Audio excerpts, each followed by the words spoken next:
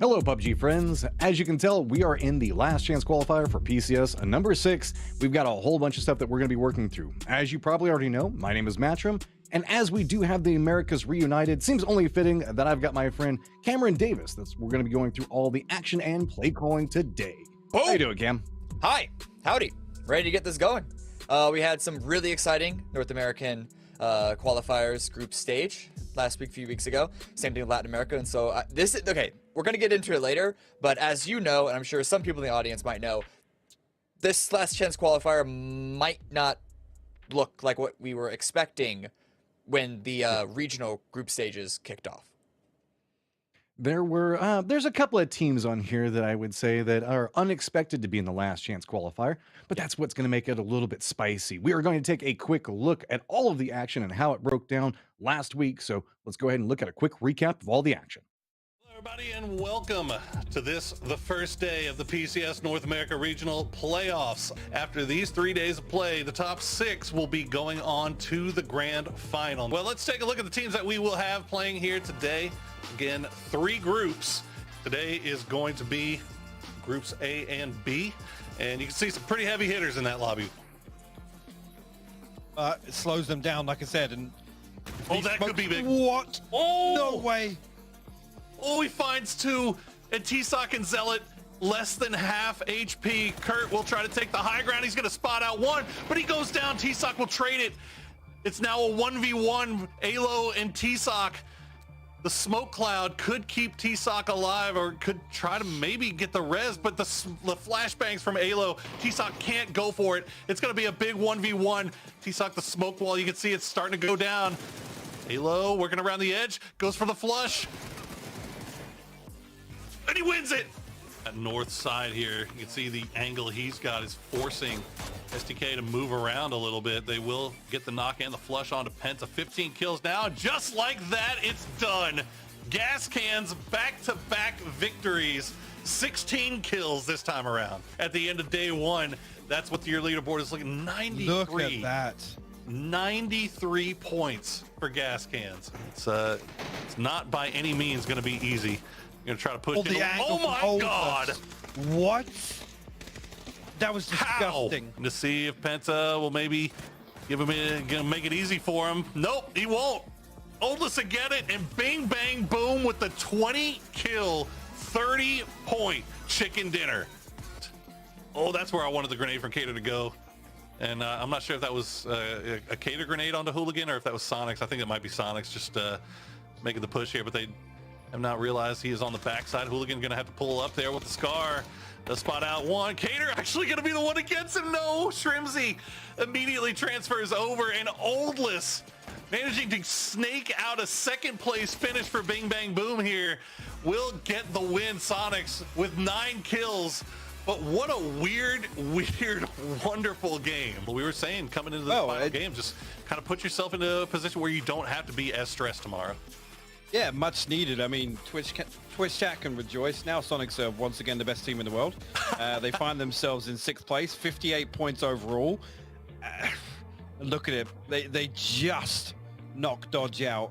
And again, it's not comfortable though. I mean, it feels like Soniqs is going to have to commit so many resources, and now that the firefight is opening up, it looks like T8 is trying to come up back behind us. That's going to mean no cover for Soniqs to work with. They're just going to have to make sure that they defend themselves with bullets, so that way T8 does not come up back behind him. H1 already taken so much damage, he's going to go down as well. T8 is just storming into this position, spots out mine, but it's range. It's going to be sparking, providing some type of covering fire for the Soniqs to work with. Everybody has got vision on each other, and it's starting to make the push. Now, it's going to be sparking, trying to make this low ground assault on a T8's position. They are weakened, goes for the spray and gets a little bit more damage into it, but Bale Frost is going to go down. Now the connecting shots are going to come out from sparking. The push paying off, but you Bull trying to hold the other angle, and that's going to go down. T8 does go down in 3rd. Soniqs manages to weather it, but it's just going to be Tiggleton, the last one up, trying to fight his way out of it, realizing his commitment onto one side, goes for the peak, but it's going to be Yahoo that picks it up with 11 kills. We'll have to recover and get that knock, but Snake is still playing close contact here. You see, he's desperate. He's got this information relayed to him, so he could actually swing this. Oh, walks up into the face. Spray, easy connection. Snakers takes it away, and now it's just Yahoo on the other side. He's going to go down. Well, only seems fitting given the fact that we just looked at how the action broke down, that we kind of give you an idea on how we got to the stage that we're at right now. We're going to take a quick look through the format, all the things that you need to know moving into today in case you're just kind of coming into this a touch late. So, overall format, pretty simple all considered. We've gone through multiple rounds. You can see that rounds 1, 2, and 3 already completed. Regional playoff was what was happening last week, and now we're at our last chance qualifier. Yeah, this last chance qualifier is the first time in this event where the two sub-regions do meet. Everything up until this point has been North America competing against each other for their 6 slots, Latin America competing with each other for those 6 slots, and now we have 2 days of seeds 7 through, oh my god, my math is so bad right now, 7 14. through whatever. 7 through X, some other number from both sides, 8 teams from both sub-regions playing together for the final 4 spots left remaining in PCS6 Grand Finals. Well, good thing that they brought up the math here for us, so that way we don't have to do it ourselves. I like how you didn't trust mine on them, Cam. You're like, no, I know you said 14, but I don't trust you, and it's a good idea. I just didn't hear you. I can tend to mess these numbers up sometimes. But prize pool, all considered, for the last chance qualifier is going to be $25,000. Do want to point out as well, we still have the bonus prizing. It's going to be $125 each. The player with highest kills, highest assist, and highest damage, and then 125 split across the team for the team with the most chicken dinners. A little bit of a callback to what was going on last year, all considered. Yeah, so a little bit. Now then, Cam, we talked about it. Now finally seeing Latin America, North America recombining for PCS6. Yeah, it's so there's only 4 spots remaining. Yeah. And if you're looking at this group right now, from both sides, North America and Latin America, there are a number of teams that at the start of the regional qualifications, you would have assumed, oh, surely they're going to advance. The big one from North America that we have to mention is the Soniqs, but I think you could also give a little bit of a nod to Built by Gamers. The bigger shock is actually from Latin America, where I think 5 of the 6 teams that we saw in ESL Grand Finals just last event are here. Trogloditas is the only Latin American team that has qualified already for both Grand Finals of the first 2 events in the world. We know Latin America has a history of being really inconsistent. This just like doubles down on that. Synergy Esports are here. We're looking at KPI, who they failed to make ESL, but this is a PGC team that they're here in the last chance qualifiers. I also want to give a little bit of acknowledgement so everybody may know, may or may not know, all considered. Latin American team Muterium was found to be cheating in the regional playoffs, and as a result, they have been disqualified from the LCQ. From the Ashes will now be taking the place in the this weekend's competition, and Just Too Easy has been moved directly into the grand finals due to the disqualification. So if you're looking at this and it's not quite what you're expecting, that's why that did go down. But hey, shout out to everybody on From the Ashes of living up to their name in the most poetic of ways. So let's see if they can make something happen out of this. Another team that I'm hoping that can make something out of this is going to be Spicy Fish. This is a team that I will say is coming in with a lot of momentum, all considered. We saw really Icy Flex and Silers have a phenomenal 2-man performance where they just walked through teams. But this has been a team that's everybody has had hopes on for quite a while, but just hasn't been able to cement in the same way. I'm hoping that last week's momentum will carry over and we'll see a strong performance from them in the LCQs. Yeah, a team from the Latin American side that I'm actually really interested to see perform is going to be Synergy. This they ended up getting 5th place at the end of ESL, the highest placing Latin American team, and similar to KPI, who came off of PGC at the end of last year, they like the fact that Synergy were fairly high in the last event and are now in last chance qualifier makes me really curious how they're going to approach here. We had some criticisms of them during ESL of sometimes playing too safe and not having that killer instinct, and if you look through the qualification here, they still continue to play into that what I call Crouching Tiger Hidden Dragon sort of play style, where you're very, very fight averse in the early through mid game until you wait for that one moment to like really pounce and try and assert your dominance in the mid late game. The problem is that pounce is what they're still sort of struggling on. So I'm hoping that during the last chance qualifier, they're going to have a little more of that killer instinct, going to try and go a little more aggressive, because it's the opposing aggressive teams that sometimes are able to get the better of them, which is why we find them here instead of already qualified. Well, guys, we're going to be going through the tried and true. I know we've already gone over the group stage, everything that you guys were expecting, but we also do need to give you an idea on how the maps are going to break down for the day. No surprise, all consider the fact that we're going to be starting off everything on Erangel, then ending on Miramar. Just doing a simple 3-3, no craziness, no mix-ups, just stay on one map, go to the next map. Yep, standard play, standard play. Tomorrow is going to be the inverse, where we start on Miramar and on Erangel is the classic 12-map series. So we also did get a chance. I know I'm a little bit partial to Spicy Fish right now, but we had an interview that got set up a little bit earlier where I managed to sit down and talk to Silers to get an idea on what's all going on with the mindset on their team. So let's take a quick listen in. And here we are with Spicy Fish Silers. I know that I've maybe said that a little bit wrong here or there, so finally getting it right in the interview, had to bring him in himself to make sure that I don't mess it up. I just want to say congratulations. You had a hell of a second day. I think put up 64 points. 48 of those were kills, and that's almost 4 times your day 1 average. You guys are coming in with some big momentum. What was the change up between day 1 and day 2 for you guys? First of all, thank you so much for the congratulations. We're really happy and we're really looking forward for the LCQ tonight. What changed? I mean, to be honest with you, I don't think we have changed anything. It just a fully reset. Personally, I don't think we have played that bad into like first day. I just think we had a lot of struggle with the circles. Having the lost circle, we still had that same mindset, like getting it together as a team, and we just like jump into day 2 with the same mindset, and it works. So I've just got to ask. There was the run with the duo that you were a part of on the Miramar game, where you guys were just wrecking shop and chasing the circle. What was that like? Was it like full on adrenaline, or was it like a calm killing? Like, what was happening there? just on the momentum, like we both felt it on this day with Icy, even like this Miramar game when we like backstab, I think it was Rumblers, and then we had the fight with I think it was Yahoo. Like this game was pure like adrenaline, as you said, at the same time, because they were rotating Pat and Civ to watch like the west side, and we just saw it as free, so we just full send it, and after that we were just fragging out with Icy because he's insane, and it feels amazing to have that guy in the team. He's like such a lad. So. Well, hey, I mean, Good you combo. got some kills of your own inside of that, so you guys both did a good double up between you.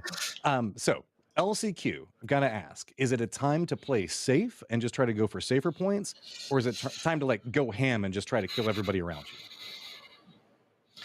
To be honest, I don't think we will change our play style at all. I think we should just like be confident.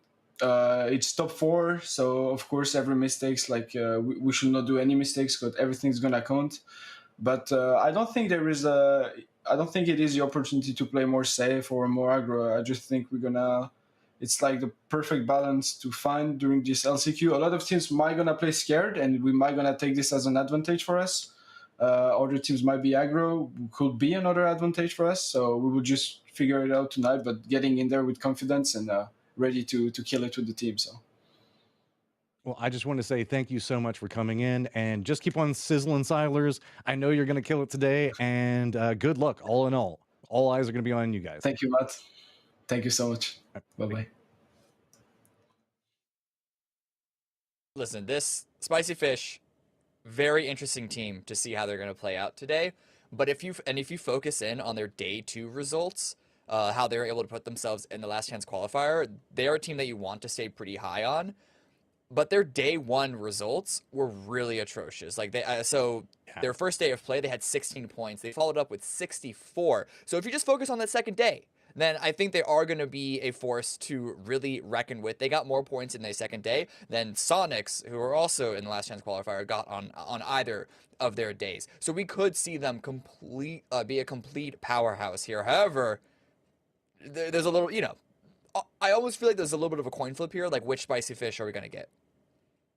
Yeah, and it's just like you said, almost, I would say, a fourth of the total points all considered on day 1 versus day 2.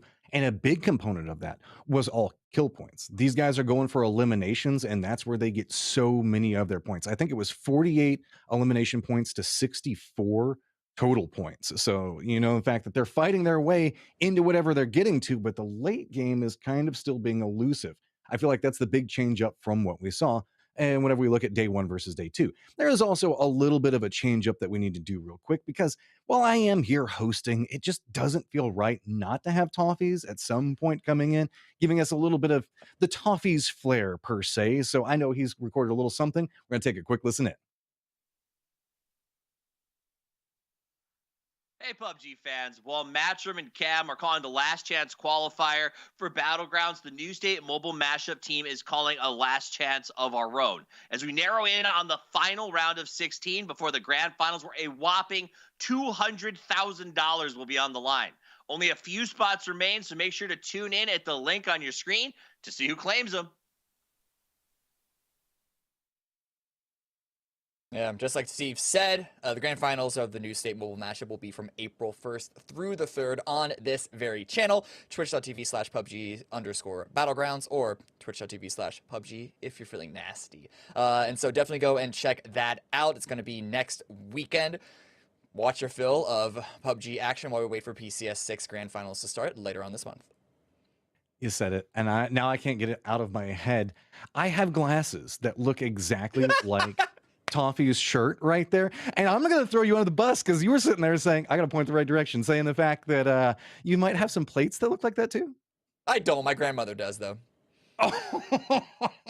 Oh, poor Toffees. He can't even defend himself. Guys, we're getting everything set up. For the I was game. doing it off camera. Matt's the one that brought it on to the public. I can't. I just want to put. I don't like to talk bad about somebody behind their backs. And look, we got to bring out the public. That's the way it works, right? See, now there's none of that going on. It'll be fine, Cam. And now let's move to the topic I know you want to talk about, and that is the unexpected team here, the Soniqs. Yeah. Yeah, this is, I think everyone was shocked to see them here in the last chance qualifier. Ever since their domination of the PCS era from the very beginning, from 2020 and the early parts of 2021, towards the tail end of 2021, we actually did see Oath, now known as E United, take over and really become North America's best team. If you look at 2021 as its own, discount 2020, they actually had a better year overall than the Soniqs did. And then PGC wasn't really great for a lot of the Americas region as a whole, so let's sort of shelve that, but it certainly was more complicated for Soniqs than it was for then Oath. Again, now E United. It's weird slip that's starting to happen for the Soniqs. And there's always something that you know when you're a roster at the top, like how long can you stay at the top? Dynasties don't last forever. But if they are unable to qualify here from the last chance qualifier, that will be a huge shock. And it's already a shock that they're here to begin with. Yeah, I think that it would be a very slim world where we don't see Soniqs move forward in one of those top 4 spots. But if it does happen, I would say that would be a shock that will be heard throughout all of Twitch chat and Twitter as we move forward with it. Now, I do want to point out that we have seen Soniqs have a little bit of trouble chasing down circles, especially given a team that's very centered in their drops. Yeah. That's with the way that the circles have been kind of moving around all over the place. We've been seeing very northern and southern circles. It doesn't favor that central position quite as much. That said, they've been involved in a lot of edge fighting, which this is not a highly typical normal edge fighting team. And I feel like it's a modification in style. They're much more of a cerebral, get into a right spot, take the fight with advantage. And lately they've been having to chase some circles, and that makes it a lot more risky. Yeah, the problem is, chasing circles or not, Soniqs are a roster that should be significantly more successful at breaking their way into these circles than we saw during the qualification process. In my preparation, essentially, watching the games back, watching the map feed back, I don't remember, it might have happened once, but for the vast majority of times that the circle shifted off of them in phase 2 or phase 3, they went out almost all double digits. So I don't know if that's something that was like just the calls were off, or there was something weird about, like, it wasn't a one-time thing, it was a consistent thing. Hopefully they're able to regroup, recollect themselves, because this is still a internationally performing roster. We know that these 4 players are all 4 amazing players in North America, in the Americas region as a whole. It's just a historic team in North America, and this is not a fall from grace situation. I feel this is more of a minor misstep situation. There's so much fragging capabilities on this. I mean, we know historically it's not like you just drop off this bad just because. But we also have seen a rise in North American teams becoming, I would say, quite a bit stronger. And I feel like that could be its own independent story. It's not necessarily Soniqs having some form of diminishment versus as it is North America just having more diversement inside of like the higher end teams. Yeah, the rise of the gas cans is definitely a story that we're going to be looking at on that end. But that's for the finals narrative. Right now, with the last chance qualifier, first game popping off, and this is all we already get a hot drop. Underdogs, different underdogs, by the way, from ESL. That was from the Ashes, or the old underdogs. They changed the names. Anyway, shots coming over the VSS, not landing. Matt. VSS shotgun meta coming in strong right now. We'll have to see how this one's going to go. Underdogs trying to see how they're going to handle the aggression on the opposite side of this one. The Systematicos looks like they're just trying to defend up. Underdogs, I wouldn't be surprised, not wanting to push this too hard. That said, Systematicos, yeah, there is higher amount of loot inside whenever we're playing competitive settings, but it's not like it's a dramatic enough for 3 different players to have enough to work with. So what I love about this, though, is that Underdogs actually sent a player all the way off into the hill that you can see. I don't know if they're able to find a weapon and really make something work out of this, but shots, I'm preferring the scopes here that we see the Underdogs have. There's an AK with a 2X on it, on Arthur, for God's sake. So that's definitely something to reckon with. Luthog does get Anzera taken down, so that's already a really, really good start. Oh, if this spray can come out, unfortunately, Arthur isn't able to get the secondary knock. It's going to be a trade, and that is going to allow the revive. Both sides now going for a reset. Numbers advantage leaning more and more in Systematico's favor. You can see that the way that this is lined up right now is it's very contained. Now, finally, they've been coming in back behind this one, but he's just going to have to gun it by. And keep in mind, Systematicos looks like this is using this opportunity to push down. Quick play is coming out. Underdogs, Luthog goes down. Arthur quickly follows. Now just 2 members up for Underdogs, as they are definitely the underdogs in this fight. Great push here by Systematicos.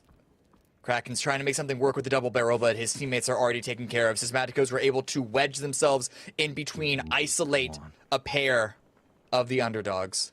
So at this point, it's just going to have to be a trade in damage and able to find an angle, get the double shot. And that's 2 members down from Systematicos.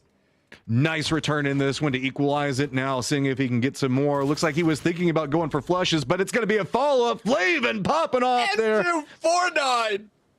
Big play. That looked like it was not going to go in Underdog's favor for too long, but just a solid set of repositions, Cam, gives him that fight win. Yeah, really good fight. It was a good finish at the very least. Systematicos, like I said, they had that wedge, but the Underdogs able to turn it around and get 4 points for themselves. Even if they're going to have to play very, very conservatively now, being down to 2 players.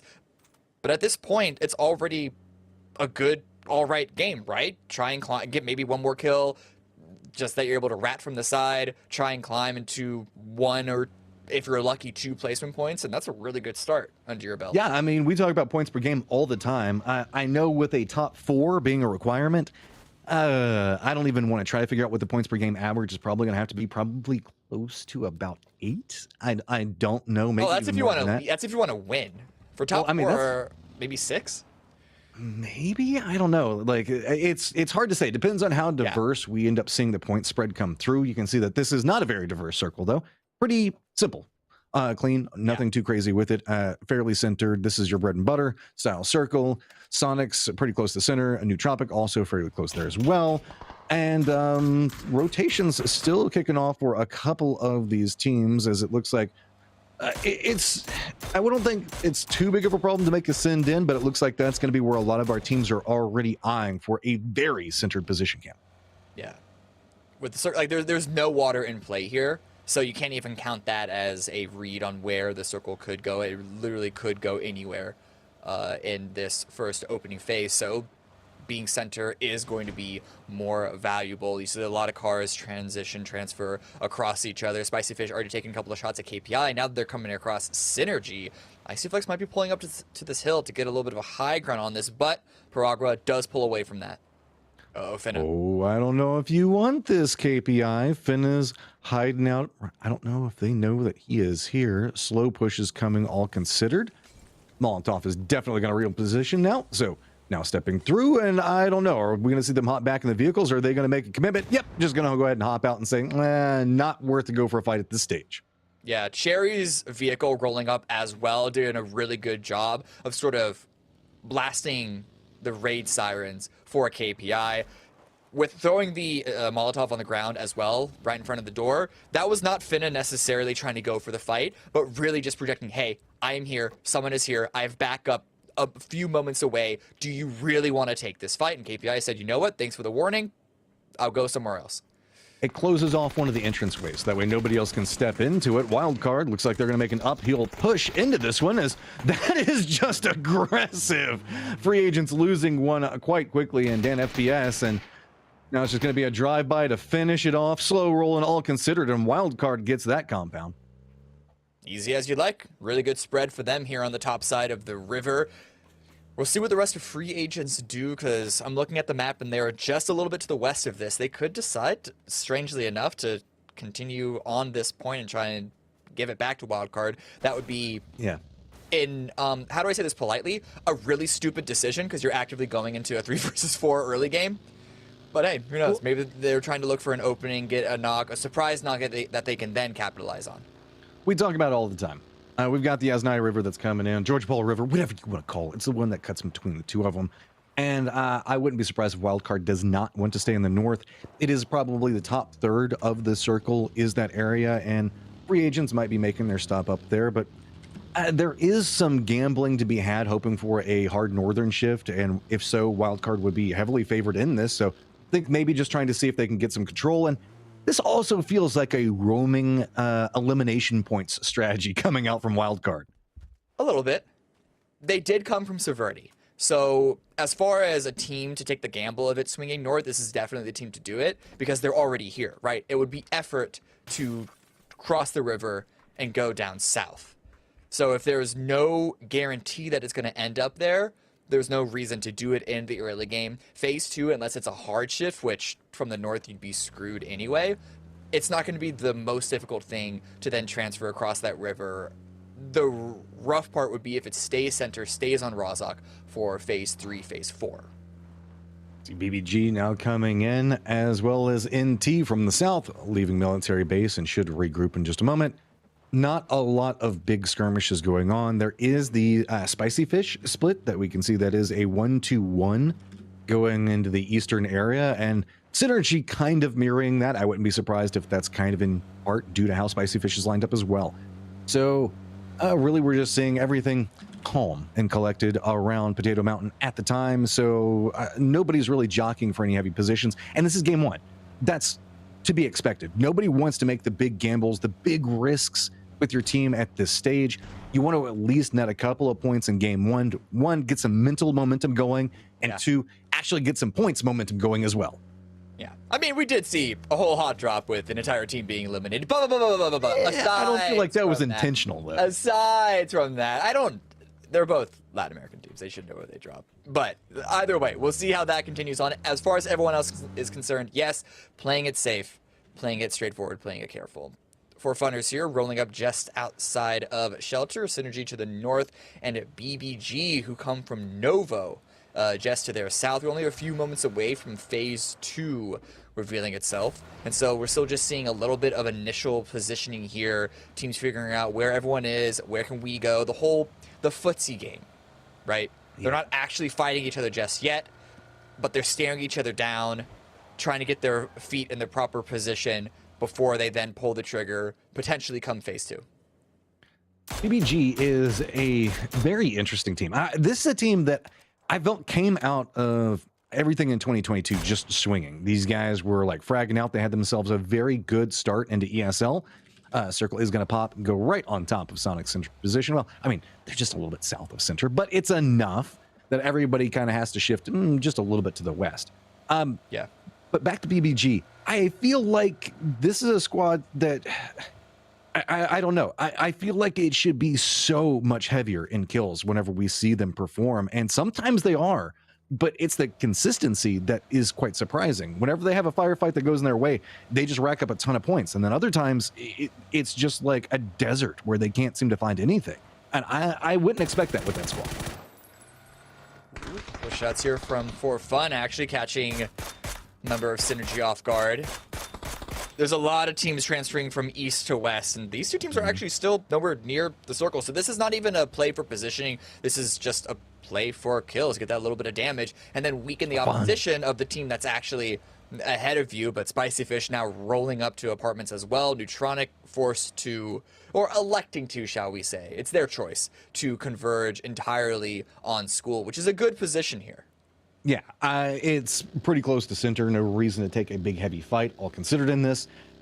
We do have the potential setup of a School apartments in game, which has been a hot minute, Cam. We haven't seen those It has, too often. Yeah. So I could use my palate being cleansed and getting one of those. Synergy making their run in, and as well as Rumblers. I genuinely had a brain fart of, what's that position south of Razak again? Which is weird because School is like the drop on PUBG on Erangel from the very beginning of the game's lifespan, right? Like that and Pachinki, but School was it was like dead center. And so yeah, that shows that it really has been a while since we've seen circles end there. Oh, Brog, well, not going to take too much. It's fine. It's fine. Just roll back down. This is the northern compression that we see coming in as wildcard. Oh, no. Being patient, but that's not where you want to stop. Good shots coming back on the other end of this one as wildcard's been holding this position for a while and now find themselves having to reset for just a moment. Zealot's got himself sprayed aside. Doesn't get the knock. That's a lot of damage onto Synergy, but they are managing to survive, Cam. That's a missed opportunity from Zealot. He is going to drop a couple of grenades, a couple of pieces of utility, but Fisher and Paragro are pushing forward, not even taking the time to heal because they know the time is not on their side. They need to get these knocks in. They need to get them now. Steps into it. He does go down, and that's just the attrition of damage from earlier. Finally, some exchange shots are coming through. Opposite side, though, it's going to be shots from this crew that's going to be hanging out down around Rajak and a little bit west of that. So now Synergy, you've managed to roll in, and you now have some company because it looks like free agents are making a collapse into, or from the ashes are making their run in from it. And what do you got, Pippa? What do you got for us? Looks like he's trying to go for it. Does manage to get one of them down. Goes for a jump around the corner. Going to reveal position. Is he going to get the line in? And no, that's going to be from the ashes. Getting some points on this game and trying to make the most of this access. I don't think KF9 should have gone down there. I think Krogman maybe a little bit of miscalculation on timing when he pulled the grenade out. But at the very end, it was a trade 1-for-1. Didn't allow the individual 1v1s to go Synergy's way. So from the ashes, able to get the kill. That is Synergy taken out. And where is phase number 3 going to go? It's going to swing towards the north. Rozak dead center. So as far as timing for taking this positioning from the ashes, looking really, really good. And Hiragman making the right decision, if he continues on it, to cross all the way down south. You cannot hold both sides of that road this late into the game. This is a long wrap potential for several of these teams. They should be aware of how the circle shifted in. West probably more open.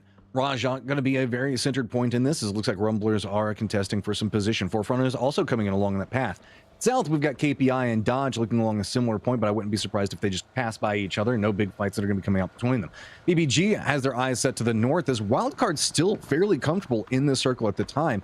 And with all the fighting that's going to be going on around Rajat, they can kind of gatekeep and referee what's going to be happening in that position. But KPI, I don't know if you want to send it that hard into Rajat. I was going to say maybe wait this one out just a moment because we've got a couple of friends that are already holding down.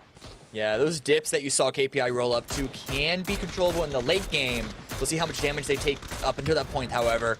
But from the ashes, continuing to try and hold on to the southern edge of Razak. Coffee has been taken out and also fully confirmed by Waldo, so it's not the cleanest hold. They only have one kill at the end of all of this. Everything's going on in the south, though. Like of Rajak, nobody has moved into the north or even the western sections of it. It's just predominantly this area just across the road. I mean, Rumblers are playing the outskirts of it, but it's made a very force-contained fight for these guys, Cam. This is definitely the most valuable part of Razak with this circle. So it stands to reason why everyone put a focus on it, but the run out into the open, that, I mean, if timing was, like, if timing didn't favor from the ashes in that way, that could have easily been a quick double kill and a full confirmation of a team wipe for McLovin. In fact, he's still going to have even more opportunities to deal some damage. For Funners on one side of this, we're not wanting to push too hard just yet. Wildcard did reposition across the river and now hold down the north of Rajak, which is, again, fairly open. Most everything has calmed down. You have a couple of slight movements that are going on. Well, all is considered. Really, I don't think that we should see anything other too explosive just yet, as the zone is starting to close in. Young Kings are our one X factor, though. They are on the outside of the zone. As you can see, there's a lot of gatekeeping going on in this, just due to the nature of where the circle is positioned at. The strong areas are going to be where everybody's wanting to be playing from, and this is why a Western rotate might have been a little bit safer. Maybe they might buy themselves an apartment for free, but it's going to cost them at least and one. Listen, as someone who lives in a big city, apartments are never free, and honestly, I'd kill one of my friends for a good position in the city, being honest. So, Young Kings, I understand it. I get it. Ooh, I like it. Some Badlands, still keeping school, still keeping apartments, got most of Rajak in play. This has got some fun written all over it. Edge team is going to find themselves not too troubled if you're a team like Dodge. BBG might have to collapse in next to Rumblers, but we have free agents as well as underdogs and then NT that are all going to have to make a move. Yeah, there's not much to play here. We might start to see the top part of Rajak filled in as a last chance saloon for a couple of these teams.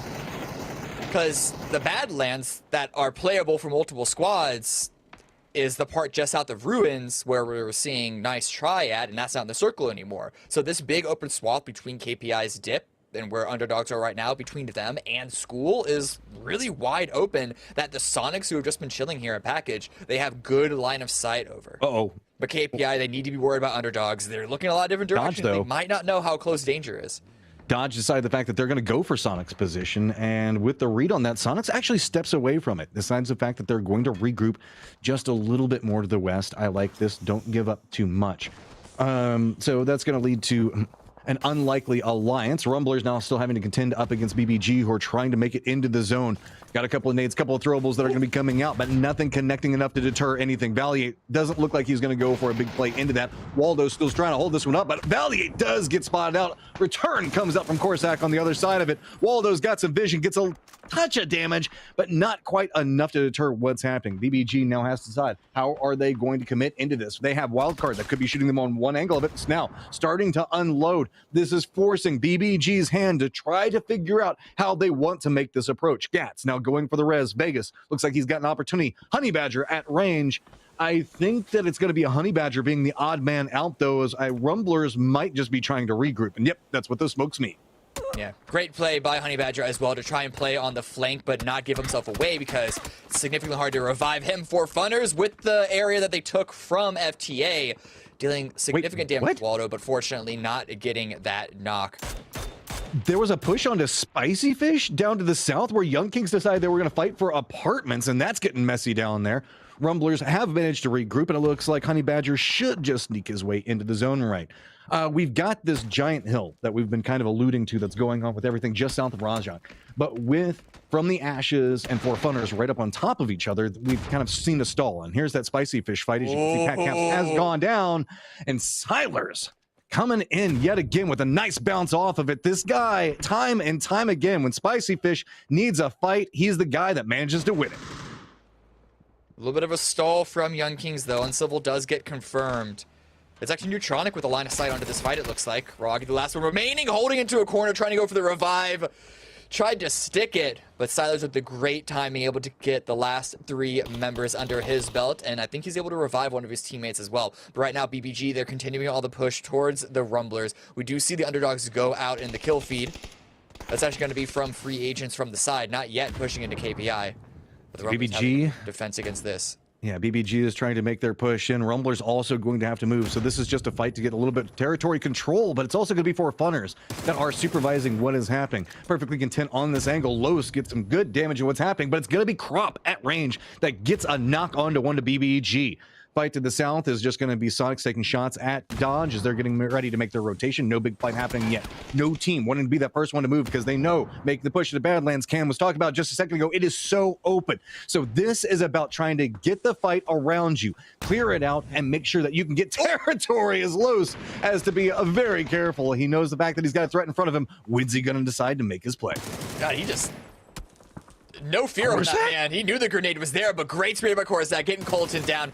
BBG, they're keeping all 4 members alive for now, but it's a war of attrition at this point. They've been knocked quite a few times. Colton has been confirmed by Leda, and Gats has also been knocked. So we have a bunch of the teams trying to get into the mix here. Only 2 standing for BBG right now, and even though it looked like they had the advantage, the hard cover for the Rumblers, well, it's been really hard for BBG to break through any further than they already have.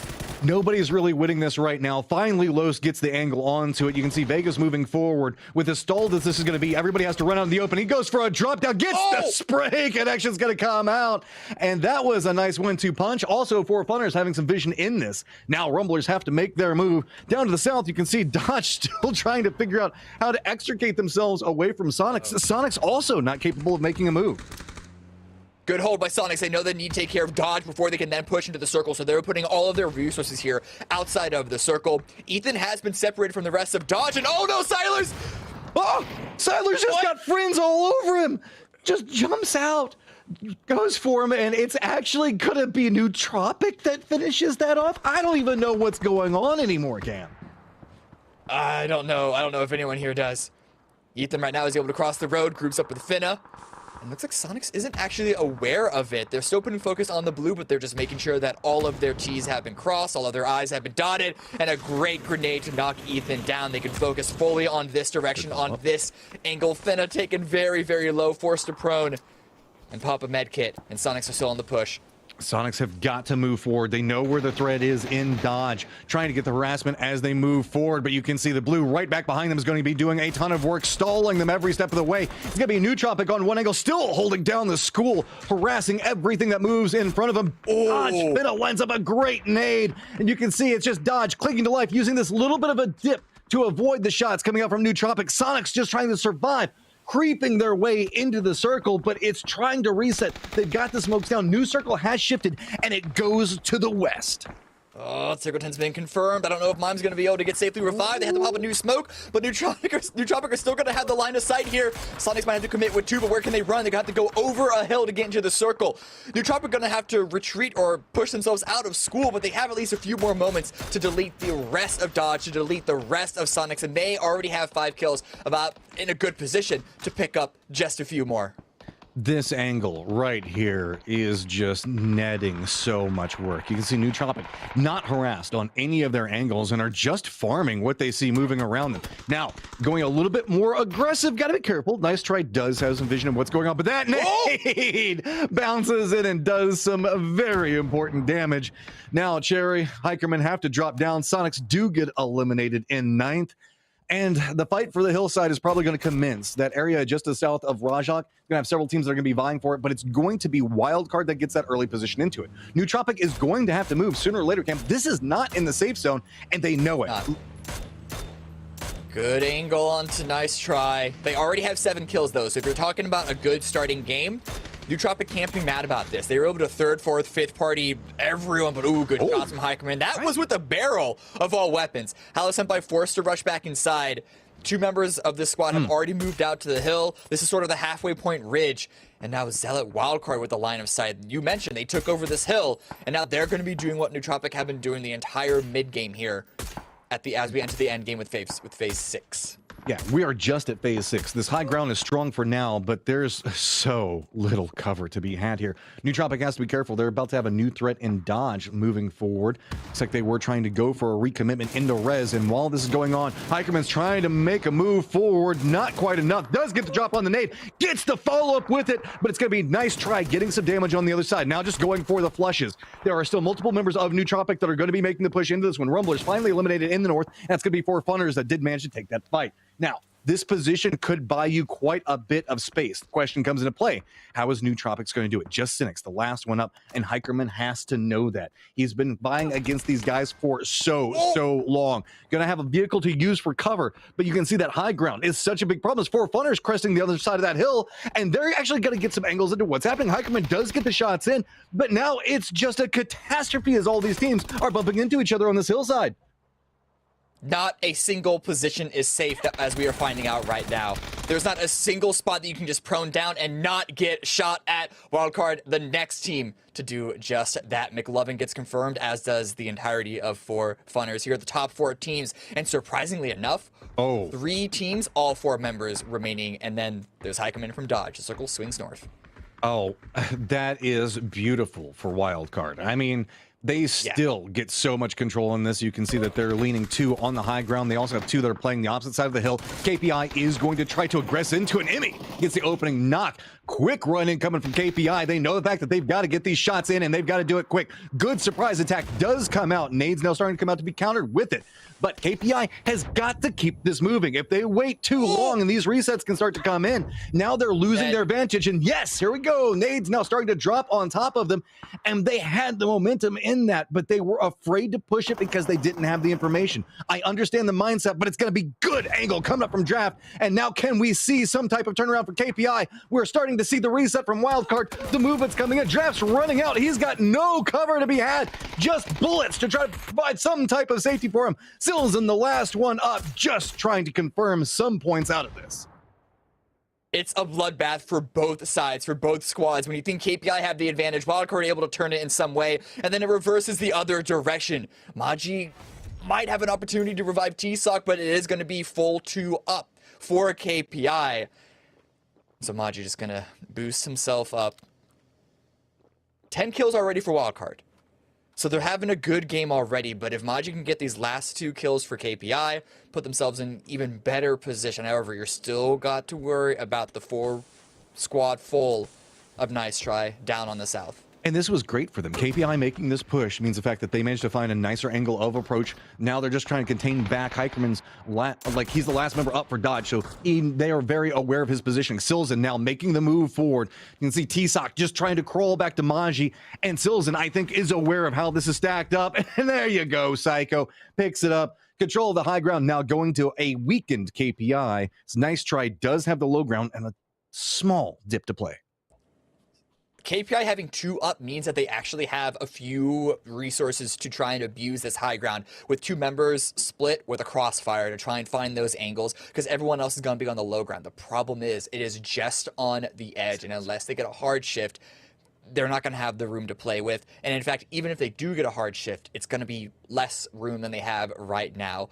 So where's it going to swing? It's going to stay center a little bit west. This doesn't favor anyone in particular, but the fact that KPI need to run down that hill into the low ground, even if there is a dip on the bottom, which I think there might be a spot, that's going to be an opening. It's going to be an opportunity for Nice Try at the south to just remove them and win this game by default. Or there is a world where Nice Try has to move forward. KPI doesn't have to move forward as fast. KPI can hold the high ground, get some damage in a Nice Try, and there's good old Hikerman that's still alive over there that is closer and will have an angle potentially in a Nice Try and how they move. You can see Nice Try, they know. They are very aware of the threat that exists in front of them, as they're going to lose their cover just a little bit before we see KPI having to. There is also a smidgen of their hill that is still in play right at the top. You can see where they're playing at right now is still technically in the zone. So Hikerman is a big factor for what's going to be moving inside the circle. Nice Try. It looks like they're trying to move into the west, leaning into the distraction of what's going on. With KPI having their smokes down, that means this is just an exchange battle of information and tactics. Slow rolling, all considered, and Hikerman, now the odd man out, and everything that's going is this tree looks like it's going to be the peak cover that KPI is going to try to work with. Yeah, this is what KPI should have done. Send one at a time, one covering from the high ground, and then once the first player went to the low ground, the second one follows up. Nice Try are matching them by pushing towards the west because they know Hikerman is still up. Silzen playing the slow and sneaky, just dropping down, aware of how Nice Try is going to try to make this movement in. Hikerman, here's a couple of bullets, but not really an angle to work with. He could creep in, but he's just kind of on his own isolated island, finally gets spotted out, making this a straight up 4v2 style of fight. Slow and steadily, KPI knows the fact that Nice Try is going to reposition using the opposite side of the hill. It's a slow and steady battle on who reveals who first. Incendiaries now starting to come out, and it's a slow roll for all that's going to be happening, as now we're getting too close, and the action has to break out. Psycho's getting some damage. Chills and goes for it. Goes down. It's going to be 7 that lines him up, and Psycho now the last one up in a 1v4, and this is Neron insurmountable, trying to juke around the smokes, seeing if maybe he can connect in, and it's not going to happen. And there you go. Nice try. Gets themselves a nice try and a victory. Yeah, that nice try from KPI, but a really good sweep once Hakumen got taken out. Nice try. They swung to the right. You saw going towards that tree, clearing out the easy places to clear as a full squad of 4. And then once they realized this is the only spot that they can be, they just all triangulated on that position. I feel like half of them you just sprayed through the smoke to get that kill, but that's what you do when you have the man advantage and you abuse it. I'm curious to see how many kills they got, because like KPI, I think they played the mid game pretty slow. So I think this is going to be a really tight top 4, top 5 in terms of overall points. But still, to start this series out with a win is one of the best you could hope for. I feel the beneficiaries of that circle is going to be Wildcard, who managed to get a lot of kills, and they didn't make it into the top 4, but they did manage to make it into placement points. So you add in the kills combined with that. So yeah, oh, they did, yeah. So good positioning coming up from them. I wouldn't be surprised if we see them overall on the leaderboard, but I do agree, Cam. I feel like it was very back and forth. A couple of kills here for one squad, another couple of kills sneaking in. Like, I think Dodge just had a few kills, but managed to squeak in and get third. So all considered, I wouldn't be surprised if we still see a compacted leaderboard. Yeah, well, we'll see what that leaderboard looks like after the break. We're going to be sending it to that right now, so don't go anywhere. We have Game 2 coming up in just a few short minutes.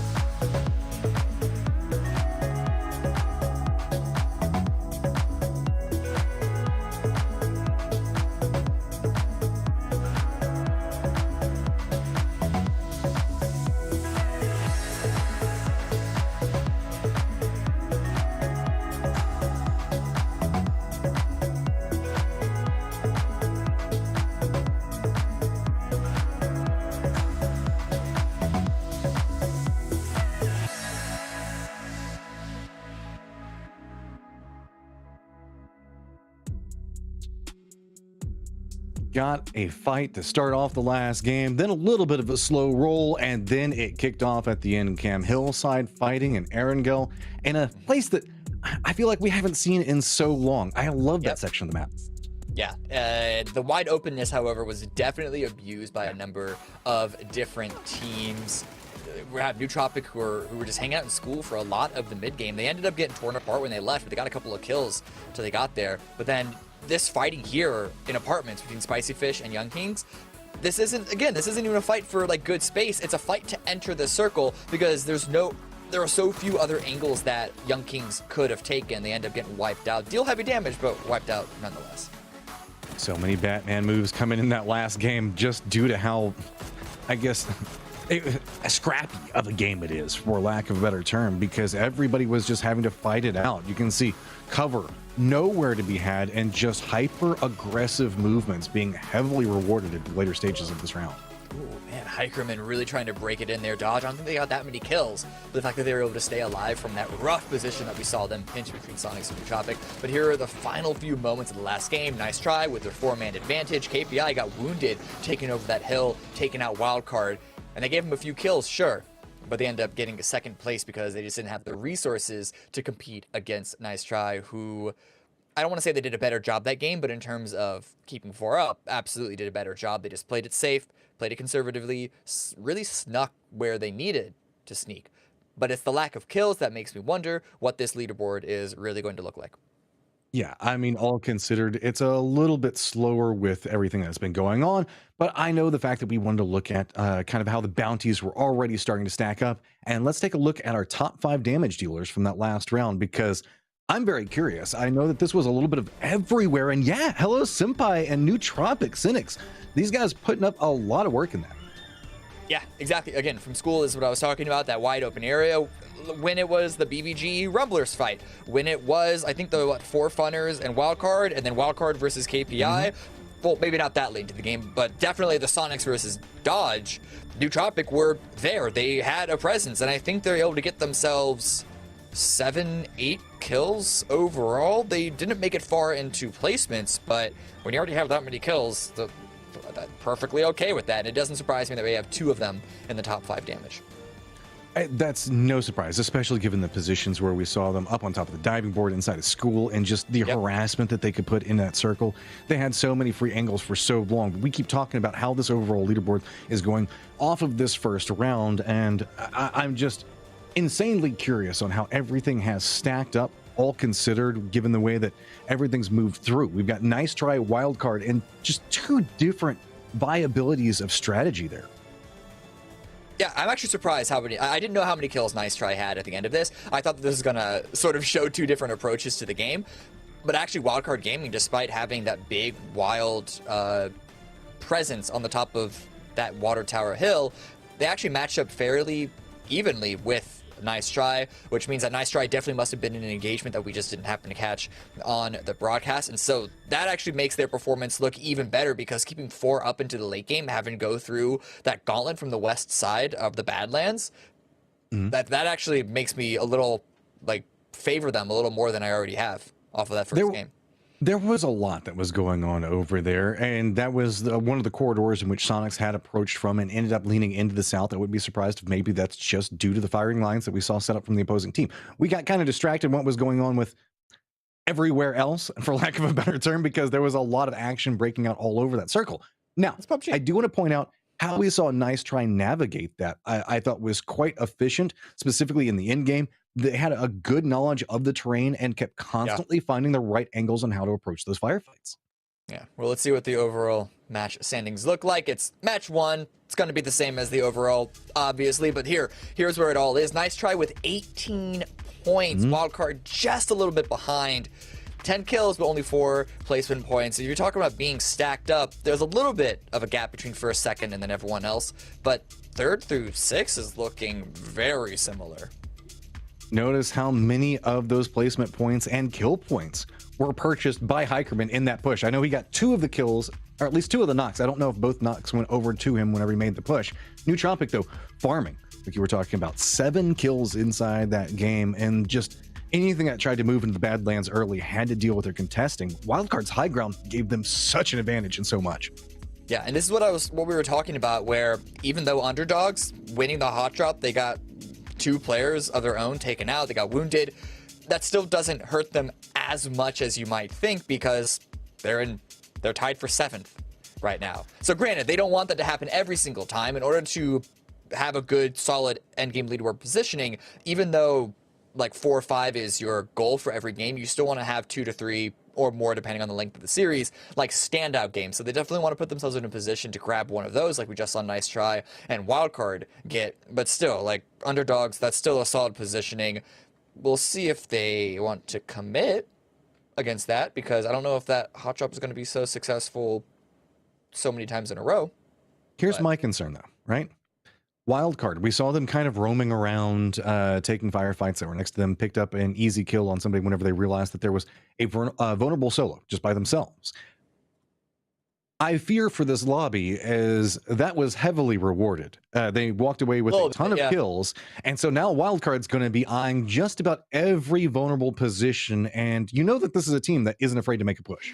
Yeah, absolutely not. Listen, I'm going to read directly from my notes. I wrote down that they thrive in chaos, Wildcard. True. I wrote down that they remind me of a mob in a PvE game. They're not the player. They're the E of PvE. Like, they don't win games. They just make sure that you lose. They're not gonna, it's like, they're not gonna qualify, but they're gonna make sure that everyone else is lower than, like, stays lower than them, and then they're qualified that way. Like, it's I don't know. That's just the way my brain is working right now. Looking at top 5 skills, they're gonna be up there. They are very good at communication. Like, whenever we say teams thrive in chaos, it means the fact that they know how to handle craziness, and that is part of playing in a battle royale. And sometimes you can hear people say that, and it's not a compliment. In PUBG, it is, because being able to handle what is near on a desperate situation as effectively as they do is just kind of like what you were alluding to. They may not take the victory in that round, but they will drag down everybody else around them to their level, and you better scrap in the mud with them. Otherwise, you're going to be killed by them. And it's a very fun team fighting strategy to watch whenever it works. Yeah, exactly. And I think the fact that they could approach that game from a sort of isolated quadrant, being on the north side, north of the river, coming in from Severny, definitely sort of gave them the tools in order to like sneak up and do that. If the circle swings up towards their area, their loot drop position, we'll see how they handle that. Like, some teams love it when the circle lands on them, some don't perform as successfully. I would wager that Wildcard definitely like to prefer to like enter in from the side of a circle, because then they can sort of cause that chaos in that way. I want to follow up on what you were talking about with some teams really love getting the circle and some of them hate it. I always find it very interesting to watch how all of that breaks down, because some teams are used to making big, long rotations, like specifically if you're a very northern team or if you're a military-based team, you know, if you're playing military, you know, you make the shift onto the hillside and you try to get centered up in that. Some of them make sense. But sometimes whenever you're a team that gets control over a circle, like you can often see it with multi teams, they're like, where do we want to go? Do we want to go to Lumberyard? Do we want to push the west? Do we want to maybe look Death Road? There are sometimes too many options inside your starting circle, and that can almost lead to a level of hesitation or double thinking. Yeah, this was an older Gas Cans roster, but if you remember, there was the time that Gas Cans dropped in military base and they never placed well in a military circle. Now, you know, Sosnovka Island is a unique type of circle, because unlike other parts of the mainland, other parts of the map, where even if it stays on you, you have opportunities to get information of the teams rotating in. And that's really what the downside is of the circle coming onto you, is that you're kind of blind throughout what the rest of the lobby is looking like. It's even worse on Sosnovka Island. Well, we keep talking about what we're seeing going on in this round. We actually have T-Sock that we got a couple of voice clips from that'll walk us through what he's seeing that's going to be going in and what he's expecting moving into the LCQ. Oh, we'll get that in just 1 second, though. Right now, we still have to wait for the primary circle and for everything to pop in. So nothing crazy. And I say that into plane path. See, this is why I'm not allowed to talk during circle pops, Cam. Matt, we talked about this. I'm sorry, guys. I know. It's been a long week. We got a little confused. We were off our game, and suddenly this happened. This is an atrocious circle. I don't even know how you play this. I mean, you don't. Who commits to Sosnovka at this point? Because obviously the main lane is favored, but it's only moderately favored. But then that means if the people to commit to Sosnovka would be the ones that coming in late. But then how do you get to Sosnovka if you're coming in late unless you swing from the... It's like I said, it's a garbage circle. Good luck. The only way I can surmount this is, we talk about it all the time. Yasnaya River. We talked about it last game. This canal being centered with the bridge kind of being the center means the fact that it's a worse 50-50 than that. Majority kind of does lean into the main island itself. But, okay, now we are prepped. T-Sock, give us a rundown on what you're seeing in the game. The teams that have impressed me or that have been causing problems for us, I think Gas really taking the next step thus far. I know they got some good zones in group stage, but God, do they maximize them so well? And seeing Cal play with them is pretty cool to see. I've always been a big Greg fan, even when I was teammates with him, when I coached them on Fabled a couple of years back. I think that guy is way underrated as a player to me, and I expect to see more good things throughout the year. How dare ask Cam not think to ask him whenever half military base, half Erangel Island proper, where do you go? I mean, look at my lack of skill for not thinking of that. I know. Yeah, listen, you're play-by-play. That's fine. I would have asked him that question. I would have had the foresight. But I do want to sort of double down on what he was saying about how the gas cans, during the group stage qualification, they had some good circles, but everyone's going to get good circles unless you're just incredibly unlucky, right? The key to being a successful team is knowing how to capitalize on those good circles. You'll hear some of those commentators say you have to win the games that you're supposed to win. And it's good to be able to have solid salvage games where, like in the case of Soniqs, they ended up being in a really bad position last game. That was still a bad salvage game because they couldn't even fully wipe Dodge. They got torn apart by Nootropic. They didn't really find that many kills here and there. Dodge had a good salvage game because even though they also didn't get as many kills as I think I would have liked, the fact that Heikeman was able to clutch and stay alive until third place to get those 5 extra points, that's the opposite there. But when the circle comes to you and you're supposed to win the game, you need to squeeze every single last point out of that wet, soaking rag. I mean, it reminds me of the Cave Johnson comments. Just like, what do you do whenever life gives you lemons? You demand to speak to life's manager, and you throw lemons back in his face, and that type of thing. Whenever you get the circle, you've got to just make sure that you get the most out of it. And it's one of the reasons why I often talk about that. I like the more chaotic circles sometimes, because nobody really ends up gifted with a circle like this. It's off of saying, okay, I think that the circle is going to go this way. I think it's going to behave here. I think that teams are going to rotate into these points. It kind of is a, yes, desperation, and yes, the chaos is a ladder theory also kicks in here. But whenever you're given RNG and you can try to win the game, that's one thing. When you're working against RNG and you're working against every other team in the lobby and you can still manage to pick up points, that becomes a scary team. Yeah, exactly. Speaking of scary circle, Nootropic rotating in. Don't know if that was expected or not. Dude, I hit that thing all the time too. That one little section of that thing that for whatever reason stops the car. Yeah, the second they flatten these fields, everyone stopped paying attention when they drive across them. And so those small little things that kind of exist every once in a while, like they can catch you off guard. You got to focus in on those like 2 or 3 things that are going to be in your way. But Soniqs actually forced to fall away from this, not just because of Nootropic, but it looks like that Young Kings also had an angle. And so Soniqs, unfortunately, forced to give up the leg of this llama hill. I kind of agree with that. The position's better in the West, in my opinion, especially with the circle. You have to assume that people are not going to be playing the field too much because why would you?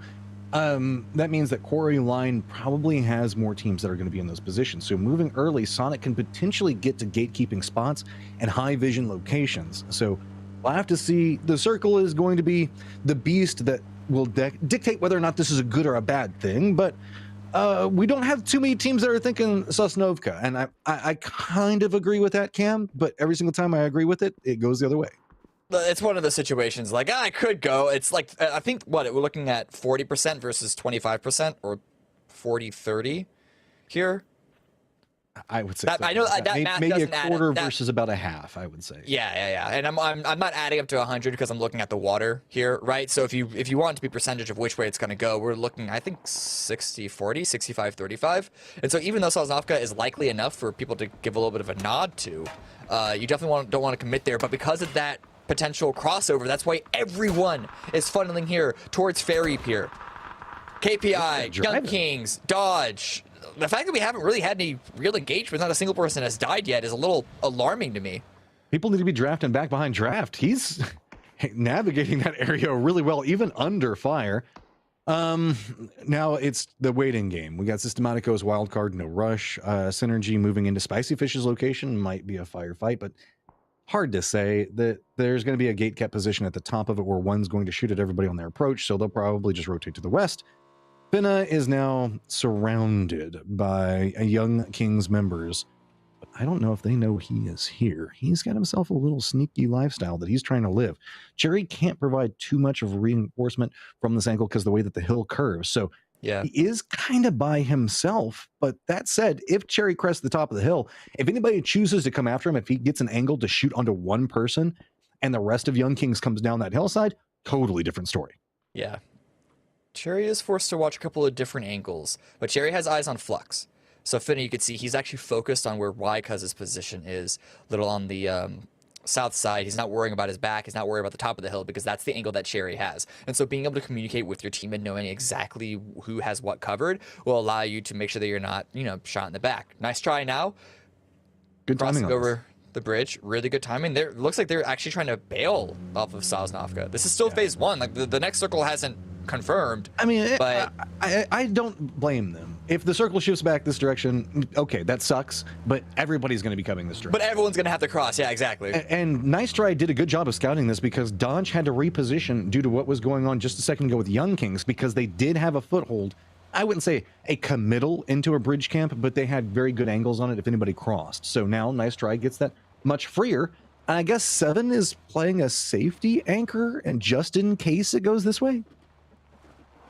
I don't mind it. He's on the million. BBG, yeah, the big problem is what if BBG able to recognize that he's in this position and kind of isolate him, or if the circle does swing back to Sosnovka, BBG could beeline for this exact position. 7 is left here for Nice Try because of how strong this position will be if the circle swings down south. So we know BBG have a really good chance of making that same decision. We'll see if that happens, though. 7 could put up an amazing stall and an amazing hold while the rest of Nice Try group on up. But at the moment, everyone is still focused around that ferry pier and that sort of ridge hill that stretches across the north. That's basically the center of this circle. See, I do like Soniqs' positioning. If this goes north, and high likelihood if it does, it'll probably lean to the west, they're going to be prime-centered position. So this is a gamble on going for a second circle. That said, circles at this stage don't really care so much about water, so it will kick up, stay along the bridge line, but Fields, Cam. Fields, center. Yeah. Yeah. You thought that last game was flat. No. This is even worse. Yep. Yeah. This is even worse. It's about as flat as I was before I started lifting weights. Listen, like, sure, you don't have to cross over the bridge now, but now this is looking similar to the last game where everyone is sort of on the extremities. Everyone is sort of on the outside. Like, there are a couple of hills there. Not only is everyone here on that ferry pier hill, but also you're looking at Llama to the west. You're looking at Pachinki Hill to the north. It's like 60%, 70% field. This is getting to be more hazardous as this goes, as KPI is now getting vision into Dodge, but Young Kings is going to go for the spray. Oh, Finna reveals himself. It doesn't even get damage into it. He has to retreat. He didn't even get a knock. So this big play that they were setting up for so long now is a huge problem. KPI is taking shots at the other two members for Dodge. They can't really defend up, and Finna just has got to run and pray that maybe Cherry can protect him. Man, what a missed opportunity there for Finna. I think it looks like he's going to be able to get out depending on where KPI's shots land. No, yeah, I was going to say that's a pretty wide open area for him to try to cross. Yeah. Young King's got vision in it, and now Finna just needs to be written off. You dodged, there's nothing to do with it. Just let him go. Ooh. Good shots by Ethan. I think we just saw, when we came back to this frame, we saw Cherry having to heal up. So I think if he wasn't also tagged, he could have given a little more covering fire for Finna, and maybe there was an opportunity for Finna to actually make his way back to that shed. But now Dodge really got to figure something out right now, because the shots just keep landing. Young Kings, they're still landing these headshots. Psycho confirms Finna has been fully sent back to the loading screen. This is a inherent problem, as the other two members from Dodge across the road do need to try to defend up what's going on. And if they keep taking massive amount of damage, that's going to cause a problem for any defense for Cherry. Wait. Now then, how are we going to see this? Seven going down is going to open it up for BBG. Mike Star also moving. Franks as well, trying to get into position. Nade's going to be prepped. But really, BBG is being fairly patient with this. It's just two members that are on the bridge. The other two are about to come on this angle, and that slowdown might come back and bite them, as Seven is going to be rezzed. This is good, because Seven got knocked by his teammate's grenade. So the fact that BBG either weren't in position or didn't have the information to sort of flood over and use it as an opportunity does mean that Nice Try can get back up to 4, get the revive. Seven is retreating. They pull away from this ridge right when Honey Badger goes on one of his trademark flanks. The THC might still be able to look at that. Out the window. Using the rock to block the window. So good. So good on that approach. Trying to find the angle, though. He knows someone is in there, and definitely checking for it now. SLR comes out. Doesn't land any shots, though, but does give his position away. However, Mike Star has been taken out. Covers the bridge. So now BBG can then surround. They can have a dedicated angle to the rest of Nice Try. I love this. Honey Badger drew the aggression from Nice Try, so now they can cross the bridge. Mike Star is down on the opposite side, so this is a 3v4 in positioning. Honey Badger is going to be rotating wide around this. I do want to point out, Spicy Fish also has an angle into what's happening. I would say it's a comfortable angle, but it does also make it quite uncomfortable for Built by Gamers, as they have very little cover and two different teams that have vision on this position. Where's Phase 2 going to go? It's going to swing back down towards the south. So the field is no longer center. This does leave a lot more playable areas than it could have been if it went dead center or even far east. Actually, would have been the worst. But either way, BBG, they're still not able to fully pressure in here. A lot of smokes, but Honey Badger has taken the tower. Second knockdown against Nice Try. Still no revives coming out from them, and just piece by piece, BBG are dismantling the opposition. This is just a clean approach. BBG is just taking a step, realizing where the new threat is, and I will have to say it's also kind of predictable how we see Nice Try holding this. You can see Built by Gamers has a read on every single one of the windows, knows exactly where they're going to be repositioning for, and this is one of those moments where you have to try to throw a wrench into the works, mix it up, come at a new angle that they weren't expecting, because if you lean in a little bit too clinical, you can be picked apart in this type of fashion. BBG is doing a good job now on the back end of this, just rolling in. But that is a good connecting shot coming up for Breaks. At the exact same time, we're going to see Seven get some damage in. And now two members of BBG, this is what I'm talking about. Be unexpected. Gats does get the drop onto one, and now it's just Franks at the top. Yeah, really good attempt there. Really good solid hold, but now 2 versus 1. And Honey Badger and Colton, they're not bleeding out all that fast. So there's still a little bit of time to work with. However, going up the stairs is going to be hard, especially when one already gets taken out. Vegas needs to push this. Needs to push this now, because Spicy Fish are also trying to crush it onto this. Franks! And Franks holds. He holds against it. He finds the opportunity to get the first, and then retreats and easily cleans up the second. BBG, they had this, but it falls away from them.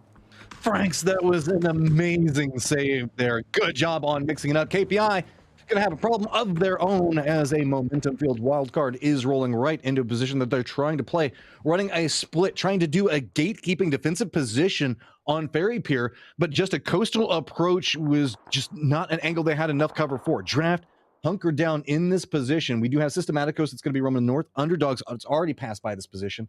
And maybe Nootropic that might have vision on the opposite side. This is a much more complex area of the map than we sometimes get a chance to look at, just due to the nature of how close it is to everything that's happening. But Draft is just having to show some trigger discipline and wait to see what Wildcard's going to do.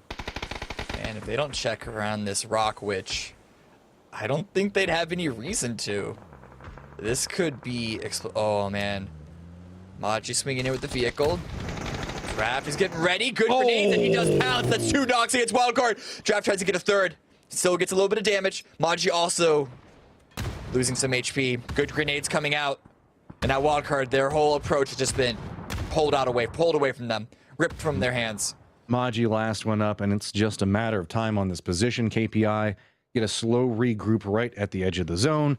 This is an earlier circle, so it's not going to just batter you, but it's not going to be fun to play from. New circle pops, stays along the hill. That's not too surprising for anybody, but free agents in a very strong position as the, I guess, the strongest compound without a doubt in the circle. Oh yeah, without a doubt.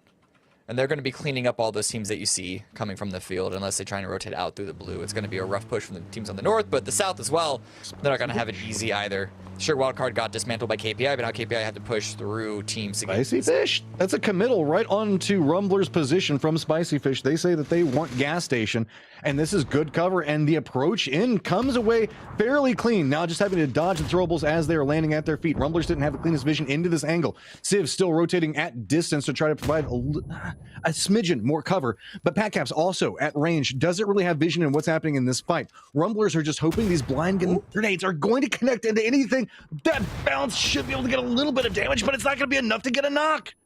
Just too far. Walder doing a good job of stalling, good job of delaying. And as he said, with Rumblers not having an angle for Spicy Fish's approach, Spicy Fish don't really have the angles to get these first knocks. There's this big old cement wall in the way, and so someone's going to need to have to run around the side. But both teams are in the zone. Blind nades work two ways. Yep, got to be careful with that one. Rumblers steps away from it. Also want to point out Franks is to the south and has to be careful as underdogs are going to be collapsing onto him right now. So he was providing a couple of bullets this direction, but now has to stop and contend with a much closer threat. Corsac being down might provide an opportunity we could see them to work with. Silers is going to connect in some damage, but Civ now in this covered position means the fact that we have 3 Spicy Fish members that have managed to get to this point. Yeah. And great by Rumblers to sort of give that space when the pressure was too much, when a player got knocked. They should be able to still hold on to this position. However, this does give more ground for Spicy Fish to also be able to work with. So Valiate and a couple other members, they're already trying to go to the hill. They're going to be playing a little bit of a 2-2 split. Good positioning, not just for defense, but also try and cement their position into the late game. Systematicos and KPI are about to bump into each other outside the safe zone. Movements galore coming in, but Rumblers just kind of sacrificing gas station could pay off very big for them. New Tropic is going to be our approach into the west. Just to the south, and then is going to be Young Kings that we saw defending up a while ago, as well as Soniqs member that are using a curve in the hillside to deny vision from everything that's going on to the northeast. And Four Funners do get eliminated while all of this is happening. So most teams still leaning heavily into the hillside and hoping that it's going to provide the cover that they so desperately need. New Tropic grouped up. Maji behind them. That vehicle, unfortunately, is going to give him away, so no backstab capabilities for him, but Young Kings, good timing here, able to get a lot of damage. Hallow does get a trade knock, but still, I'd much rather be in Young Kings' shoes right now than New Tropic. No. Maji does get taken out. Oh, yeah, that was an opportunity for New Tropic to get deleted, but now what can Leda do as a solo player? Young Kings just has an angle into this, and they are unrelenting. Soniqs on the other side of it, aware of this firefight, and that means the fact that New Tropic just has to figure out what to do with Leda. He knows that there's no option around this. He's surrounded by so many squads.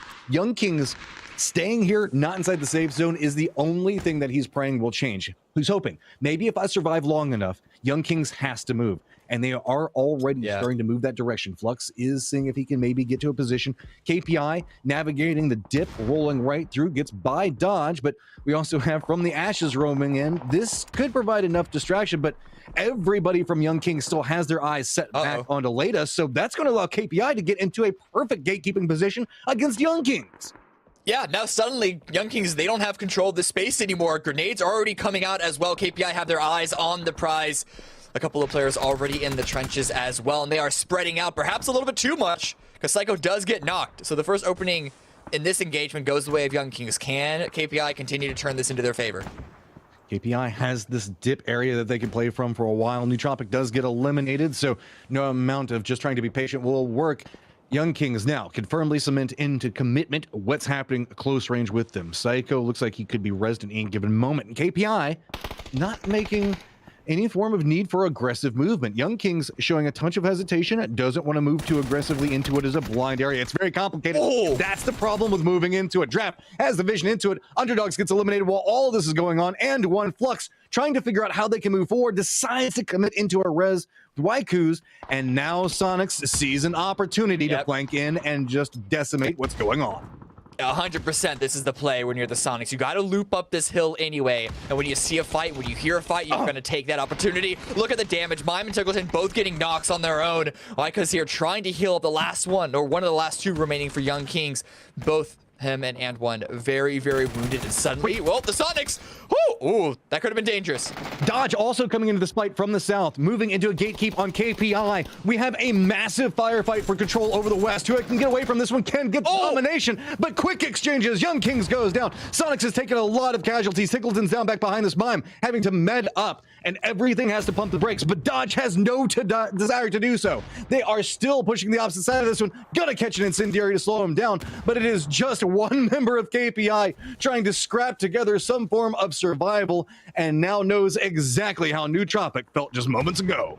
Man, KPI, they're not going to win this game, but they made it hurt for the Soniqs, and now it's just going to be Dodge who are here to clean up the scraps. It's not going to be a lot of points for them here. 1 or 2 kills at most. And that is if Emmy doesn't just die to the blue right now. Okay, the fire is going to get rid of him. That's going to be another point for Dodge. And now Shrimsy is the last one from Soniqs, so the last team to arrive is going to be the healthiest team here from Dodge. Want to point out, remember that super strong compound we were talking about earlier? Yeah. That's gone now. So Soniqs can now reposition. Synergy decided that they wanted to rush that and destroyed free agents that were staying there. It came at a cost of a couple of their players, though. Rumblers still vibing after moving out of gas station. Spicy Fish still holding down gas station. Systematico's aware of that position, watching them. But now Dodge should be able to rotate into the east along that hillside. And oddly enough, so can Shrimsy. He's pretty clear on this approach, given the way that we see Synergy's lined up. Yeah, we'll see if Synergy should be pushing further towards the south. They're taking some moments to catch their breath, try and regain some more information now that their fight is completed. But the Rumblers versus Spicy Fish, that's going to be the big one right now. In fact, Coruscant's even putting some attention towards Systematicos, but a little too much attention as Icy Flex does take advantage of that. Low Stage G tries to trade with the Grenader, and he's confirmed the knock that he was able to get.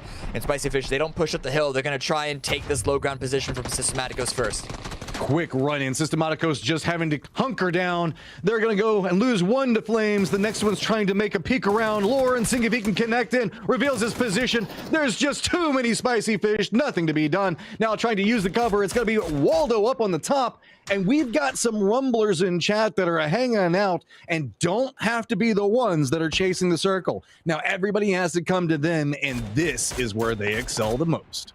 Really, really good management of their position in order to be in this spot for the Rumblers. They don't have that many kills right now, but they are in prime position to pick up a fair few more and make it their way into the top, at least the top 4. At least the top 4. Well, Spicy Fish, they're now being torn apart, not just from the Rumblers, but by Dodge with these angles from the west side. Dodge already with 7 kills of their own. Dodge and Rumblers vying for a centered position while there's just remnants of squads clinging to life. Shrimsy still alive to the northwest. Synergy still has their duo that's holding down the compound, and poor old Icy Flex just in that shack being harassed by both of the 2 strong squads that are still alive, hoping that maybe somebody could intersect, but there is no safety coming from you anytime in the near future. Icy Flex, you are on your own and you are living in that shack. I don't think he's going to live there for that much longer either. Granted, not the easiest to land a grenade. Well, through nobody can move. That's kind of the thing about it. Yeah, Rumblers can't go for him, and Dodge can't go for him because they're both holding each other back. And Shrimsy can go for him. All the way across the hillside. Go, Shrimsy! Yeah. He'll lob one amazing grenade. Bounce it off the trees. You can do it. Yeah. Pinball that. Yeah, it'll get over there. That's fine. That's the way physics works, man. Remember how our cars, they could launch on this? It's fine. Exactly, yeah. Man, if only we had C4 in competitive. Okay, this circle favoring Rumblers, no surprise. Dodge going to have to move, but poor old Icy Flex going to have to move as well. Synergy, they still have one of their compound, or a section of their compound that's going to be in play, so maybe Shrimsy can creep into this one. Really, it's about control that Rumblers have. And so Valiate is moving to the north to try to contain what's going on there. And Icy Flex is going to get spotted from windows and get taken down. So that moves us into our top 4 as Rumblers have the strong position and everybody's having to move around them. Dodge, opposite side of them, sees like they might have an opportunity as Hikerman, yet again, being the key component in their move. Crawling forward. Staying flat on his chest, making that line of sight broken, and just trying to be as quiet as possible. And if Waldo gets a little too curious here, Heikeman hears footsteps. If this opening knock goes the way of Dodge, this could be the turning of the tides. It's going to have to be a surprise knock like this, ultimately, for the Rumblers to get dismantled from their position. There's also a double-up bait that's happening with Ethan and Cherry, staying at range, making him think that the rest of Dodge is back there. And there you go. Pippa finding spots out, trims in. He goes down, buying himself a lot of placement points in his survival least. Yeah. So, three squads still alive. We got a 3-man, a 4-man, and a 2-man posted up. And Synergy still has cover. So, really, the story is what's happening right now. It's this Rumblers versus Dodge lineup. Synergy, okay, so if it wasn't for Corsac watching over them, with these two teams, as you mentioned, Rumblers and Dodge focus on each other, there could be an opportunity for them to push up that hill, but, I mean, that's exactly why you want a player like Corsac to keep their eyes on that position. But look how close the rest of Dodge have gotten. Rumblers might be aware of this. Oh, Valley. Oh, come on. Heikeman, you saw that. Please tell me you spotted that.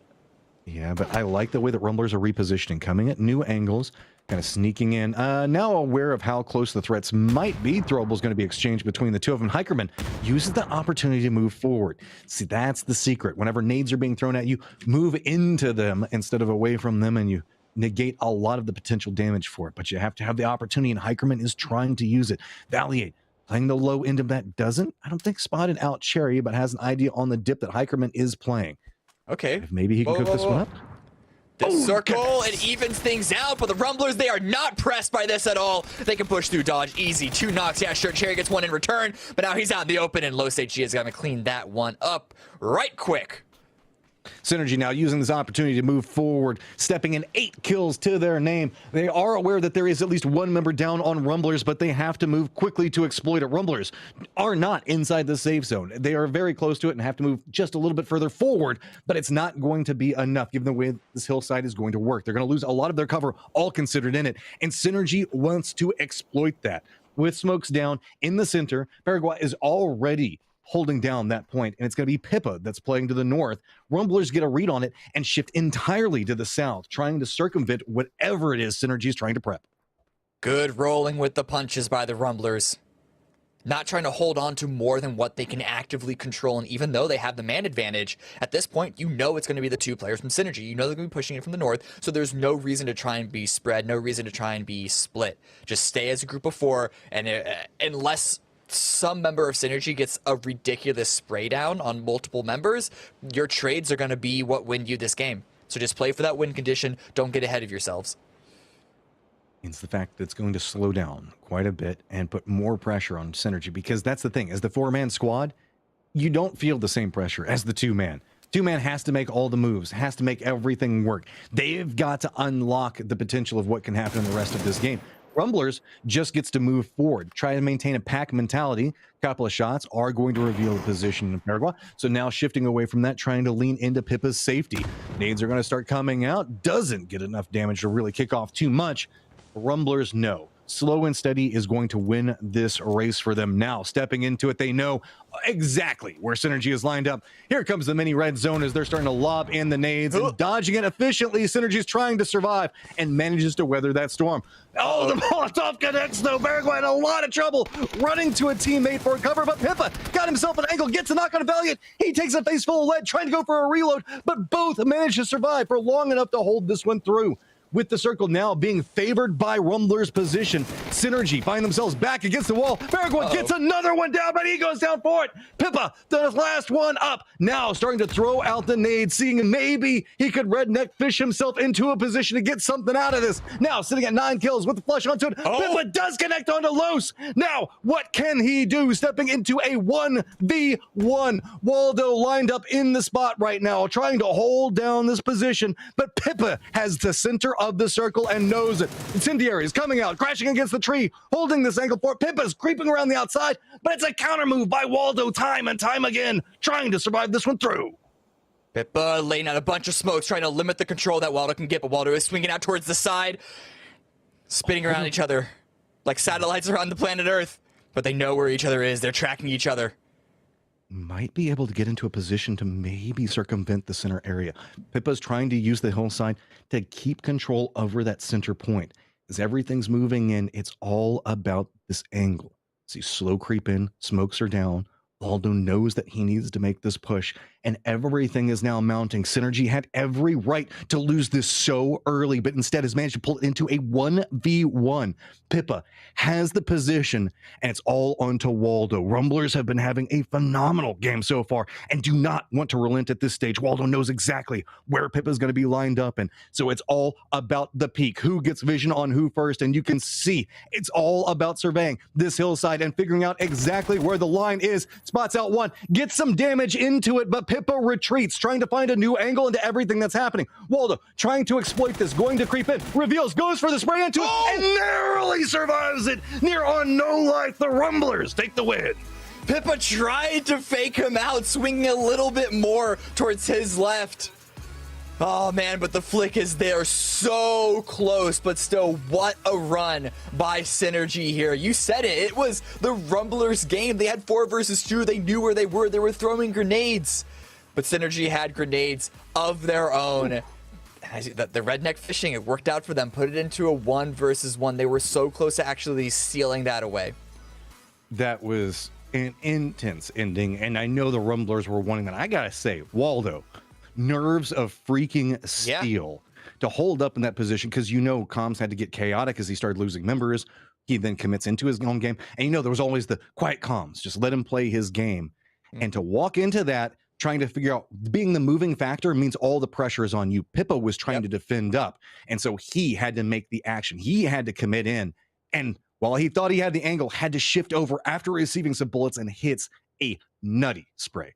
Just Waldo, so good. Yeah, it was really, really close. At the very least, Synergy were able to confirm the 3 other kills on the Rumblers. You don't always get that opportunity by a near miss of a clutch that G just had. We're going to go to another break, but first, let us remind you once again about the PUBG New State Mobile Mashup, April 1st through 3rd.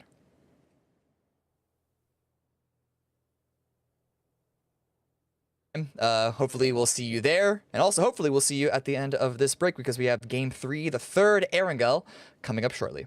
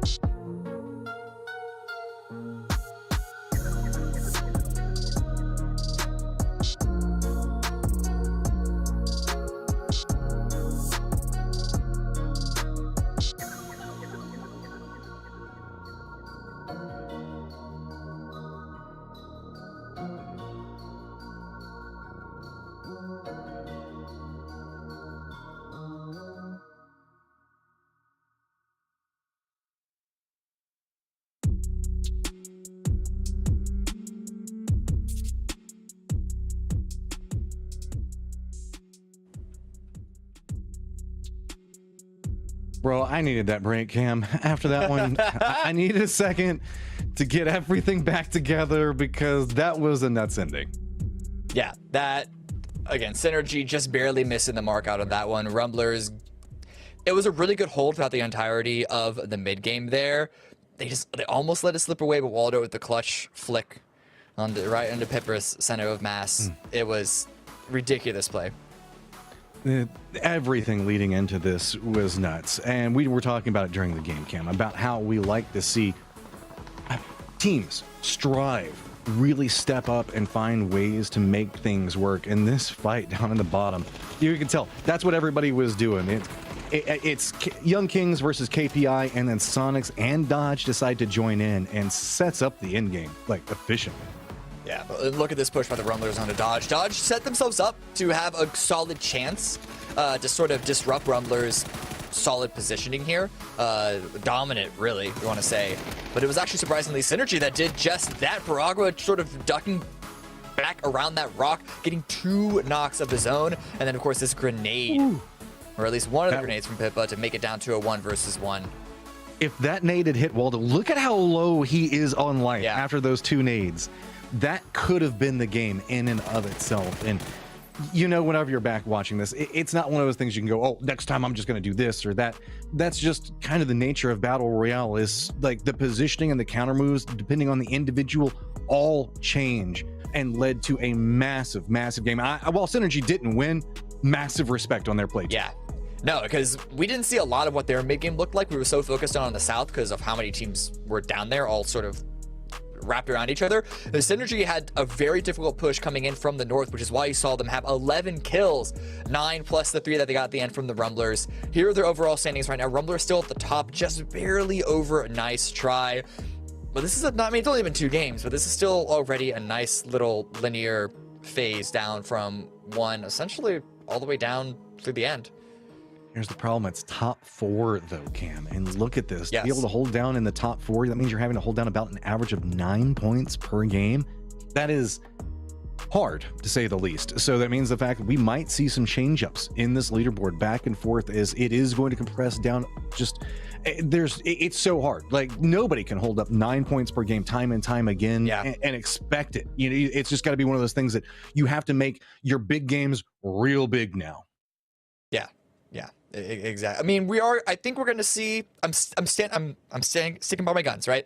I still think that the points per game for top 4 is going to be closer to 6 or 7. I do think that we're going to be seeing that PPG sort of flatten out a little bit because we do only have 2 games, so that's going to favor the sort of upward swings by the good teams, and I think we're going to be seeing teams like PPG who. These first 2 games have been not that great looking for them. I think they're going to also rise back up as an example of like the teams at the bottom starting to perform better as well. There was just so many interesting firefights in this. BBG, the way that they played this and they came through. Nice try in the survival. I was just saying, in cast, nice try. Stop being so predictable. And at that moment, they just became the exact opposite, coming out of the woodwork to make this work. Oh man, Franks here. It was a little bit of a mistiming by BBG in order for Franks to actually have that opportunity to get that kill, with Vegas unable to trade, forced to push up, and then this was just really good pre-fire as well by Franks. Vegas, I can imagine, was panicking. Everything was suddenly falling away from them, because that looked like a solid push here, but then this is one of the bigger fights that happened in this game. 4 teams got involved here. KPI pushing into Young Kings, but then suddenly Soniqs and Dodge come sweeping up from their own respective angles. Assists. That's gonna be crazy in this one because so many teams had vision on other teams, and we saw kill points being snagged away left and right. But Pippa, the assist king, trying to also clutch out that victory, and won with 4 total assists. That's just the nature of beast of what was going on to everything that was happening in that southwestern area. And no surprise, we got Corsac and Waldo on there just because it should have Rumblers, because they were in everything. Yeah, Synergy and Rumblers being up there makes perfect sense. Not only do they have more kills, which means generally more assists, but both of those teams were playing like a tight fit unit, playing around each other. Rumblers with the center control, Synergy with the pushes into the compounds. Well, Cam, we got a crazy circle, and then we had, before this, we had a Badlands finish. So that actually ended up being a crazy circle in and of itself. This is going to be our last Erangel for the day before we make the switch over to Miramar. And I almost feel like these teams still haven't got a chance to really get their feet under them yet. Some of them, like BBG, definitely haven't. Good pushes from both games by them. They just haven't had that like final sort of thing that they needed to finish it off. Hopefully they can get that running now, because they're definitely a team that a lot of people have had their eyes on. New roster, old, most of them are familiar players, but a new formation in this new roster. We'll see how they can do from the ashes as well. A little unexpected to be here, but let's see if they can't rise up to the occasion, like a phoenix. Yeah, I'm with you. I thought that we might miss some of the Toffees jokes, but just bringing him up. That said, there are a lot of puns to be made around their name, and I am very glad to see them using this opportunity that has been provided to them. They were a team that thought that they were through, and then due to what was happening, found themselves with the opportunity to play inside this. And if anything, there is a massive learning potential for it, and still a potential to qualify. Okay, whoa! What did he hit? Air trees? I think it was tough. I guess, yeah. Like he might have just clipped like a leaf or something. Thankfully, he didn't get knocked, because while no one is dropping near them, and I don't think anyone would have had a line of sight, like Rumblers or Nootropic would not have had a line of sight to sort of confirm. Oh my god. Okay, still having to revive a teammate does slow down your loot rotation. And you were talking that time, Cam, not me. Important.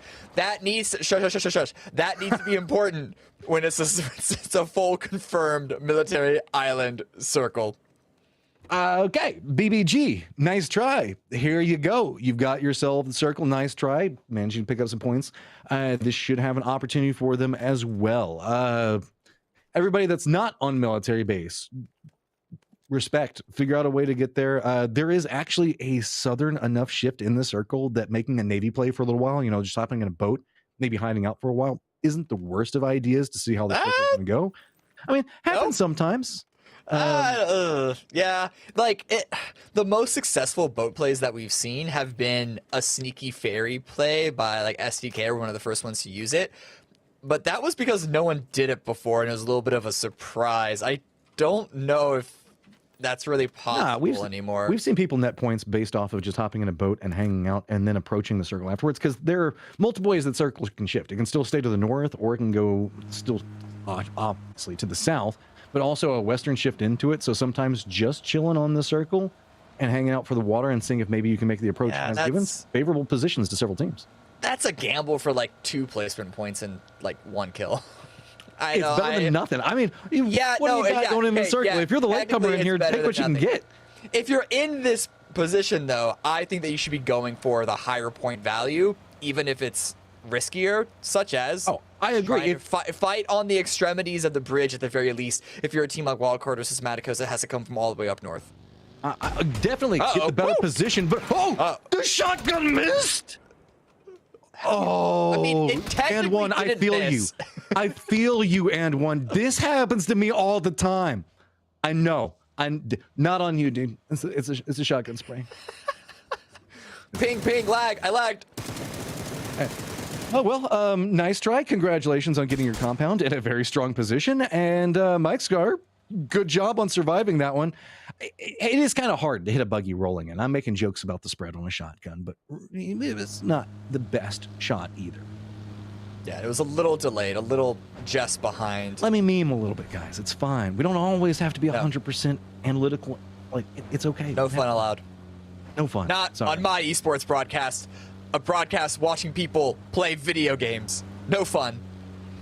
Well, a couple of teams that might not have any fun. BBG is rotating, and Dodge making their rotation as well. But there's I would say a hesitancy coming from half of our lobby, as KPI, Nootropic, from the ashes, Forefunners was actually rotating and looked like they could find a spot. And Ice, this is the problem. See, BBG always comes military, so you have to contend with them no matter where you go. And so you wanted to come this direction, and To your surprise, there were 5 million BBG players there, and now you have to go somewhere else.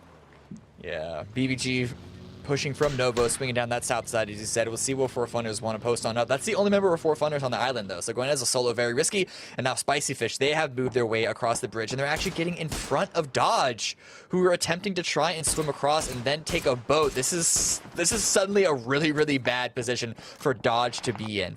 Spicy Fish have just an open shooting range onto them right now, and they might not be the easiest shots to hit, but there is still no cover, and so they're gonna hit eventually. While this is happening, KPI and New Tropic also making rotation. Synergy did hop in a boat, and they're playing to the west of everything that's going on, avoiding the Normandy breachhead that you can see that somebody was trying to make through that. There's also a couple of small little fights that are brewing as people just look like they don't want to go into the circle, and that's going to be from the Ashes getting a fight with free agents there. And I'm sorry, my brain broke because I saw pistol for a second, and uncommon weapon choice at this stage in the game. Yeah, you got it. Matarel. You got to go with what you get with, but oh, Shrimzy. Flux gets knocked. It's gone from bad to even worse now for Young Kings. They just cannot find a footing here, and great shot still landing from Tiggleton. Flux is not down. White Cuz is not down just yet, but check behind the tree. Rocky finds one, but yeah, it was just a matter of time before he also gets taken out. King of the Hills now look like they're going to be Soniqs, holding down a very good position in the circle. Spicy Fish still harassing Dodge, who's just trying to make it to like the land in and of itself. So Rez should be able to make committed. No big problem coming up for Soniqs. Looking through Four Funners, looks like they're doing a very long wrap to the south. That's where the other members were, grabbing a boat.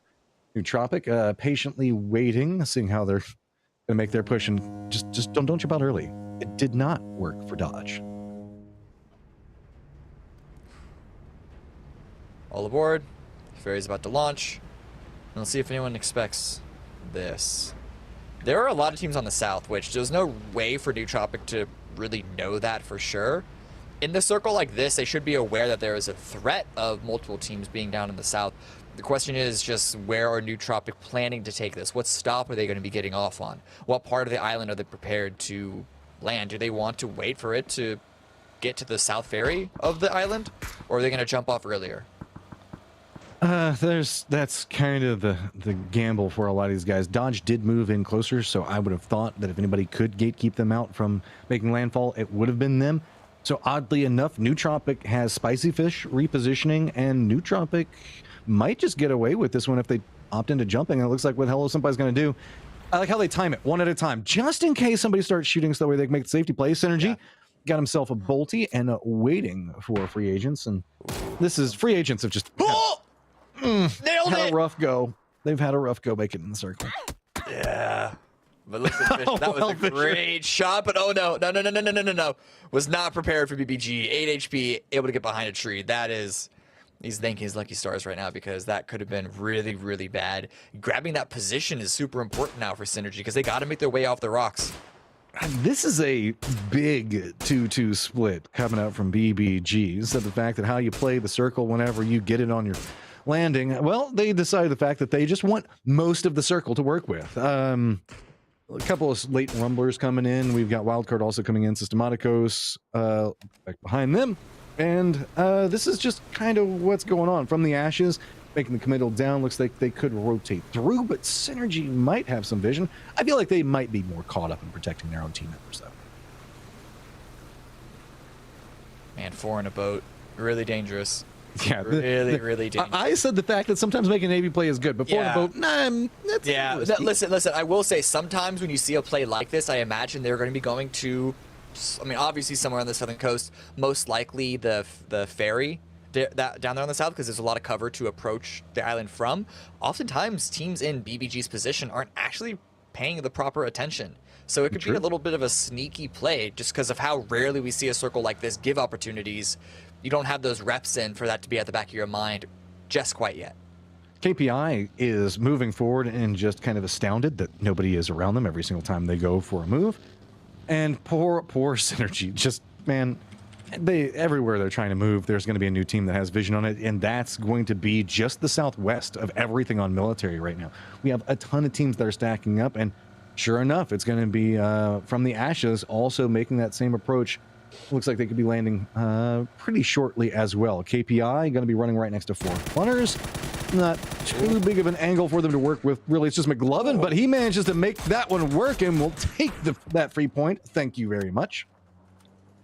As a KPI able to make their way past, but yeah, losing a player like that is incredibly unfortunate. A bit risky of a rotation by KPI, if I'm being honest, though, to open themselves up to such a spray. You'd think they'd at least maybe split 2 on the high ground, 2 on the low ground to try and mitigate any damage. Right now, wildcard, heavy damage onto Systematicos right now. And these are some of the few teams that are still on the mainland, but the circle swings up north is going to give them more opportunities to then push in. That west bridge is still fully in play. This is Wildcard saying, I don't think that we're going to have an easy rotation in the circle, so screw you, you now become our points. And much to the going to happen to Systematicos, this is kind of what happens. And I love the fact of being this heads up aware, going, okay, we got to know what our win condition is. Making it in the safe zone is not our best win condition. So Barrio is at least trying to put up a fight before he goes down, but that should allow for res all considered. And it's just a matter of time at this stage, just because the amount of wildcard members are over here. Well, I said that before, we did see a turnaround on a 4v2 situation. Yeah. Right now, it's looking really, really good for Wildcard, is the thing. Rib is still in the blue, and Zera is all the way off on a separate angle, which, you know, could be really useful, but when they're down a man, you know, it's sort of not going to be great. Underdogs, however, they are using this opportunity of the other 2 teams fighting it out to make this push across. No one is really watching over this coast right now, and BBG, they're pushing on in, but KPI, they're here first. They might have an opportunity to defend this, depending on how deep BBG want to push.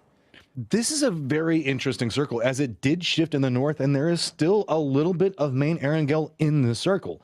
Not a comfortable amount, and not even the area that Wildcard was at, we just saw a little while ago.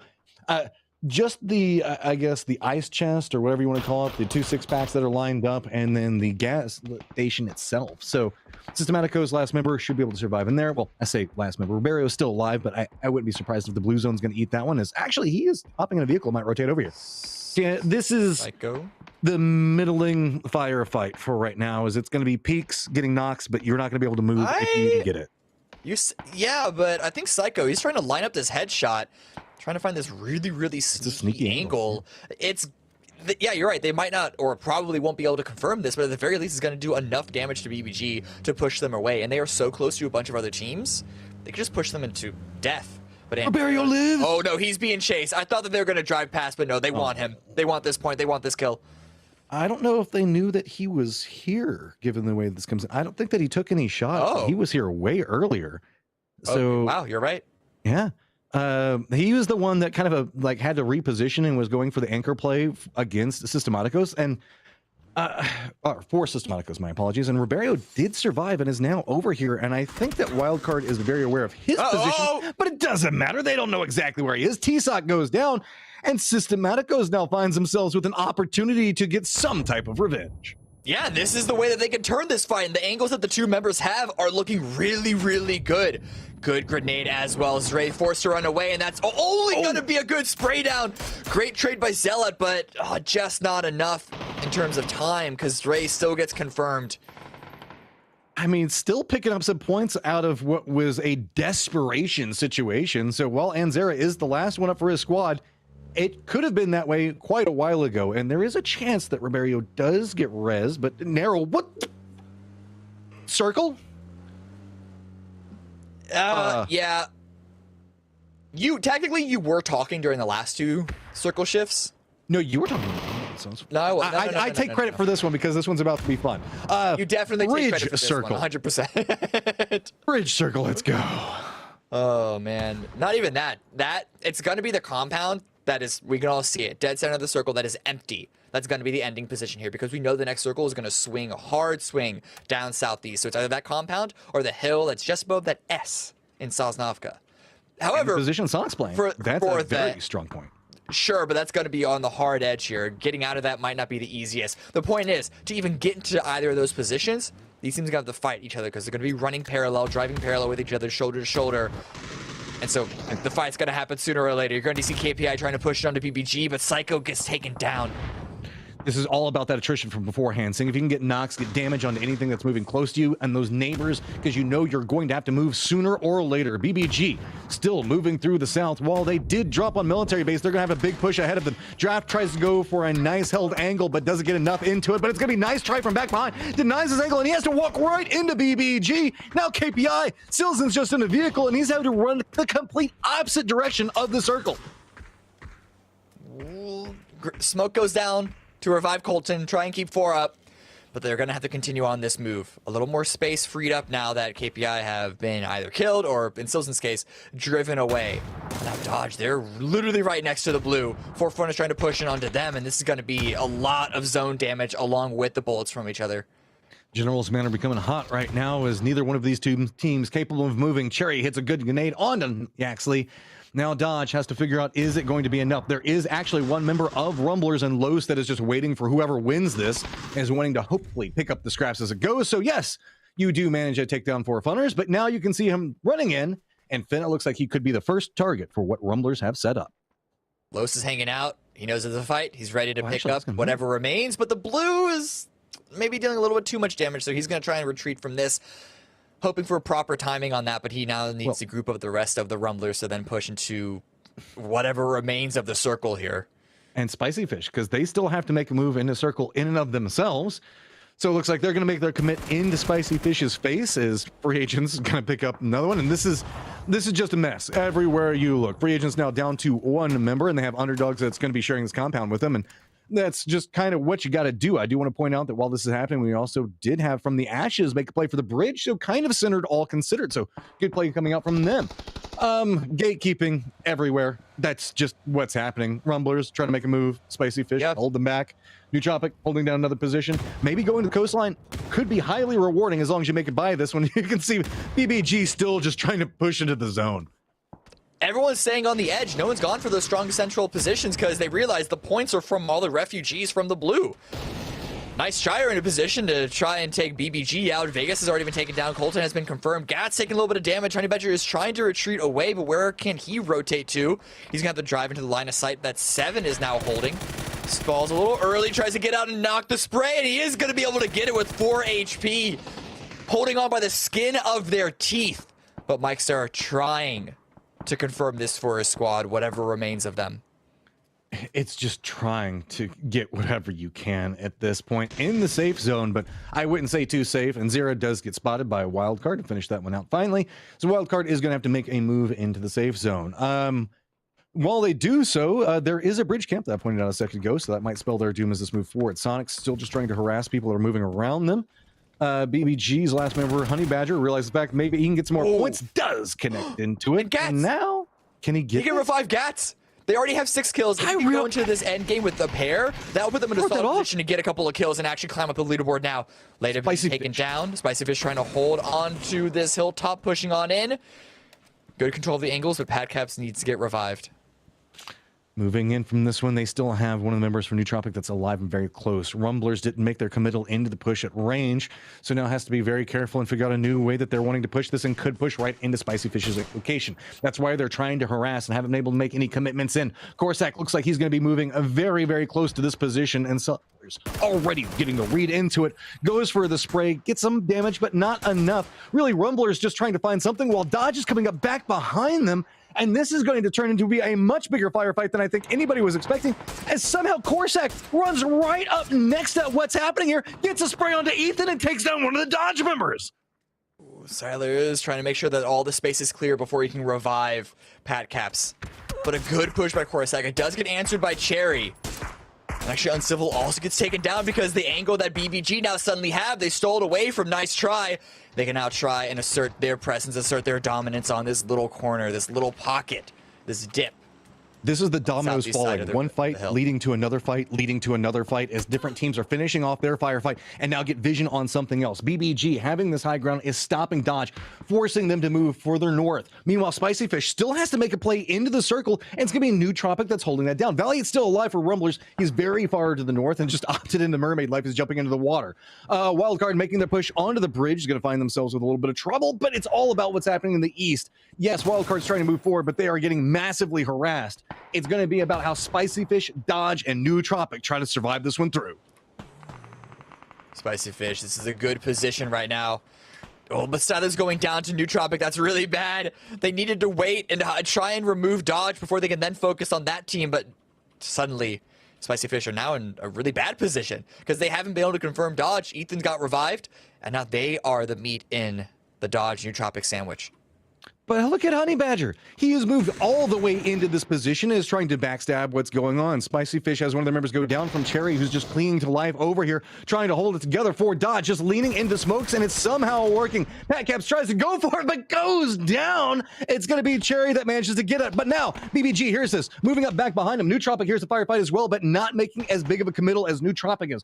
Nootropic moves right into the backside of them, goes for the spray, but it's going to be Cherry again. Finally out in the open. Got to be careful. Ethan's going to go down, and Cherry's going to go down as well. It's going to be spray coming out from Honey Badger on the opposite side of it. Now, BBG has some time to get a reset, but this is going to take a lot of time. Nootropic, just watching that one, now has to make their move into the circle as well.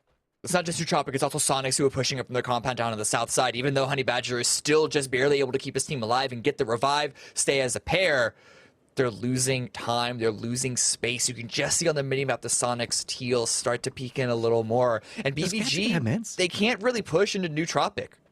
Like, Gats has been knocked multiple times in this push, and it's been very problematic. Oh, of course. What a classic play. Life. This is tried and true old school PUBG. Yeah, Valiant knows how to thrive this. here. He knows exactly how the play used to happen. The water meta, you remember that? Oh, no, we're not going to talk about the mermaid meta. I refuse to. I still jokingly refer to it. H-Twin getting vision on Nootropic, and yep, he is going to go ahead and take down Lampalot.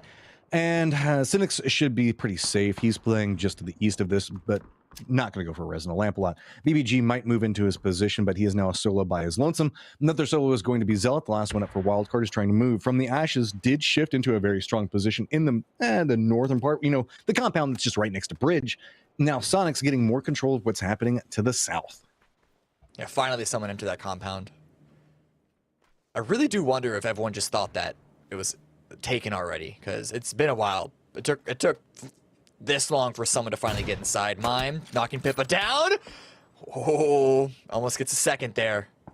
Really just trying to clear up the space, use the high ground while they have it, because there's no guarantee that the Soniqs are going to be able to stay at this position in phase 6. Revive. They've already got control. They've got control of the dip that's just to the east of them, so that could be big for them, as they now have a rotation option. Zealot's still alive over here. I mean, Wildcard never surrenders, never give up attitude. Sing if baby he gets some more points, and it's working. Synergy's got to make some type of play around what he is bringing. Finally goes down, but guess what? Now you're revealed to Soniqs. The bridge that they were trying to get to underneath of it for safety, not in play, and now it's going to be from the Ashes that has vision on it. Yeah, it's going to take Synergy time as well to get this revive on a Capitan, and they need to move into this next circle. Hard shift up towards north. Valiate in the water is still in play here. And so we're going to be looking at what remains of Synergy, BBG, Nootropic, and then, of course, the full squad of Soniqs to try and push up towards the north. And we'll see how From the Ashes decides to play this. They're not going to be able to stop all of these teams from coming on in. The real question is, which angles are they going to be focusing on? And right now, it looks like they're focusing on the west. And BBG, they're just going to be able to slot in from the east side. It's a very hard slot in position, though, as there's a couple of angles that might be a problem. Soniqs most notably in their move. Valiate still just vibing, man. He's loving life. He's still in the circle. There are a couple of crates that drop to the west in the water. Now, BBG is about to face this problem, and the Soniqs are starting to move, and that's going to be their vulnerable position in their rotation, as, yep, you can see the firing line starting to come in, but I think that BBG might be able to handle this. While this is going on, Synergy has hopped in their vehicles and is going to be rotating, oddly enough, right where Valiate can see them. This cover, they think they're safe, but little do they know, Valiate is about to make a play. Oh, man, if Valiate... There's always a little bit of a space that Valiate could actually bring his weapon out, and I think he is just hiding inside of that. There he yeah, goes. he's He's got an able to get a angle. knock, and if he can confirm this kill, that is what. Oh, he's okay. He confirms it just before he goes out. So Rumblers, they go into the next round with at least a few more points than they would have hoped for. A few placements, a few kills. But right now, BBG, they're trying to push on in, and then Soniqs, last lone player from Nootropic, trying to find his way into these little rocks, trying to find someplace to hide behind. Got himself a stop right along the edge and very centered for that one. So Nootropic feeling pretty good about it. Fisher, last one up for Synergy now, as we still have a very strong squad, and from the ashes alive, very centered. Soniqs to the south, they are in the safe zone and they've got some of this hill to play, but it is very uncomfortable. Got teams in tatters everywhere. It's a 4-man Soniqs versus a 4-man from the ashes, and then 3 solos just kind of spattered across. One that's going to be very far to the north in Synergy's Fisher. To the east, we've got Gats for BBG and Nootropic Soniqs, very centered. Good forward push by the Soniqs right now. They know where Gats is. They took out Honey Badger. They know he's going to be coming in from the east, and they likely know that Soniqs sent it towards that center position. They're going to be in a spot right now to try and just keep From the Ashes pinned in on the compound, but From the Ashes, they're not going down without a fight. Absolutely not. They're not just going to let Soniqs roll on in and try and take over this zone. They're going to be trying to post up, and I really like Robin's position on the far west, especially with a shift like this. This is going to be huge. His position right now is going to be the key position for From the Ashes to maintain control from. He's got himself a good angle, but the issue is everybody's going to be playing the opposite low end of that hill.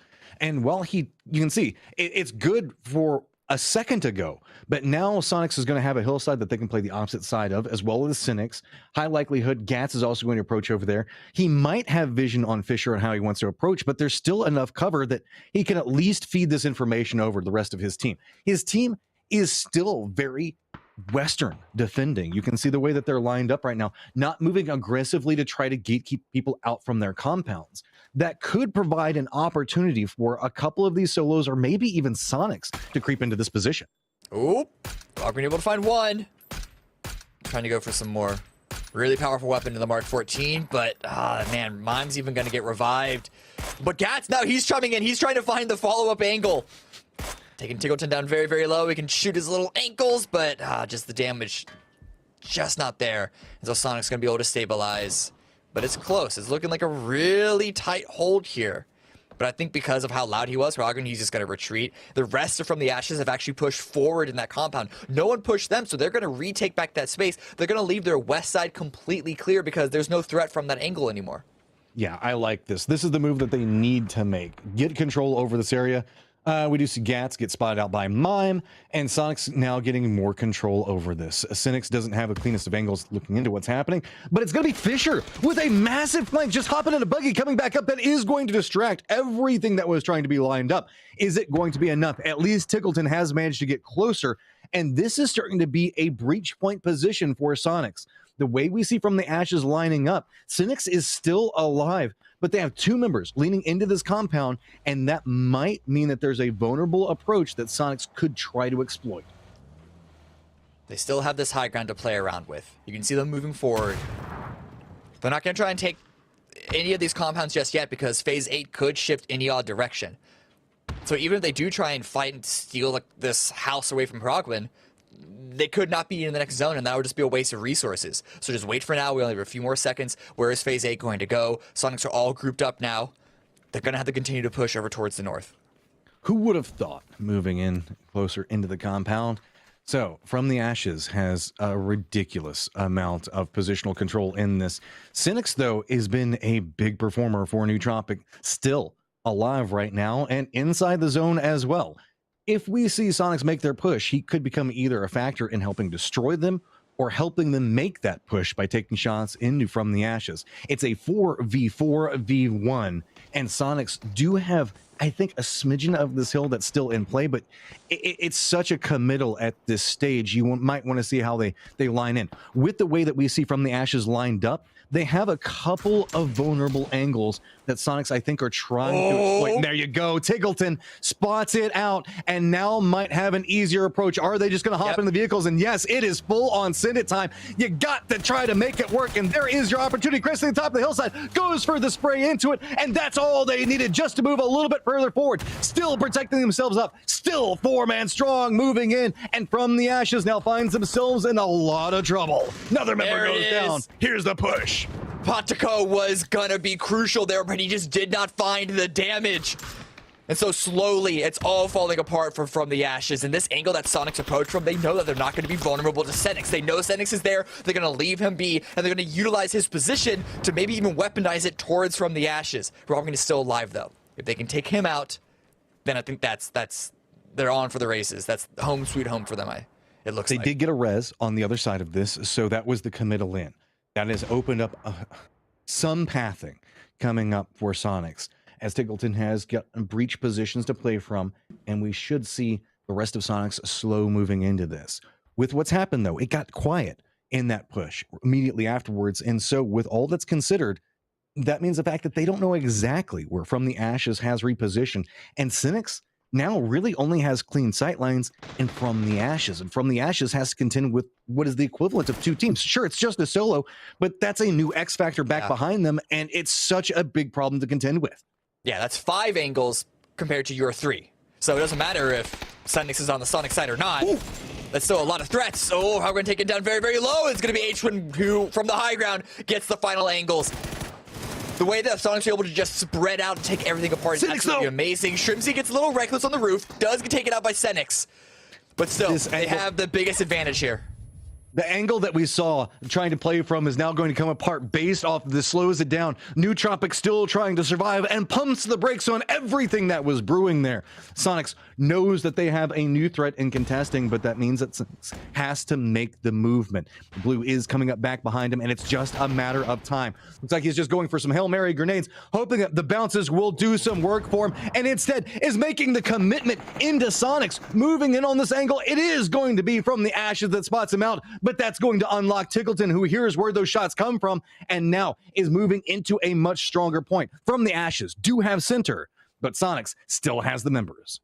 Coffee with a double barrel shotgun. This could be unexpected. He 100% picked this up from this compound. There was no way that he held on to this the entire game, but it could come up clutch right now. Inside a building is exactly where you want to see this type of weaponry. Fire is being deployed. Mime is going to have the opportunity to get on the roof. Takes the shotgun blast, and now that is going to reveal to Soniqs that they need to be careful about how they push the... But it doesn't matter. Mime gets a shot on top. 3v1, hoping the shotgun connects. Doesn't get the shots that they need. Now makes a switch over to the AR. Does get the knock on one. Goes for a spin around into it. Doesn't get it in the end. It's going to be Mime. 11 kills and a victory for Soniqs. Ooh, that looked a little close at the end. I think H1 was caught reloading.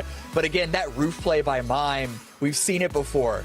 Like, getting on the roof in the end game can do wonders for you. And even leading for that roof play, they threw a Molotov into the kitchen of that building so Mime could get up onto the roof, guaranteed, without getting clipped from someone hiding inside that building like Coffee was with the shotgun. So it was an arduous journey to get into that compound, but Soniqs played it very, very well, despite Soniqs even trying to throw a wrench into all of it.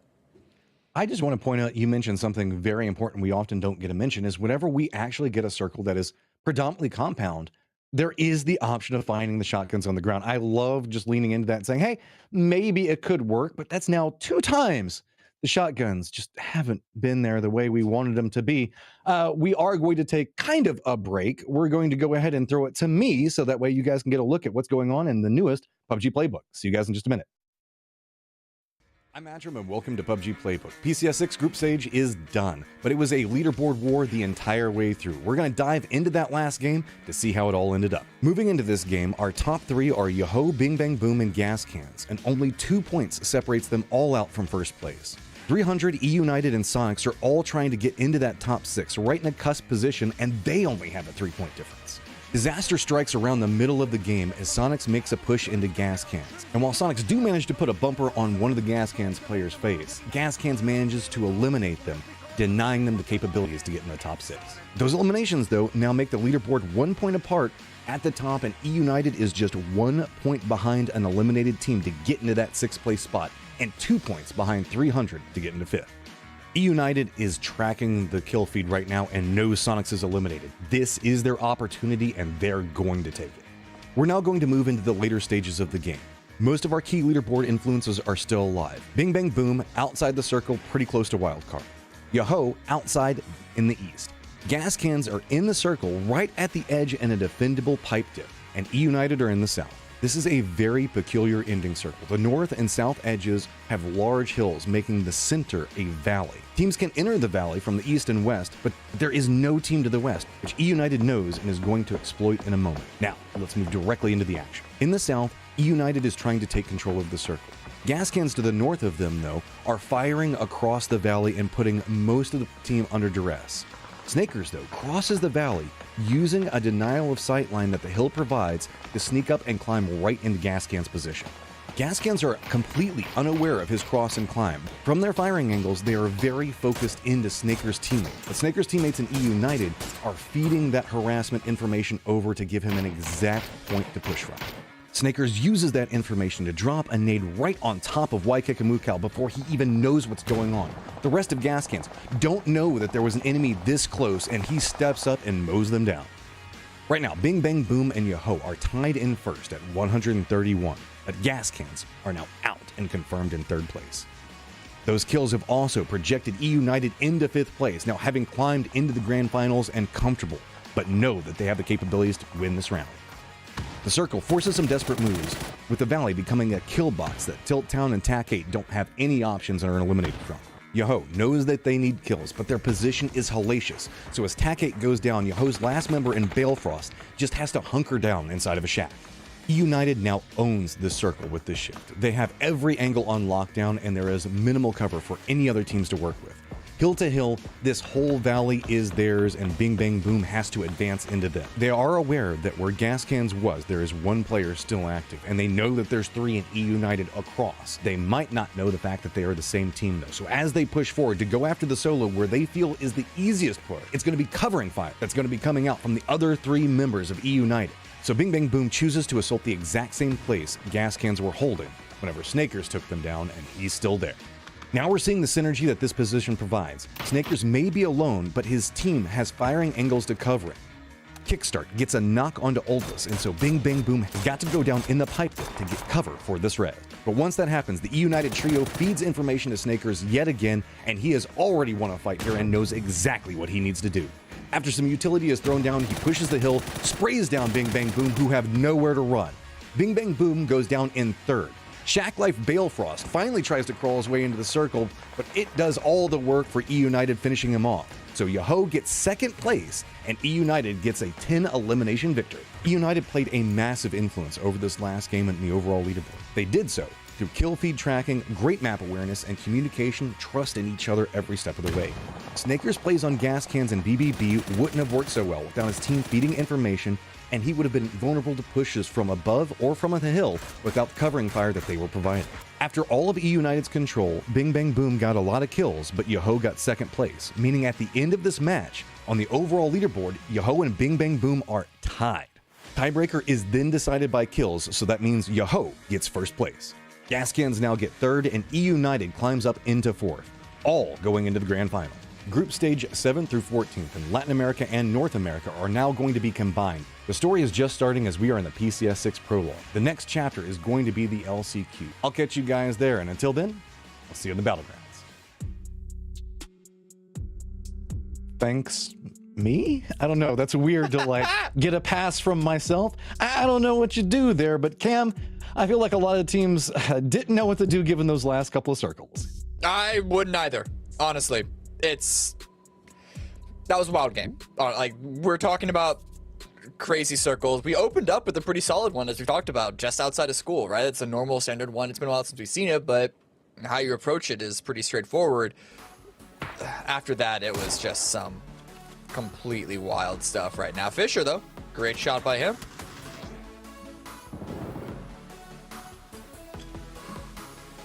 Also right now, Riverico, good angle here. You can see the spray down. The way that they were able to turn that engagement with wildcard to at least get something out of it.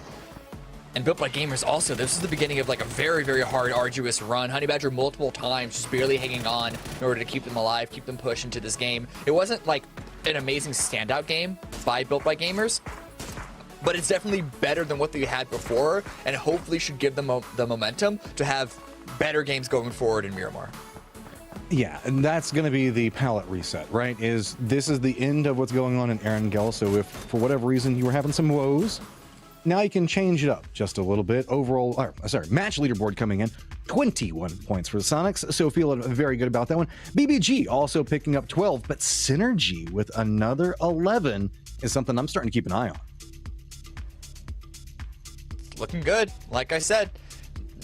I don't know what Synergy to expect here. It's going to be a super slow moving one. They're having that killer instinct that I was hoping to see from them. And overall standings right now, Soniqs off of that great game, they were looking all right on the leaderboard, but they weren't top 4 yet. Now they've skyrocketed themselves up, 30 points overall, 10 per game on average, first place now. I just feel bad for whoever's moderating whatever chat, and be it YouTube, Twitch, or whatever, because you know that there were some Soniqs haters that were very much enjoying what was happening, and now the Soniqs fans are very much enjoying what's happening. So, shout out to you, Jay Bowler. I think it's probably going to be you that pulls a short straw on this one. So, good luck in keeping the balance on all that happened. But I mean, let's be real. We knew that Soniqs were probably going to make it in the top 4, and high likelihood at least in first. Yeah. I mean, I don't know. I would have said that they were guaranteed to make it top 6 from the group stage. So True. At this point, anything could happen. It's PUBG. Anything can happen. Anything can happen. We are a quarter of the way through, so don't assume that anything's locked down. As you saw, that overall leaderboard was very, very close. All considered, there's a lot of different moving factors given in how tight that leaderboard still is. And yes, we're only a quarter of the way through, so it's still anybody's game to win or lose. Yeah, exactly. The problem is, now that we've already had 3 games, we're starting to get a sense of how these teams are going to be approaching these rounds, as crazy of rounds as they are. But now we're moving over to Miramar. So Erangel approach out the window. And even though team identity is somewhat consistent, it's never going to be a 1-to-1 for how our team approaches Erangel versus how they approach Miramar. And that's true for us. That's also true for these teams. And one of the interesting things that we see in the sub-regional divide with North America and Latin America is that even though you might be very familiar with 7 other teams that you're playing with, you're only moderately familiar, if at all, with the entire other half of the lobby being the other sub-region. Yeah, there's a lot to be said for, I guess, 7 through 14 in both Latin America and North America having to compete, because you can do some research, but at the end of the day, there's still a lot of chaotic movements. It's hard to know where the secondary and third drops for some of these teams are going to be. So it's a lot of fly by the seat of your pants. Damage, though, is I got to look at from this last round. Tiggleton up at the top of it. Honey Badger back behind them. Zealot as well. Cherry and H-Twin, 2 members of Soniqs. And look, not just an IGL, Cam. I mean, come on, H-Man has never been just an IGL. Never, he's probably the least just an IGL of all of the IGLs. But yeah. I don't know about that one. He's got some IGL chops to him. There's also more of the let's make a push because we can kill. But I mean the just an IGL. He's the least just an IGL of all the IGLs, right? Like if he is the IGL that I would be the most confident on, just moving into like a straight fragger with another IGL. Oh, yeah. I mean, how many times have we seen just massive clippable moments? Every single time with H1, I always have this moment where I remember way back in the MPL where he got in this position on top of a rock, and I want to say, I don't remember if it was one of the Sandhawk games or if it was over there next to Lumberyard or something like that. And he was just looking down on people and just murdering them every single time. Yeah. Also, shout out to Sandhawk being in competitive. You remember that, Cam? That was a while ago. That was an entirely different lifetime ago. But yeah, no, ultimately H-Win, not only is he a great IGL, he is one of the best, definitely one of the better sort of Overwatch players. And by that I mean like the player who's going to be on the high ground, he doesn't flank as far as like Honey Badger or Valley 8 traditionally do, but he's still going to be the guy with the ranged scope to feed the teammates information, to have their back, to have that covering fire. And he gets his frags while doing it as well. He is a dangerous marksman. It is such a good position to play. Like, we don't talk a lot about IGL formations just because, or actually just team formations a lot, because the 64 players, it's kind of hard to just deep dive into all of that. But Leaning into a background assisting sniping position as an IGL is a great strategy because you can monitor where everybody's going and make sure that they're in the right places, use the information with that, and always be the one that can counter move and support. And whenever you've got the firepower that H1 can bring, that means the fact that if one of your team members does get assaulted, you get to help bail them out, and if things start going wrong, you can make the call. So it gives you a lot of confidence in every single play that's executed afterwards. Yeah. Moving into Miramar, you saw the plane path. Not the best, but it's not the worst. Just a little bit favored towards the northeast. Seen a couple of teams drop fairly center. Soniqs, of course, going all the way to Picado.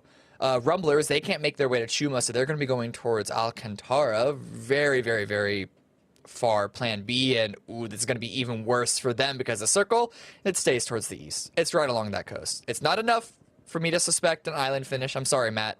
No. But there's enough water in play for a little bit tighter of an early phase. Everyone knows I don't live for island circles. I live for the opposite side of the map, and trailer park will never be a thing. But remember how we were talking about Quarry and the flatlands around it and all that other fun stuff? This is the Miramar version of what we were saw in that side those earlier rounds on Erangel. Correct. If it stays center in terms of center of the landmass, if it doesn't swing north or south, then yeah, we're going to have another very flat, open finish. And so if you're a team like free agents, you're going to want to try and find those compounds in those fields super early. You know, fingers crossed just in case. Systematicos now, they are fairly somewhat center north of the map. They have a lot of teams that they need to push through. Make their way through Hacienda, make their way just to finally get towards the La Bendita, Graveyard, Minas Generalis area. There's like 3 or 4 teams in front of them. What a lot of these teams are now hoping for is a take one down, pass it around style movement into the circle. They're hoping that guys that are presently on the edge of the zone, such as Forefunners or maybe Synergy, that's going to be in the north, that's around Azahar, they will move deeper into the circle and try to get a better centered spot or maybe somewhere with some better angles, so that way they have a way to approach. They may not do that given the way that the circle's lined up, and that could lead to a lot of this being all set up and gate kept everywhere. Yeah, I feel like I've seen this game before. There's a lot of north favored because of the plane path.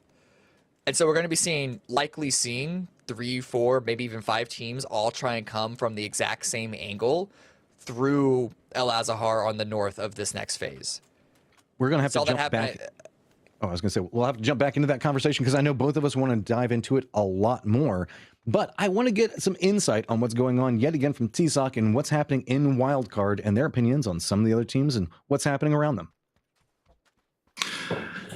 Talking about consistency and like our team's mindset, it to me, it's getting our points wherever we can, and really it's going to be about having a heartbeat on the scores going into each game. Specifically, the last 3 games of the second day is where it starts to get really close, and you have to understand where everybody's playing around you, how they're playing around you, and who's going to be looking for who. If there's a couple teams sitting on the brink around 7 or 8 and they're 4 or 5 points out, those last 3 games tend to get a little bit more chaotic, with a lot of teams trying to enforce their will on the game and killing those teams early and not letting them play their game. And it really becomes a fight between those teams and then the rest of the game around them. So going back to what we were mentioning just a moment ago, and well, they're just not going to let us hold that thought too. Hold that thought too. Okay, wait, no. Okay, he's taking out. Okay, we're good. Yeah. Okay. So there's a lot of verticality in the west. That was fast. To the east, there's this issue on this circle that there's actually a lot of blocked rotations. We've got Los Leones that's in. We've got Water. That's no surprise. Then we've got Minas Generalis, Azahar, Death Star Trench. So you're a lot more limited in rotation options than a circle like this usually provides on Miramar. Yeah. The fact that we're seeing KPI Gaming come from Los Leones, try and just beeline themselves straight in the circle, and they're running into opposition and losing a player. Yeah, it's gonna be hard. Like Miramar is known for having more funnels than Erangel, and I think we're going to be seeing a fair bit of that. You see it a lot more whenever it's a far edge circle like this, because it does limit the angles of approach that teams have, and with the northern favored of the drop of the plane path, everyone's going to be coming in from the north. You're seeing young kings come in from relatively central, Soniqs as well. Dodge are going to be following up, probably backfilling behind the Soniqs. But then all these teams that we're seeing on the north side, they're going to be coming through El Azahar, the exact same angle. Oh, no, tickle. Oh, okay. Good hop out, blocks the angle, but now he's in a lot of trouble. Still going for the fight, but ooh, too many angles to worry about. Rolled up onto a blind compound, and he's going to get knocked. There is a lot of strength to be had in this compound, so Soniqs might be committing into it. Not quite flushed. Tiggleton might find himself with enough safety to be provided, but Biznaga takes down Mime, and this commitment might end up being a problem. H1 already in the thick of the compound, has to stay here. Looks like we're going to see flushes come out, both sides of it.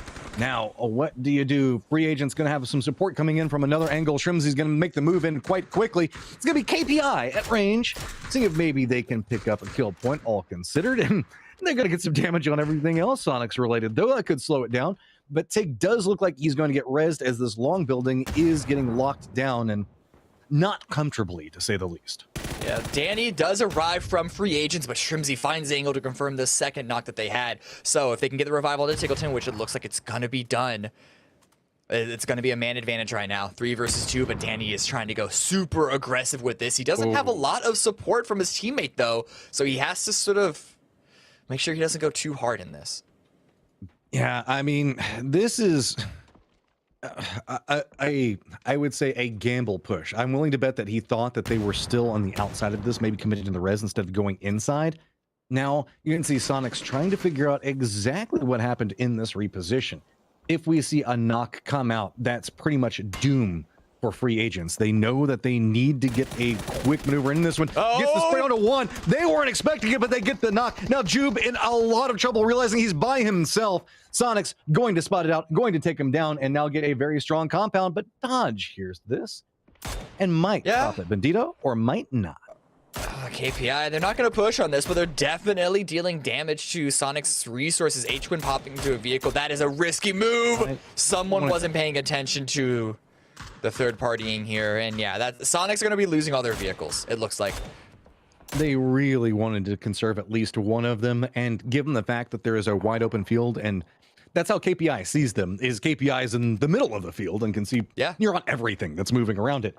Synergy did move from Azahar, and they moved down to Impala. That allowed Spicy Fish to come back behind them.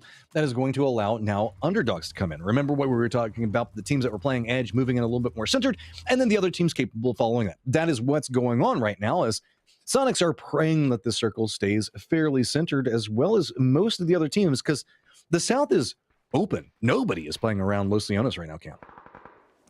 We have a couple of teams that are making the long southern rotation, Nootropic and the Rumblers.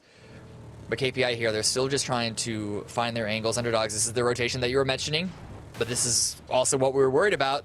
They're going to be driving it basically into Spicy Fish. Good heads-up play to get on the side of this ridge, to not drive directly into an opposing team, whether they saw a member of Spicy Fish or they just knew that this was a play they needed to make to be safe. Good deterrent from, because like they could have easily gotten, I wouldn't say full squad deleted, but heavy damage if they just continued to drive down that highway past the crossroads. This is there's a lot more moving factors in this than I would be expecting. Most notably, we see that Nice Try, still running off momentum from earlier games, is getting quite a bit of control right along the edge of the safe zone. The fields, I'm sorry. And teams are leapfrogging as they get information, but nothing that's going on right now is providing enough insight for any of these teams to know how to effectively move. Most teams don't have vision. There's KPI that's getting shot and taking shots at things around them, and that's kind of revealed 4 teams. Elsewise, you don't know anything about what's happening in the circle. There's no firefighting. You maybe pass somebody as you were coming in, but it's been pretty quiet. Now, finally, some teams getting vision on each other as we do see Nice Try with their 2-2, and Circle is going to shift Impala favored, moving away from those fields. This is huge for underdogs. They got the knock to even get the confirmation, and the circle shifts in their direction, so this is a great fight for them to continue to take. They're having to regroup, though, because it's still not the easiest to cross that road unless they want to full commit a bunch of smokes here. I would say that they might just stall, I'm surprised actually. we're not They might just sort of hold it out. I'm surprised we're not seeing a louder Spicy Fish. We know that this team can frag out. We saw it earlier, and instead it feels like we're regularly turning into Nice Try's position because they're such a active feature in so much of what's going on. They do have Warfunners that's just to the south of them, and I love this. Once they have a team move into position, good read on it, they're going to have their other two come in, reinforce what's happening right here. KPI also going to be rolling right next to Nootropics, getting some sprays at each other, as now Impala is populated, to say the least. They're going to have to do a new census, as there's a lot of people wanting to make this place home. Yeah, everyone's rushing to Impala, and most importantly, this sort of industrial area to the north side. There's so much, it's not a field necessarily, but there is a lot of open, somewhat flat ground that's in the center of this zone. And so everyone's converging on these same similar positions, same locations. Rumblers are getting a couple of kills. That's outside of the circle, though. That's a completely different fight. But KPI trying to stabilize themselves here. Oh, yeah, dodge. Okay. Good push by Hikerman. This is weird, to say the least, and both teams making a committal into this stage is Rumblers now just down to 1, and I don't know, Gorsak can't really do too much more from here. Dodge might be able to get that secondary res. Impala, okay, so here's North Impala, where you can see there are 3 teams. Then just to the south, this is kind of like that factory area, warehouse, whatever you want to call it. So people also refer to it as refinery. Impala proper still also has Nootropic as well as BBG that are holding down there. Corsak's got goals, man. He's not done. Well, they got to do something here. I'm sad we didn't see the beginning of this fight. I imagine both the teams weren't expecting each other and just drove immediately into each other, which is why you see so much carnage so early in the game. But it's not a fight that you want to take, that you would elect into. And BBG, that's who Ethan is shooting at right now. They had vision over all of this. At least Dodge are able to stabilize and have 3 survivors, but they still need to continue on that push. Yeah, they're still not even in the circle, and this is going to be a problem. Synergy now finding themselves Nootropics Leda is going to take them down, as Synergy is running a 2-2 split across everything that's going on at Refinery. So they've got 2 teams in between them, and they also have Nootropic to the south of them, and they're picking fights with everyone, Cam. Might as well. They have all these angles, and the idea of a split is to be able to assist each other and have crossfires. But with all this hard cover that you do see in Refinery, I mean, the angles are going to be very, very lacking, I imagine, unless someone perhaps gets too curious here. And this is worried that Synergy, I don't know if this was intentional by Synergy. I'm worried that they have now spread themselves a little too thin for this. This place has 5 million names, Cam. I swear, every team calls it something different. And that's what we need to do, a census with all the players. Be like, what are we calling this? Because most people just refer to it sometimes as Impala North. But I don't know. What's your take, Cam? What do you call it whenever you go there? I like Refinery, actually. I'm a fan of that one. Also, just Industrial, Impala North. I don't Industrial, know. I am Provid every single time. Okay. Anyway, back to the game. Circle swings up north. Still a lot of water in play. So where are you going to be able to rotate to? There, and half of, not literally half, but a large portion of what is of land is a big giant slope that's on the east coast. Yeah, this is awkward. Young Kings don't have to make too big of a move, but remember those Impala proper people, they're going to have to make a move. BBG trying to do that. Wild card, they're going to be coming in, looks like they're ramping into the north. That could put them in System Monaco's line of fire, potentially Young Kings. Spicy Fish finds a compound unclaimed, is going to potentially be gatekeeping them as well. Wildcard know that this is going to be a risky push. There is no clean way into this with as much water as you were talking about, Cam. Like, the circle is probably about half the size it actually should be with this many people alive. Yeah, exactly. Soniqs, ooh, not able to make his way inside the zone. Unfortunately, the rest of the Nootropic not going to have a key point to follow up on, but at least he gives information of where not to go. Problem is, that's basically everywhere. Like, what other angle could they take? As you was just saying, T-Suck right now running out into the open does take some pressure from Young Kings. Able to retreat, healing up, rest of the squad surviving, and this is a fight they have to take. You got to take fights fast, though, whenever you're making this, because you have to assume that a couple of teams could be rotating in the north as well. Young Kings trying to figure out if they can move a little bit further in, but just behind what's happening here, it's going to be Soniqs that spot out Dodge. Dodge was approaching on a similar path to where we just saw Wildcard, so this could at least give Wildcard enough time to finish off the fight that we saw just a second ago. Soniqs continuing their harassment of Ethan, who just can't find any form of safety, and even if he survives and Cherry survives, there's still the fight that's going on between Wildcard and Young Kings that's going to be popping off that they're going to run right into. Man, Ethan having to drive out into the blue. Hopefully heal up in time, but the fight between Wildcard and Young Kings, this is going heavily Wildcard way. Talk about surviving and thriving in the chaos. This is looking like it's a good Wildcard game. They're taking these positions very, very confidently with Systematicos. They have a little something to say.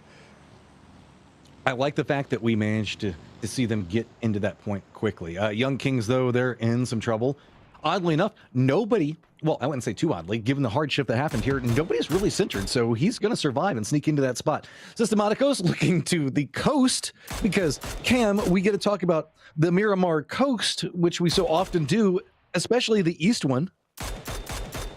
Always, yeah, we're always here. Always. No, but it actually isn't uncommon to see sort of ridgelines like this be played on Miramar. Systematicos just trying to keep Nootropic pinned against the water, but now Dodge pushing up behind, and it does not look like HWin is aware of this. Not at all. He's going to get taken out. Okay, a little bit of a messy spray, but they get it in the end. I mean, this is just a fight for whoever gets to die next, is what it feels like. We've got Nice Try that's taking the shots into him.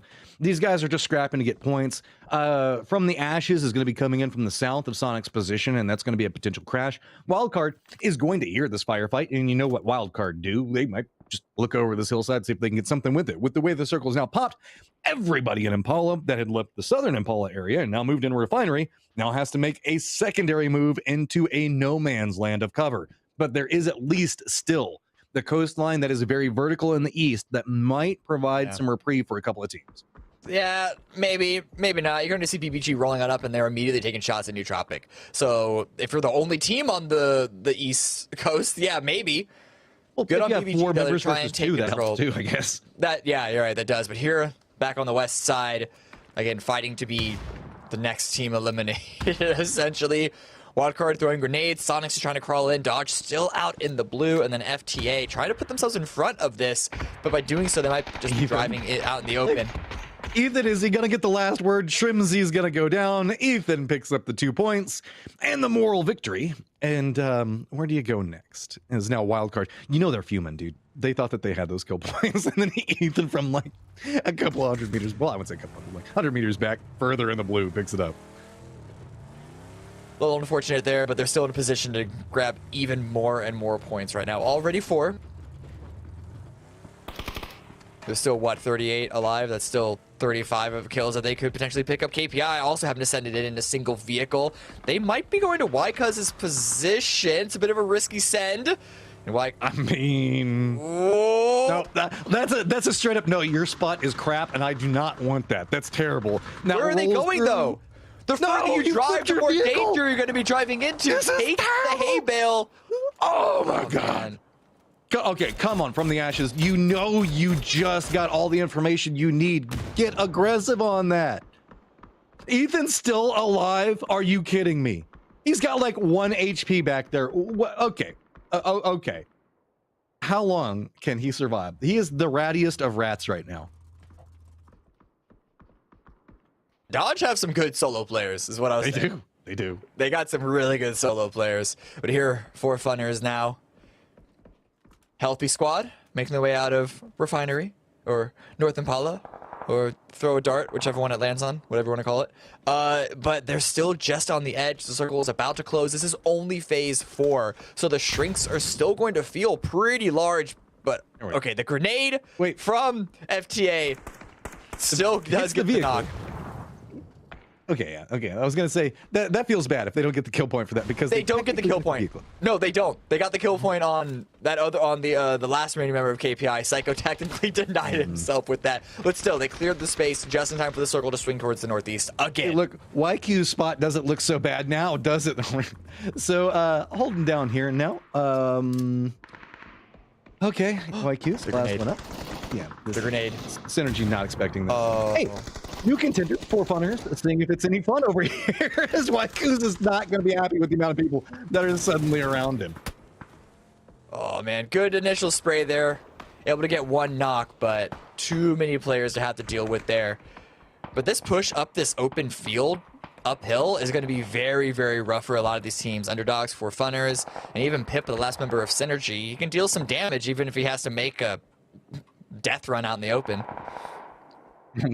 That's a perfect epitome for this circle. You just see Pippa watching what happens and close range sprays because everybody's just trying to survive. Oh, and this is a continued send into the north. So Systematicos and Spicy Fish both very strong in the circle. Problem with it is everyone is everywhere else, so they're not capable of getting as many kills as they would really like to pick up. It's been predominantly Dodge and Wildcard that have been feasting. Good kills for Dodge. Yeah, both these teams 7 and 6 for Dodge and Wildcard. And, like, they're still holding on to the edge, Wildcard. They still are making sure to deal as much damage to teams as possible, make sure that no one can make their way in.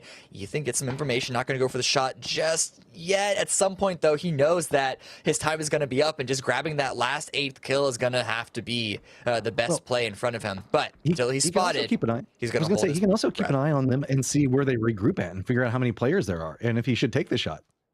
See, I like the way he's navigating this and just letting them reposition up the hillside and now can just follow up the fights. And see, now he has a path in the circle. Dude, Ethan is just so good at handling his positions like this. But Franks takes a throwable off the face. Uno reverse card, and oh, good grenade by 7 to knock T-Sog. Dre is trying to answer back, falls away, doesn't want to commit his entire clip, but this is where Ethan comes on in. This is where he gets his 8th point. Good timing on that because he knows it's going to be the rest of Wildcard right in front of him.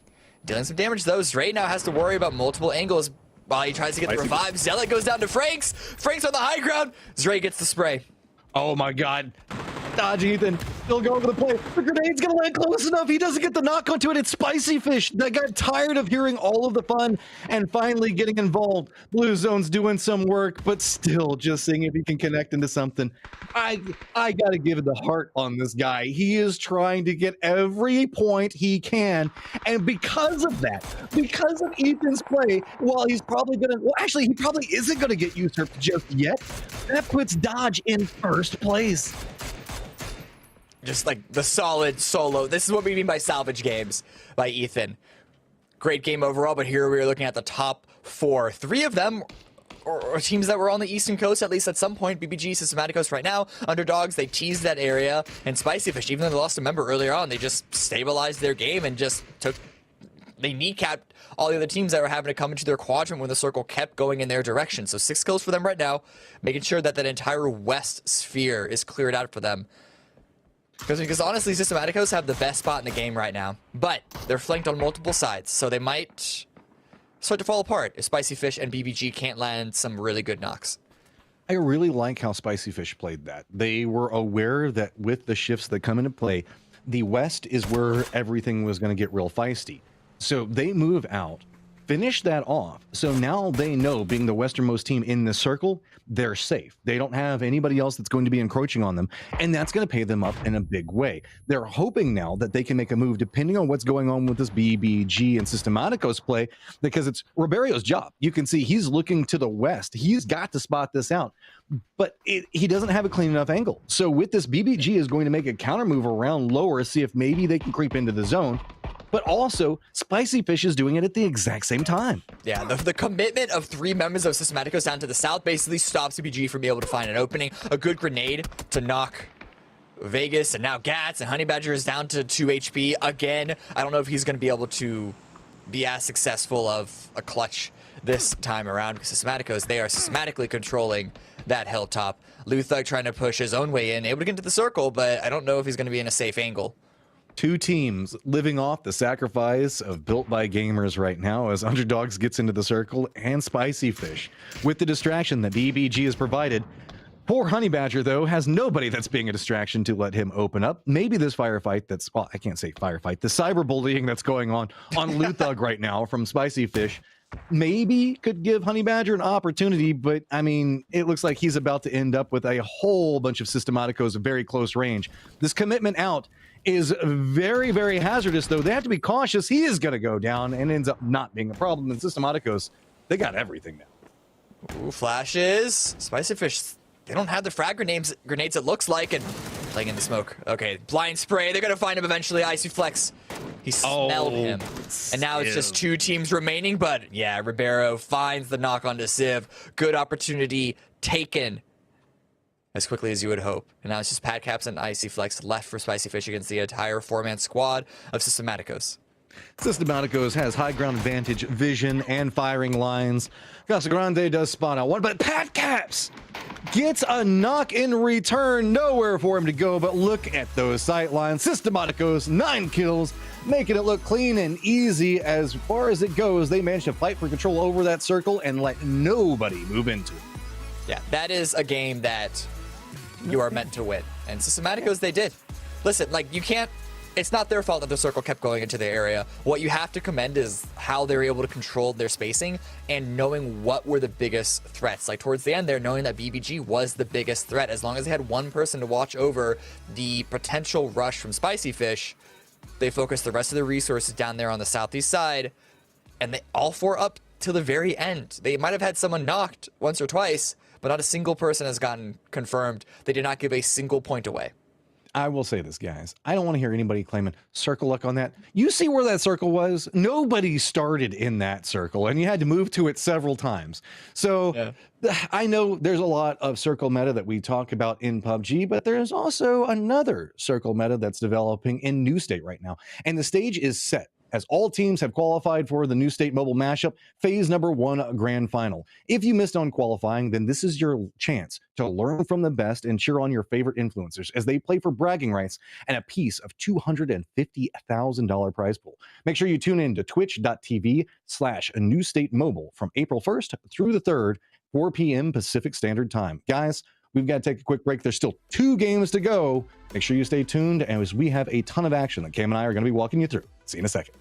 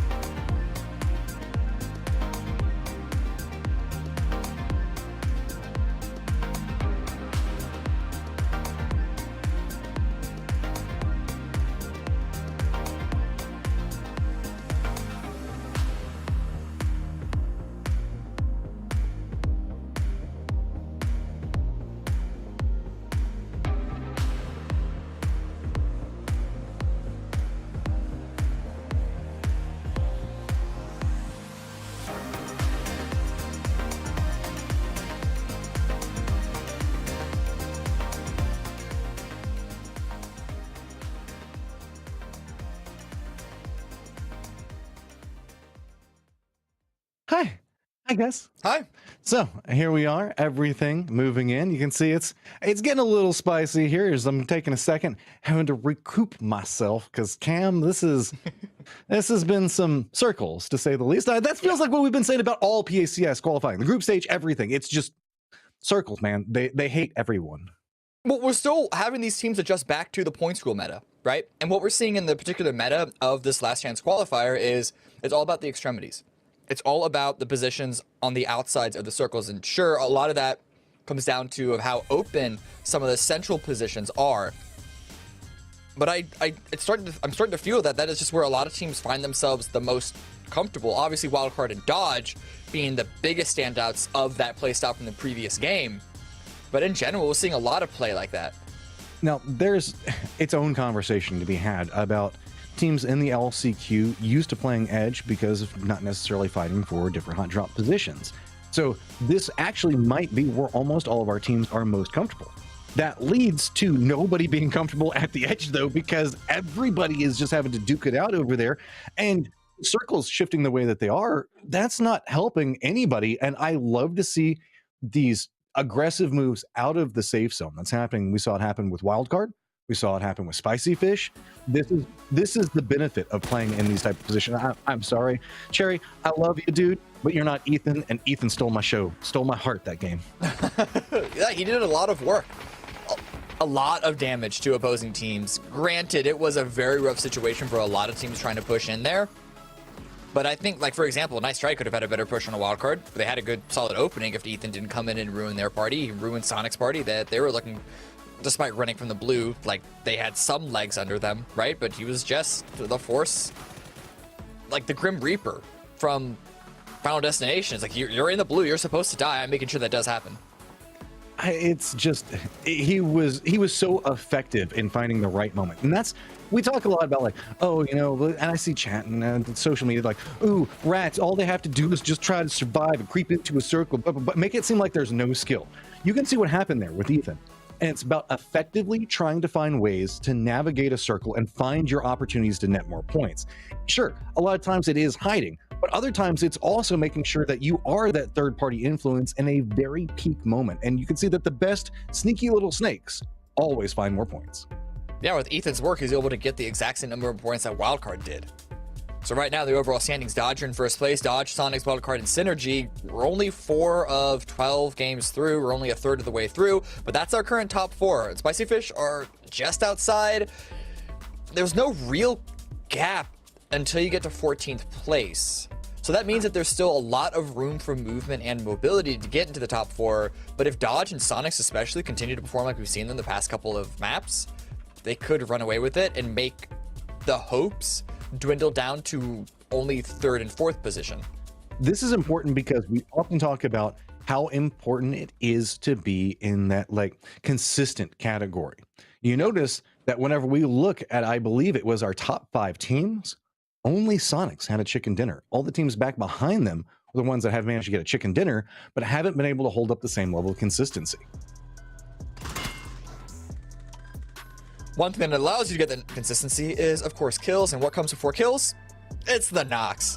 So very important thing to recognize here, even though generally translates over to kill numbers, we want to try and give a little bit of love to the team, the player. But not always for your team, because there's those, kill thieves that are out there. There haven't been that many kill thieves this time around, I will say.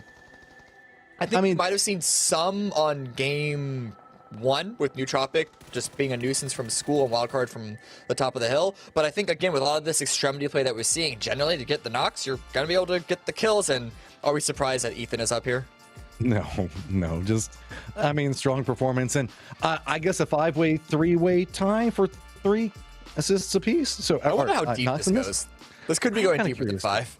Like, I feel like we're just unraveling the first layer of that onion, and there's like another 3 or 4 people that are back behind that one, because knocks are also elusive, because you can get a knock on the same person like multiple times, depending on if they keep going and peeking that angle. And I know, because sometimes I'm the guy that peeks the same angle over and over, and I get knocked multiple times, leaving somebody have to arrest me. So it's like, listen, it's hard to track. They have a bolt. Stop peeking that angle. Listen, I'll get them this time, I swear. Matt, you don't have a helmet anymore. Guys, I got it. They need to land fewer shots on you now. I got it, guys. Listen. I've been calculating in my head. Listen. Failure is the best teacher. I know exactly how to beat them now. Bam. The first two fell a couple 100 meters so short. I get that. I got it now. I've got it lined up. I know exactly where I want it to go. So everything's going to be fine. Miramar, you can see having to reset just a little bit for guys. Don't worry. Everything will be okay. We're playing in an LCQ. That does mean the fact that we have new up and coming teams. We have things that are going on. Sometimes it takes a second to hop in a lobby, or it causes different kerfuffles, to say the least, in creating these lobbies. And sometimes it also does mean the fact that somebody drops off of a connect because they don't have the same strength of computer if we're playing online all the time. We don't know what's going on, but we will get into game in just a second. Until then, Cam, the floor is yours. Pick a topic you want to talk about. Perfect. Because I want to look at the comparison between Wildcard and Dodge and how their numbers actually stacked up. They got the same number of points, similar kills, similar placements, but I'm really curious on where exactly we call it Dodge. It's going to be Ethan. Oh, this is overall very, very similar, like exact same number of kills, virtually the same amount of damage. Headshot, sure, headshots there. Neither have won, but both have just been incredibly powerful forces on that edge position. And it's so strange that their numbers are looking the exact same, because I feel like they approach these games in almost different philosophies, even though the end result does look the same on that leaderboard.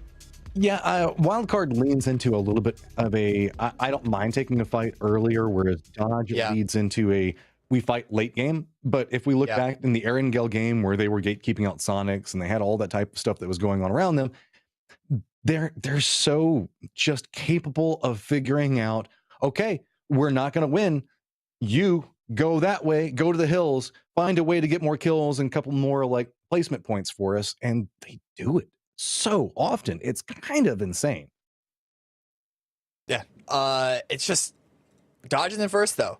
So if we're talking about trying to leverage yourself into a solid position on the leaderboard, kills are important because if you're able to get kills, you're able to get control of your space in your area. Generally, that's like an overall umbrella statement, right? But this comparison between Dodge and Wildcard shows that is not 100% a universal truth, right? Because they have the same number of kills, but Dodge's kills are generally more valuable because they're kills that allow them to put themselves in a stronger controlling position to then leverage that into placement points, which is why they are currently in first place. I don't remember exactly where Wildcard are.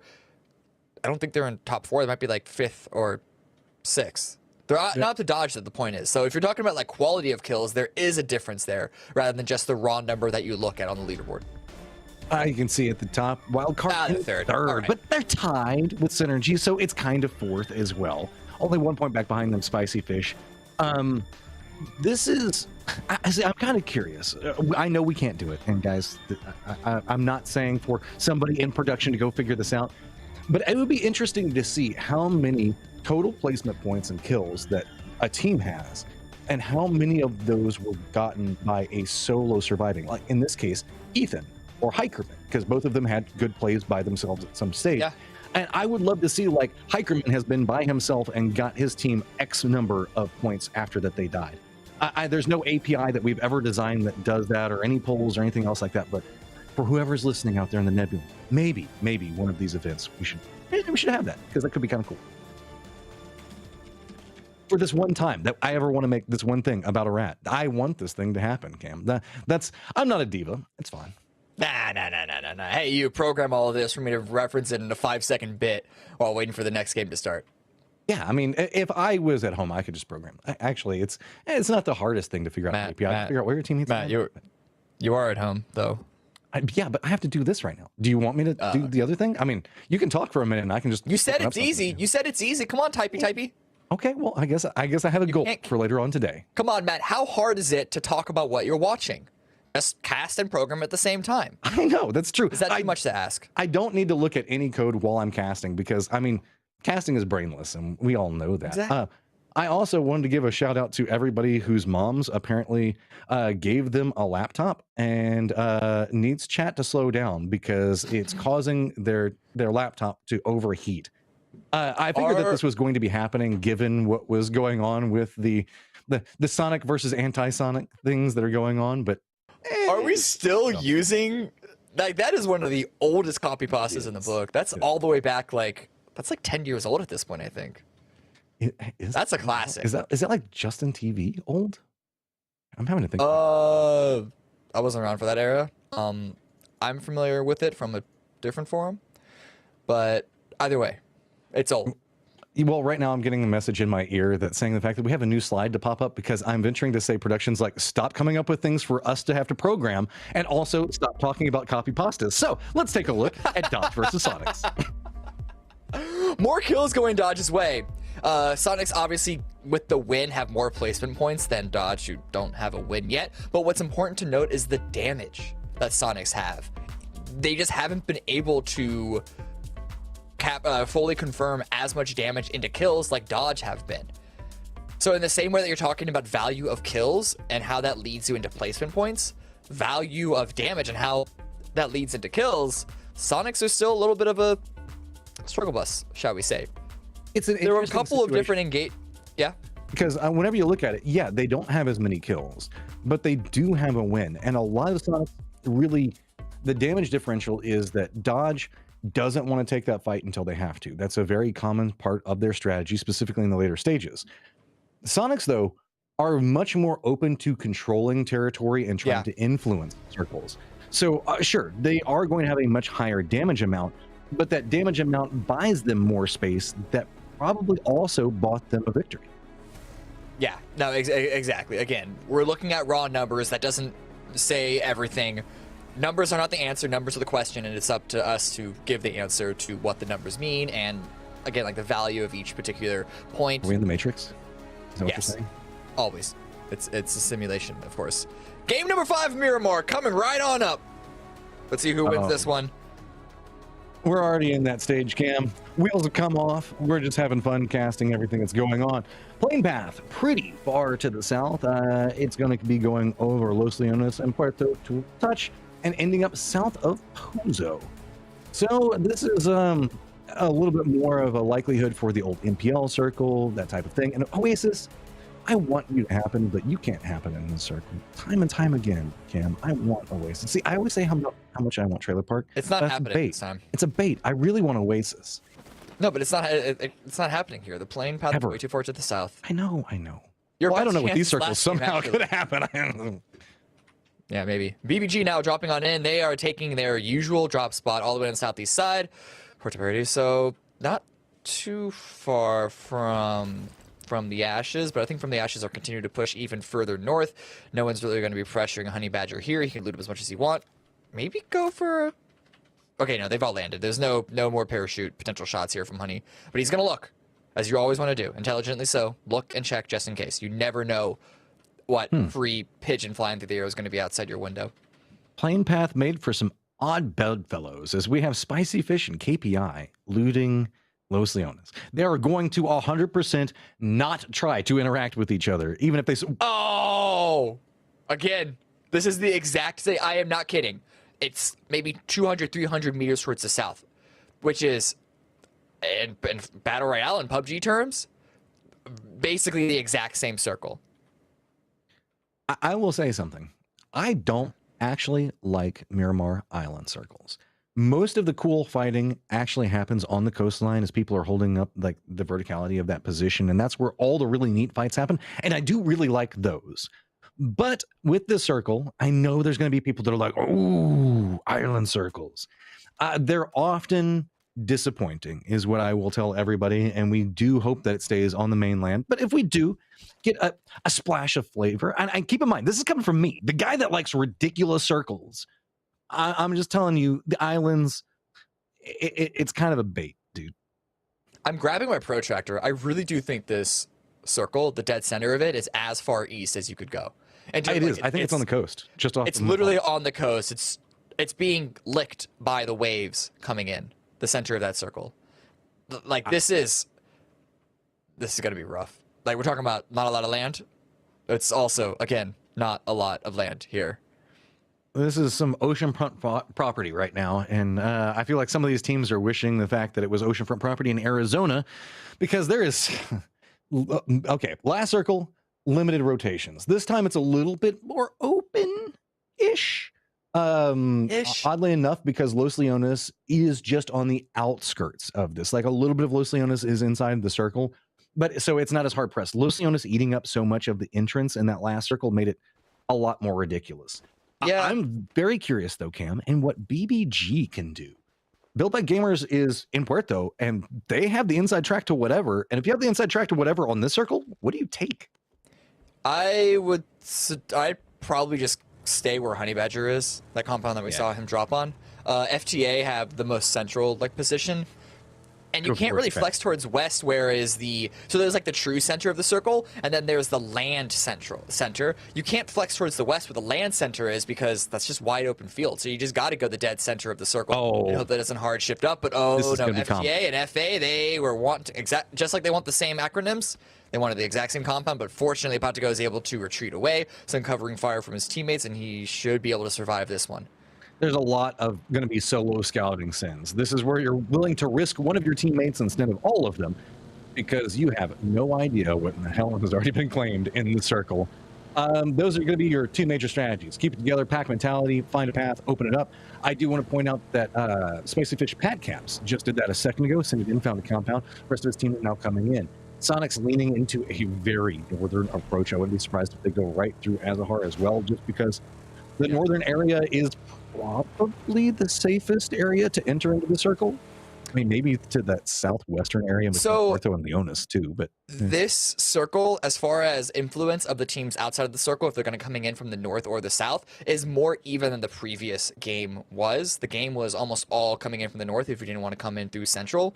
This one's better split, but it is still a little more southern favorite, I have to imagine. So even though you're not able to track literally where everyone is trying to rotate, best guess, best estimation, best gamble is north is more open. Hey, be louder.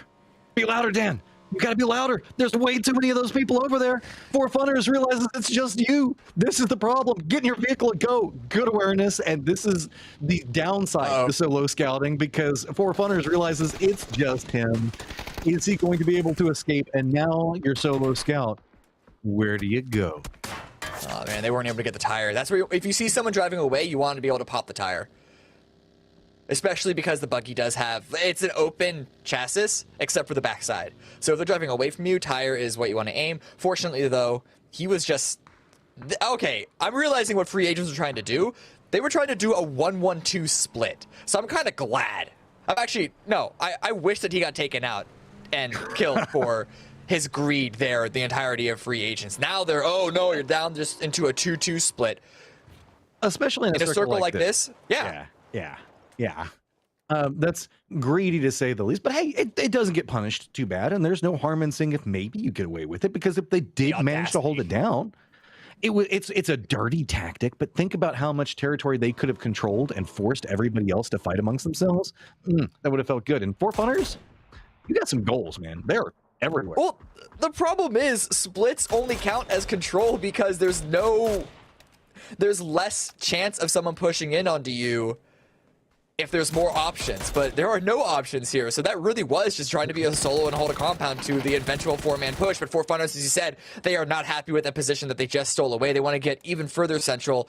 Huogman here trying to defend himself, but gets a little bit of damage, has some covering fire, but ultimately needs to retreat. Not worth. Now For Funners have scared off a solo holding down a position twice. And that is the inherent risk. Yes, if you can be loud enough, if you can be scary enough, it does have benefit. But sometimes there's just going to be people like For Funners that are like, no, there's only one person there and we want the spot. So quick responses are very vital if you are that solo holding down that position. So kudos on both the solos to figure out, okay, too hot, too heavy, I can't win, I'm gone. Because if you don't do that, you've just, instead of holding control for your team, you've just now diminished the amount of players that your team has for no apparent reason. Yeah.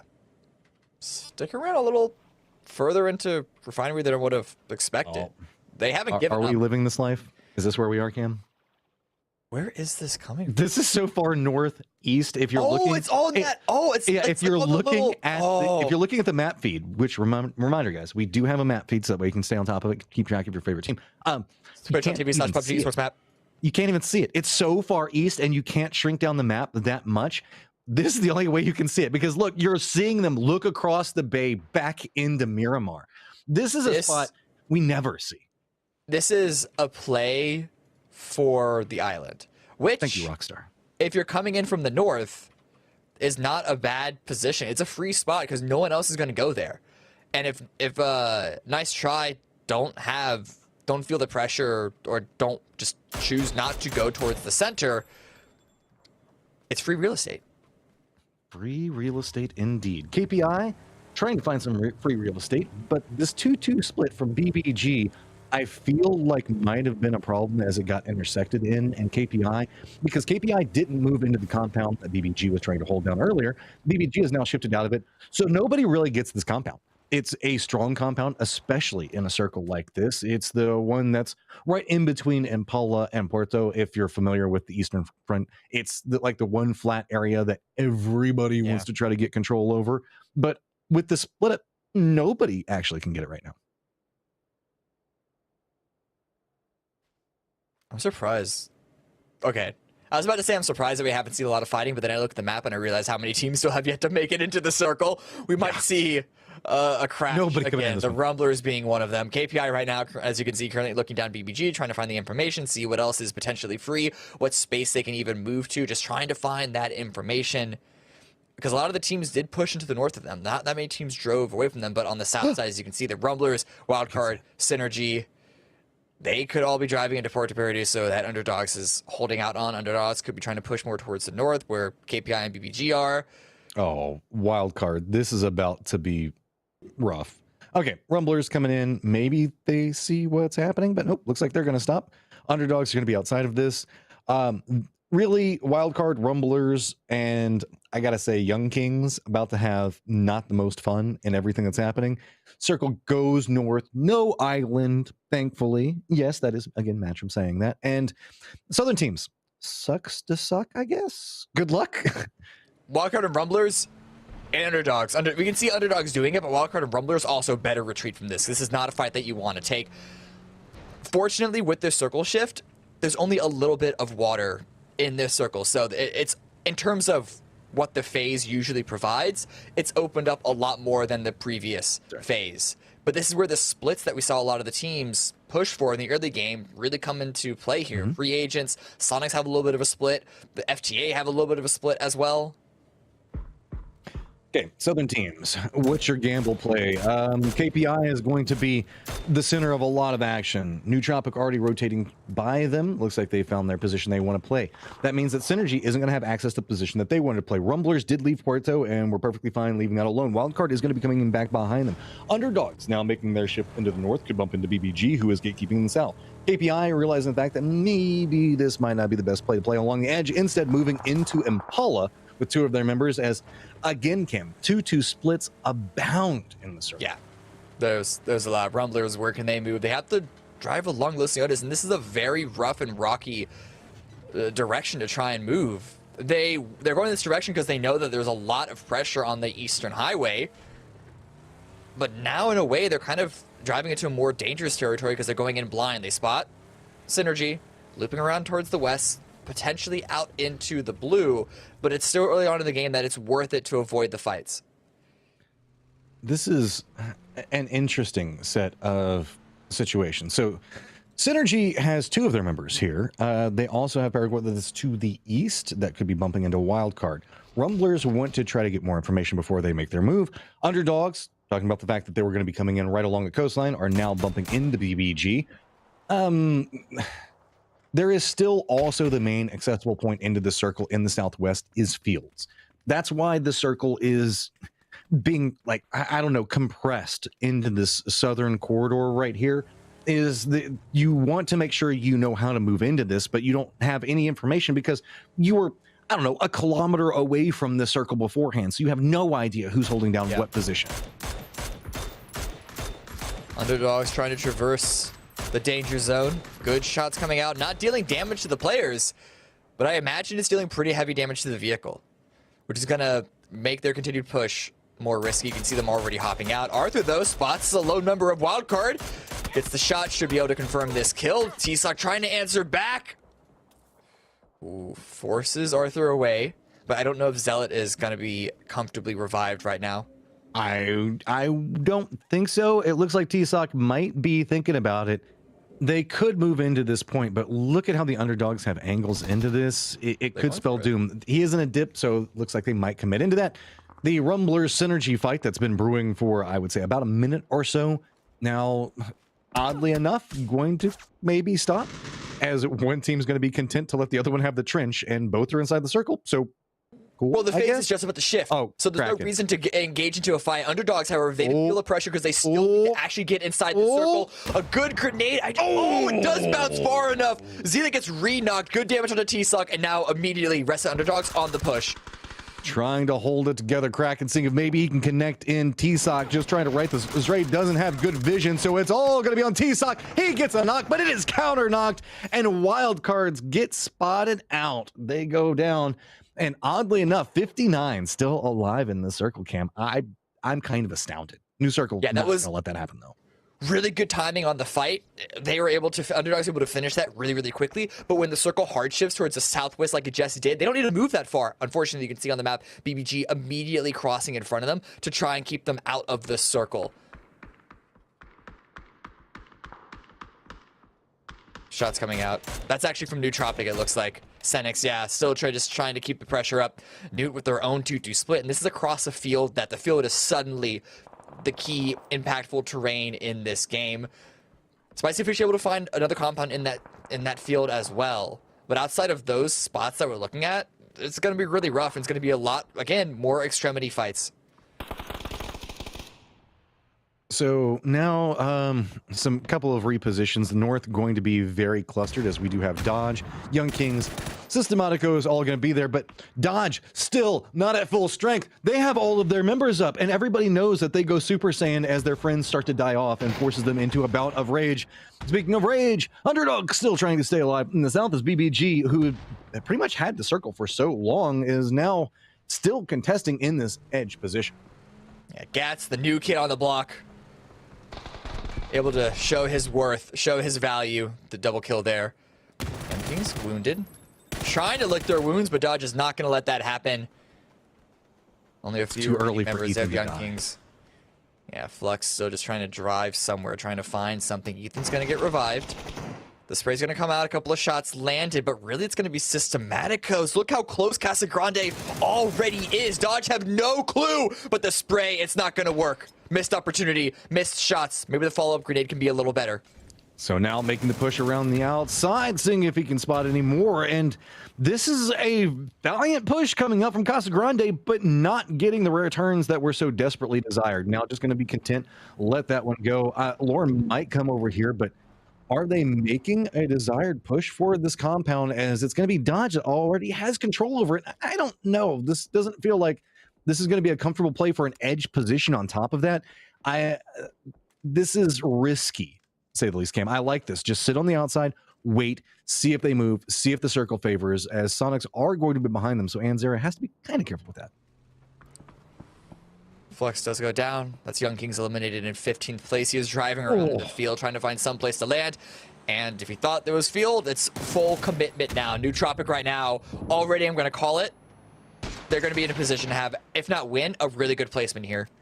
Time to fight. Whatever you got next to you, if it's shooting, you shoot it back, because you do not want to fight your way into the circle. You just want to get whatever kill points you can. And if you have to come limping in with one player, so be it. Now, issue is free agents. They're the ones that are going to find Lauren and get the knock, and it's going to be Hikerman that picks it up. So free agents are to the south of this, as well as Spicy Fish, both taking shots, realizing the fact that they have to get positions. And Systematicos is realizing, okay, this is too hot. We don't want to be here. Now trying to regroup. Soniqs is to the east of this and is taking some shots, but they're more weathering shots. They're not making the committed in. And now Soniqs going to start their drive into the safe zone, and this is a risky push. Man, yeah, I think Dodge would have loved if Systematicos tried to commit into that fight. But now that Systematicos have moved away, Dodge, they can't fight, as you said. There's no one to fight, so now they have to do the unholy choice of trying to push into this circle, and it's going to be rough. Soniqs as well, they have to do a similar push, not quite as far, and they actually have a little bit of an opportunity to perhaps try and sneak up onto free agents compound. The problem is Systematicos is going to be in the angle to try and shoot them in the back. Dodge just trying to run in, but they're running right between Spicy Fish and free agents. There are so many sprays coming into him. Icy Flex connects onto Cherry, and you can see that's the moving thing that's going on the distance. Soniqs hears this. FTA tries to make a play in front of them, spots it out, and now realizing where one of the threats has shifted to. That's going to be a lot of moving pieces to try to keep a track of. Dodge also trying to make the play and do survive with just these one casualty. I thought for certain that they would lose more, but Systematicos not faring as well in their approach as Soniqs still needs to make their push in, and now, oddly enough, are one of the few teams still that are on the outside of this. I mean, we've got from the Ashes, but then we also have the Impala fight. That's going to be KPI and Nice Try vying for different spots. You also got BBG here, still trying to deal with underdogs. Haven't removed them all from the server just yet. But from the Ashes, as you said, still trying to find themselves a position here on the edge, but for Funners, good hold by them. KF9, though, a lot of good shots. Gargren has been taken down. FTA, Coffee, long-range shots. Again, this is a wide spread by FTA that is looking like it's going to be capitalized on by the Soniqs. It's just Patico here on the ridge. Oh. That grenade, they know where he is. 100%. They're now just fighting for this hilltop. They are not inside the zone. Systematicos, you can see, just leaning into this dip, praying that everybody will finally leave them alone. Soniqs going to have to figure out what they're going to do. They still need to move forward a little bit more. H1 still playing that back position, try to provide some type of cover for what's going on. From the Ashes is still to the south of this and did get stopped. But to go might buy this one out. Sees nine coming forward, goes for the spray, does get the knock on one, but he's all by his lonesome, so that should be finished off. Now, inside the save zone, the new circle has popped and goes into New Tropic and Dodge's favor. H1 actually does get knocked by the blue as he tries to drive on in, but Sonic should be in position to stabilize with all four. Oh, KPI now, as you said, the fight against Nice Try. They're holding their own pretty well. Only 3 kills. They're not going super aggressive because they're just trying to keep themselves alive. Again, leaning into big, heavy, conservative resource play. And they're now going to need to finally cross that road and make their way into the field. As you can see, BBG off in the distance. They're clown carring it. They have no other option. They find a little bit of a ridge, but I don't know if it's going to be enough. Underdogs still have the angles. Arthur drops Gats.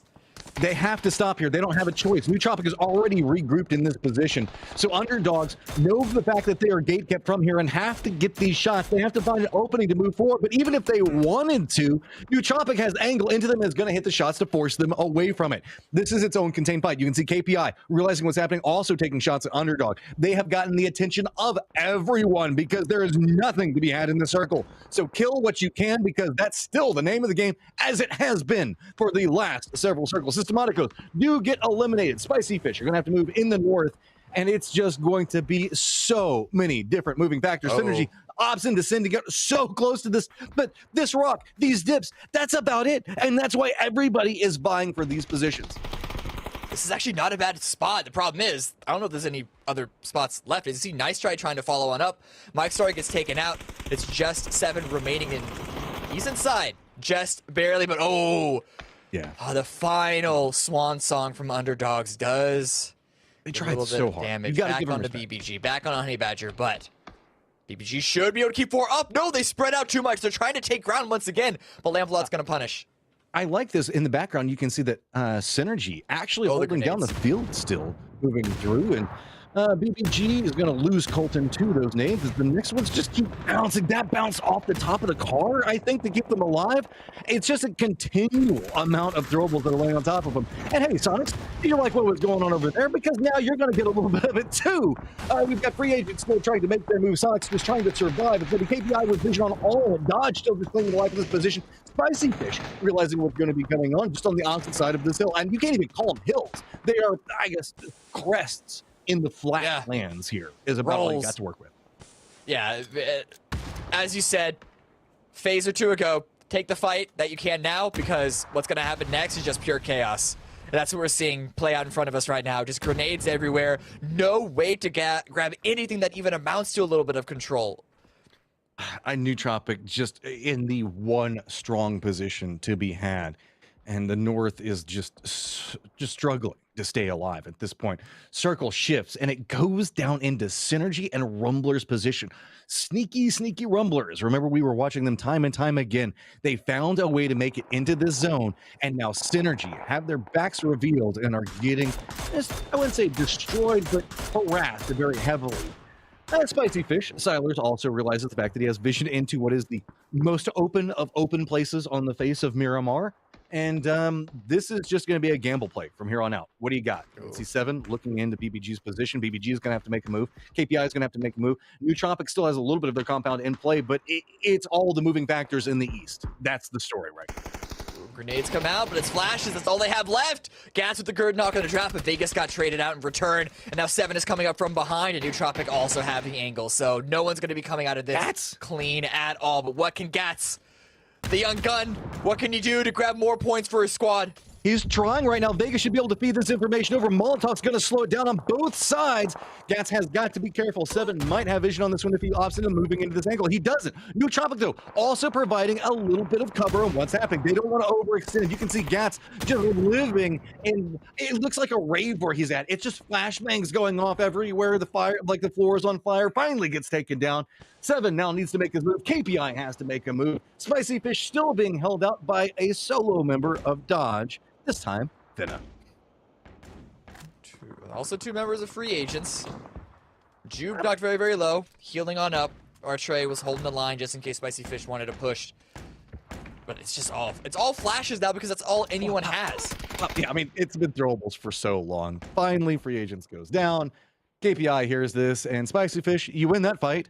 You get your kill points, but now you need to move forward, and there's still that problem. Nootropic Leda knows where some of the threats are, but just can't manage to get into an angle with them. So 7 somehow clinging to life, trying to creep through this, see if he can take enough shots to sneak into the circle, and just narrowly cannot do it. Nice try coming up for 7. Yeah, he was able to grab his team 2 placement points, but that's going to be it for a nice try. 5 teams remaining now. KPI, well, make that down to 4 as KPI get removed. KPI with a very good run themselves. A lot of kills coming out on their end, but the top 4 teams, Rumblers, Newt, Spicy Fish, and Finna from Dodge. Solo Dodge player can never count them out. Death, taxes, and somehow Dodge having a member in the last 4 feels like it's always going to happen. Big game coming up for Spicy Fish to pick up as many kills as they have, are sitting in 2nd place now. Rumblers finding themselves in that top 4 and feeling pretty good about it. Synergy, they just got eliminated a second ago, so should be dropping off in just one moment. Nootropic still have their compound to play, but it's so close to the edge, it's not giving that same strength that it had before. And now Rumbler's positioning has been far more beneficial. I say that until the circle pops, and there's nothing beneficial here. Everything is bad. I don't hate this from the Rumblers, though, mostly because they have a little bit of a 2-2 split across the road. That's the more important thing is these crossfires, because now that the cover is getting less and less, and actually in this case, not in the zone anymore, these crossfires have an opportunity to deal heavy damage. Spicy Fish right now rolling on in, trying to find this little bit of a dip, but Leda is going to be at the ready. Oh, vehicle explodes right in front of him. Rumblers can play the opposite sides with the dip that's there, but Nootropic's Leda still on a mission, going to go for a spray. Finally manages to pick up Civ, but that took a lot longer than I'm willing to bet he wanted it to. Nootropic trying to use that ridge line, moving along, has to be very careful. The Silers is still alive. Pat Caps goes down in the distance.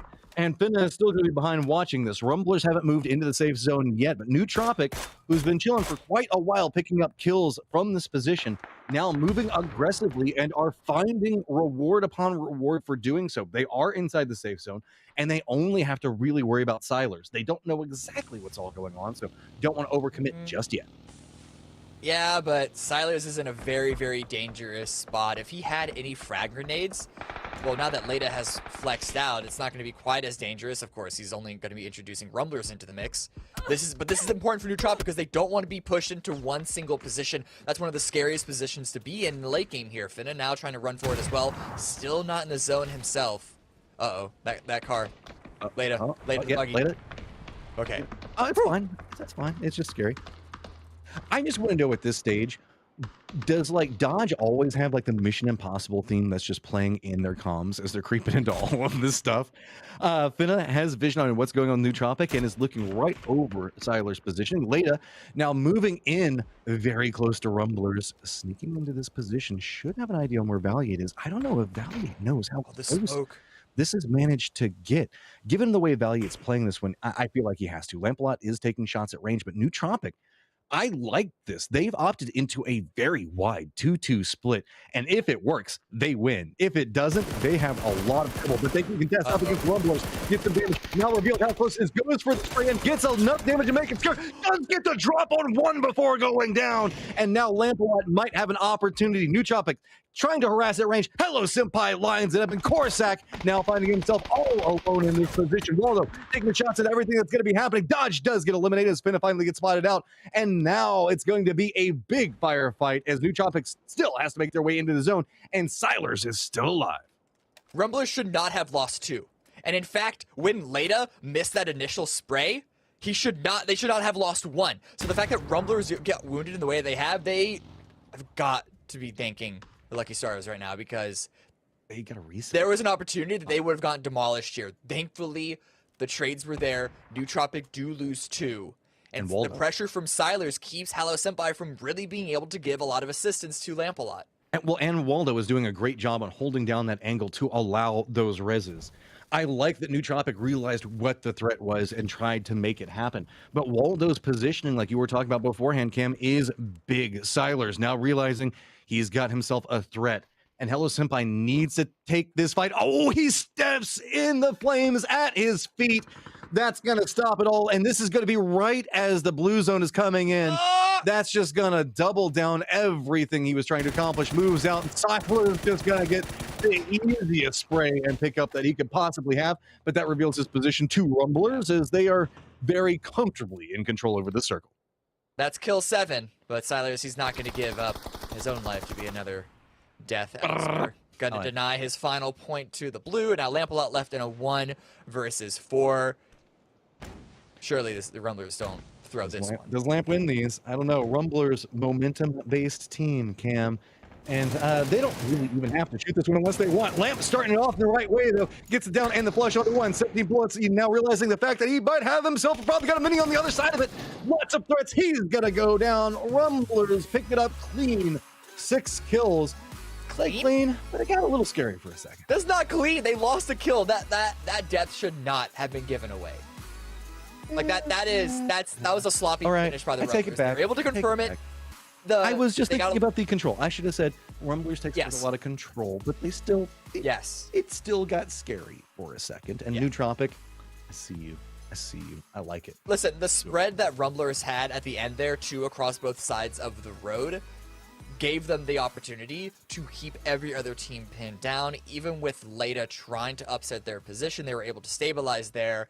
I'm going to remain bitter about that death going away. Like, when you have 4 versus 1, there is no need to be so haphazard in your approach, because that kill that they just gave to New Tropic, that coming up, that could be the make or break, because we're only looking at 4 spots into the grand final here. That is important, but I'm not going to harass him too much on losing 1 whenever there was many smokes down as there were. It was, you had 1 person pushing one side and then 3 on the other. If he was looking to the right, the solo would have gotten him instead of going down. I can see the mindset behind it, so I don't think it's the worst on that one. And also, Cam, why are you picking on me about my word choice? You say, like, what is it? Chas? I don't know. How do you say chassis? It's like chassis? Chassis? I think I didn't catch that one. Yeah, chassis. You said like chassis earlier. When did I say chassis? Like earlier when you were talking about vehicles, it broke my brain. Okay, that's it. Guys, we've got one more game. As you can tell, we're moving desperately into game 6, be it casting, be it play styles. You know you want to stay tuned because the wheels are coming off and it's going to be fun. See you in just a few minutes.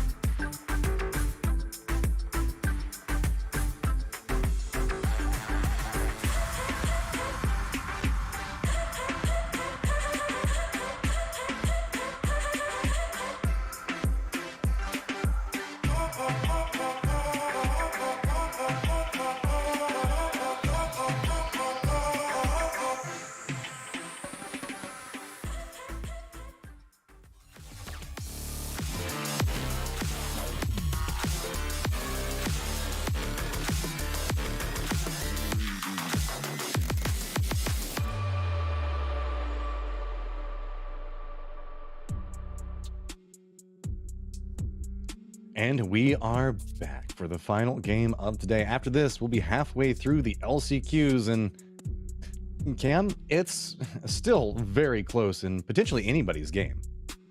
Yeah, obviously it favors some teams over the other, as we'll see when we look at the overall standings. But with the circle as unpredictable, I think is the right way to say it. As unpredictable as it has been, it's giving opportunities for teams that otherwise might not have been able to really find the points that they needed. But Nootropic coming out with the win from the previous game. Only 6 kills, so it's only 16 points. Actually, no, whoa. My brain mixed that up. Rumblers got the win, but they only had 6 kills. So Nootropic, with the kill point lead, break that tie, and Nootropic still come out on top with the win. See, my call halfway through the game was correct. Nootropic did win that game. Hey, it's about the moral victory. Yeah, you're also the guy that always says, did the team with the most points win, or did the team that won? Oh, I don't ask the question. It's the team with the most points. Well, the team with the most points right now is Dodge. Back behind them, Rumbler is sitting in second place. 1 point back behind that, Spicy Fish. Then a drop-off of 5 points, and that's going to be Soniqs. Nootropic just nipping on their heels. 1 point back behind them. Wait, Matt. Huh. I swear, before last game, Soniqs was in second, then Wildcard, then Synergy. How has it been mixed up this much? Kills in crazy circles, going out early, and people that were just picking up a lot. I mean, you saw several teams managed to pick up a ton of kills in that last one, so that's kind of created the chaos. So we've got chaos on the leaderboard, chaos in the circles, chaos in chat, chaos on social media. Everybody has just got a lot to say about LCQs and what's going on here. And there's so many moving factors in this. I gotta say, massive respect to everybody that's been playing through this, because this is a lot of making the best out of a bad situation. Yeah, Spicy Fish here, you can see, which, by the way, leaders in damage overall, the team, they're... I can't even color this. I can't even, analyze this. This is just... Your cover is gone. Make do with what you have. And we saw Rumblers able to, with their positioning here, as you can see on the minimap across that road, they're able to, somehow gain control, if you can even call that, the circle. Almost got removed by Leda here. The fact that he's able to get that one knock is ridiculous, but... Making the switch over to the mini, dude, and just being like, all right, I'm going down, you're coming with me. I love the mindset, and why does it not surprise me whenever you end up in a circle where it's just stand and deliver, there's no cover to be had? That's where the Rumblers are going to be the happiest, and they were doing so much. Yeah. I still have massive respect for Nootropic. The way that they played that was the only way they could win, and it was a low chance of victory, but they still went for it.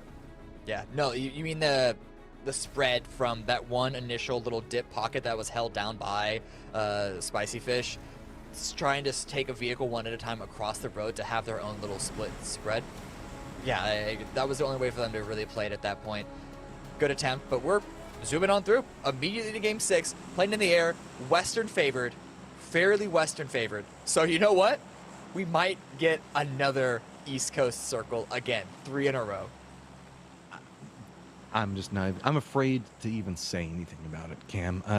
This is going to be, I would say, a highly likely uncomfortable circle for everyone. But hey, at this point, that's just the name of the game. And that's just the way PUBG can be sometimes. Underdog's going to go ahead and make a drop very far north. Cruda Valle getting some love from Spicy Fish. If anything, we're going to see areas that we don't always see get looted, Cam. Yeah, no one's going towards Toffee's favorite spot of Campo Militar. I don't know if he still swears by it, but there was a time that he was fully, cult of Campo. Him and Poro, man, they like to drop on the edge and then walk their way in. I just live a different lifestyle. They're hipsters, right? Oh, no one goes here. It's Wait, Cam, are you saying that? Just so I'm aware. Is Cam calling that out? Yes. I am calling Porosaurus and Toffee's hipsters. Woo! That circle pops. Oddly enough, not the worst that we have seen today. And don't worry, secret safe. Chat, you have to let them know, because I'm willing to bet that they would love to hear that. So Nootropic finds themselves at the center of the circle again, feeling good. Well, if they can hold on to it, we'll see, because they're still trying to find their initial loot spots right now. Systematicos and Wildcard also here. Man, okay, so again, we're going to be seeing a lot of teams rotate in, but it's going to be different teams this time. Wildcard, their loot spot is in this circle. And if we talked about it earlier, teams that might favor coming in from the edge versus favoring being in the center here. The one upside in this exact circle is how much high ground there is. So there are a lot of opportunities for the teams that loot up in this zone to put themselves in an early position with the high ground to then get the information. It's not going to be nearly as blind as some other circles where if you're the team that's in the dead center, you're just, you know, trying to listen for any clue. Here you can actually, if you have scopes, see the rotations as they come towards you. Crater Mountain, you know, the area that's just to the east of Crater itself, that's pretty centered in this, is extremely vertical and almost creates like its own, I want to say, block for everybody else to have to deal with. Like Crater Fields itself is notorious to have to try to contend with, and this whole area is fairly complex. I mean, we still even have some of Oasis that's in play in here. So when we look at this is a lot harder of a circle to navigate than I think that a lot of people would be expecting, because given the first couple that we saw as Miramar circles, it's like, oh, hey, like 50% of it's water. So yeah, that's going to be hard to rotate.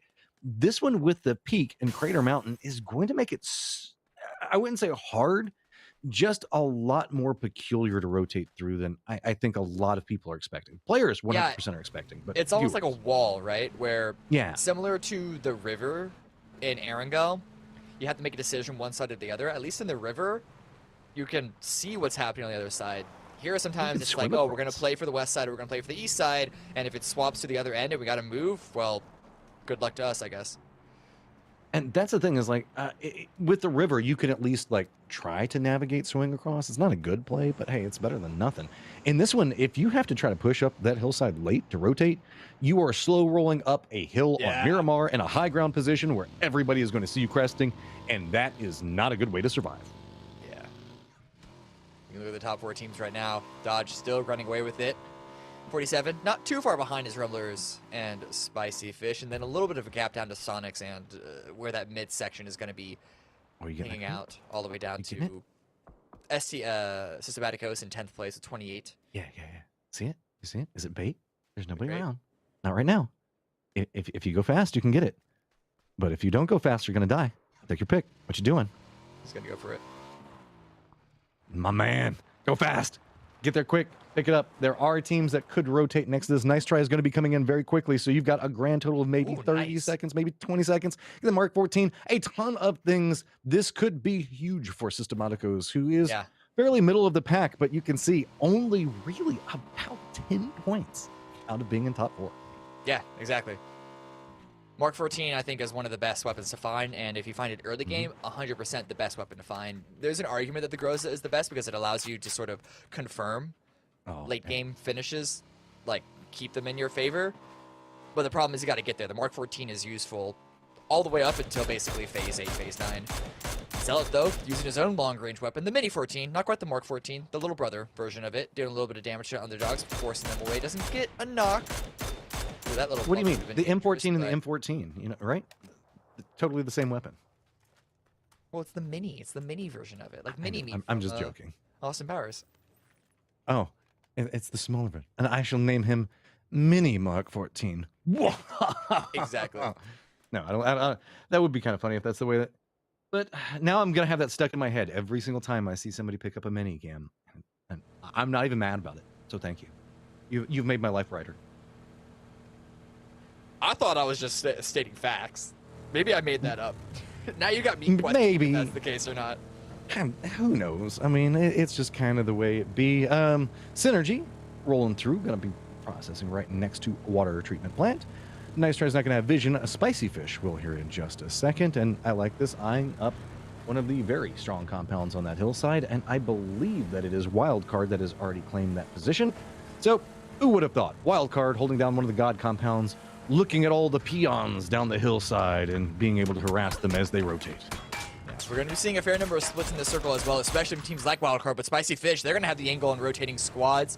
Synergy is trying to push past, and this is looking really dangerous. With Synergy able to find some hard cover. 2-2. That's weird.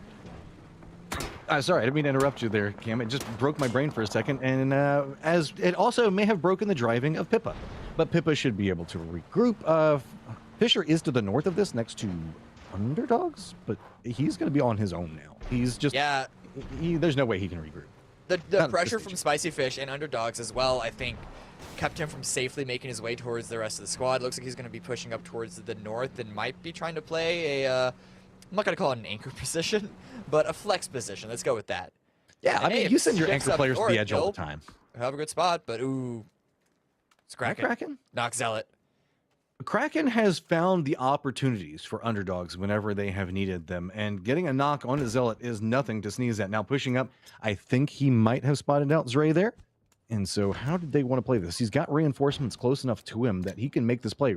Reminder, said the fact that Wildcard was running a 2-2 split, and looks like they are trying to regroup. Maji's going to be coming into this, but this is a slow roll coming out from Underdogs, finally getting the reinforcements that they think is strong enough. They have one member that's going to be crossing the other side of this, trying to cover it, but with the smokes, it's still just going to be fishing with dynamite, as this might be cooked well enough. Nope, the hillside's going to curve it. No! That was enough to actually get the knock. I thought it might have rolled away.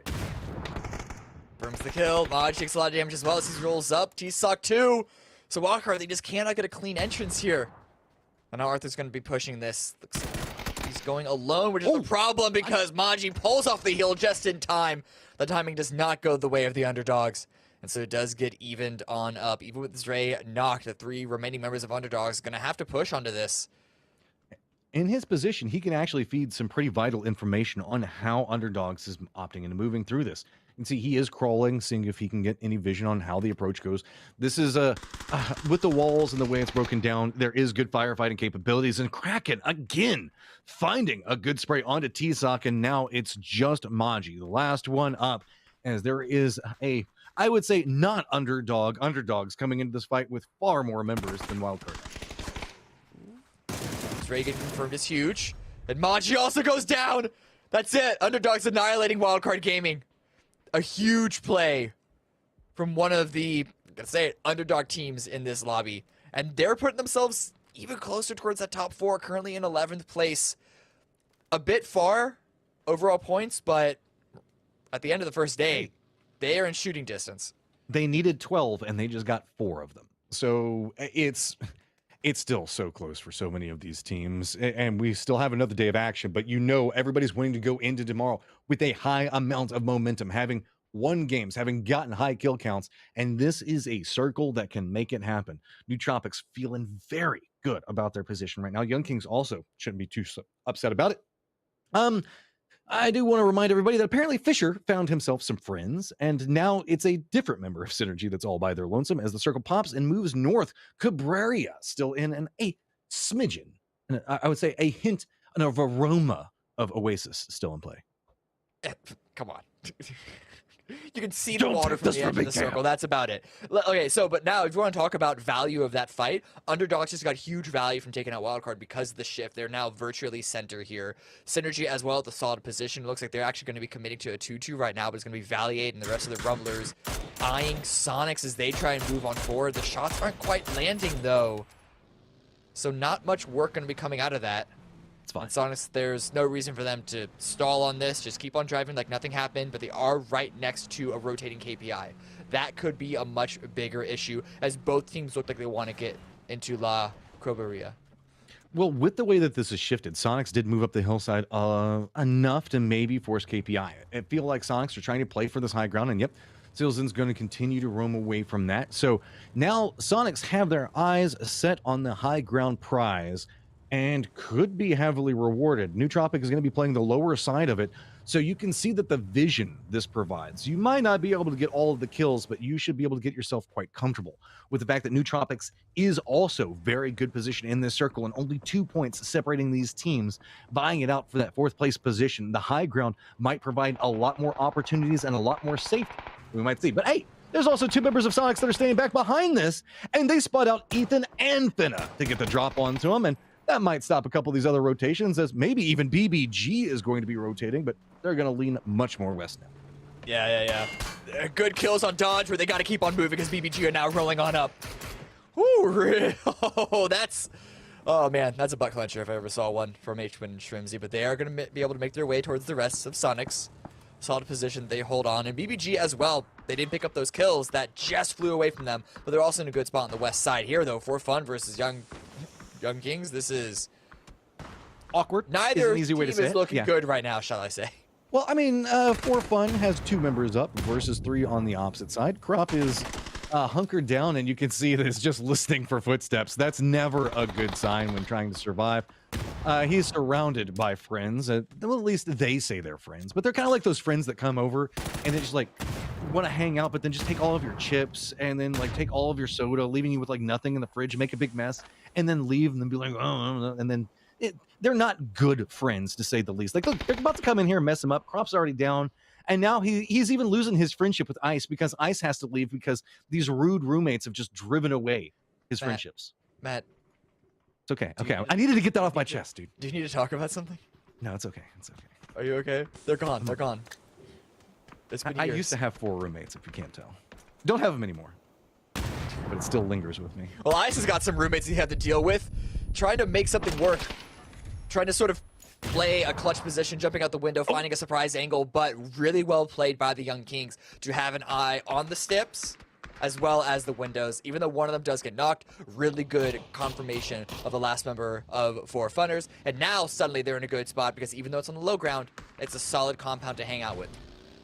Towards the center, Yeah. not dead center, but towards that direction. But if this shifts further north again, that's on me. I'll take that one. See, look, and you are picking on me about saying something about Oasis. H-Win, it's okay. It's okay. He's Still gonna be not fine. Oasis. Still not Oasis, Matt. Look, you can see Oasis on the map. It's close enough. It's fine. Don't worry about it. can see Russia from my window. Okay, maybe she could. Who knows? I'm not going to judge that. I can just see what I can see, Cam. Nice try. About to have to push in a spicy fish. That might be a problem in and of itself. North part of the circle, though, around Oasis, is pretty open and could be a prime real estate position. Don't be surprised if we see some heavy northern rotations. Most notably, Rumblers look like they're already thinking that. What's even playable in this circle? There's definitely a lot more playable areas here than a lot of the fields that we've seen. Oh, yeah. But the problem is hard shift on hard shift. It pressurizes a lot of the teams in the same side. And in this case, it's going to be the south, which is why we saw FTA, Soniqs, Dodge, BBG all push in from that exact same angle on the southwest side. Some have dismantled from that collection. Some, like Soniqs, have actually stayed around and might be thriving in the situation here, drooling at the opportunity to pick up some kills. The South has got a lot of gatekeeping that's going to be going on. Synergy and Systematicos. Let's see what's happening over here. Soniqs are still running a 2-2, hoping the fact that they get themselves positioned to work with. Teams to the South are going to have trouble, most notably Young Kings trying to move in. You can see already losing one and getting one flushed. Hikerman's also over here, as looks like they're going to be sending it right into this position, losing vehicles and losing that cover, but Capitan could not capitalize, goes for it, caught out the open, he's going to go down, and Synergy now finding themselves losing the footing in this. Really good approach, really good crash here by Young Kings. Great turn by Wycuz especially to stabilize and really reconnect on that knock that looked like he was the one who's going to be losing out on that. Rocky does go down. Only 3 of them remain. But this is definitely a good bounding move by Young Kings to get into this zone, to get into this circle. They just got to figure out what the last member of Synergy is. You know, distraction being provided allows Systematicos to move into the circle as well. One of the members for Young Kings is still behind, and I believe that one of the members from Systematicos also waiting for this. Cabrera still just being Cabrera, as it has BBG that's running a 1-1-1 split with Gats way away. You can see on the mini-map just into the northeast of this. Rumblers holding a 2-2 split of their own to where they have 2 in Cabrera, and then they have 2 very far in the north, and you can't see them on the mini-map because they're so far away. The only reason why Rumblers are able to have a split like that is because of how open the north was. Like we were talking about, the south is the most populated because of the hard shifts. So good heads-up play for the Rumblers, who usually like to arrive late to circles like this anyway, to recognize what was available and really try and stake a position, and honestly looking to repeat what happened at the end of the last game. Circle, but it shifts away. Outside. Yeah, I mean, this is... I would say the 2-2 split of Soniqs heavily rewarded, now having to make the committal in. I wouldn't be surprised if our northern teams, or the southern area of the Soniqs, probably hops in their vehicles and regroups very quickly. Hikerman by himself roaming into this, but he's not the only Dodge member up. He also has Cherry that's alive, and that's why we're going to see him just get knocked in this position. And now Dodge has reached full strength. As in a moment, Hikerman will go down, and Cherry is in the blue, pushing into the circle by himself. Solo Dodge player in the blue. All according to King. This one hurts. This one hurts, This one, man. yeah, I don't think Cherry's going to be getting a single point out of this. He's got a couple of first aid kits to work with, and with the hard shift going towards the south, once the blue starts to move, it's going to be moving very, very slow, and it doesn't move that far. But there's no real team for him to try and backfill and backstep like we saw from Ethan, especially. I like this also from Nice Try, realizing that the compound that we see Spicy Fish is in is not in the circle. So they circumvent this. They're playing around the hillside to see if maybe they can maneuver through it and dodge a potential fight, maybe even get into a gate-kept spot of their own to where they can hold out Spicy Fish. I like this. Take the shot, keep on moving. Doesn't matter the fact that Spicy Fish know that you're moving. They can't do anything to stop you without hopping out, and Underdogs actually has vision on their position, so that's why they're being kind of denied on this angle as well.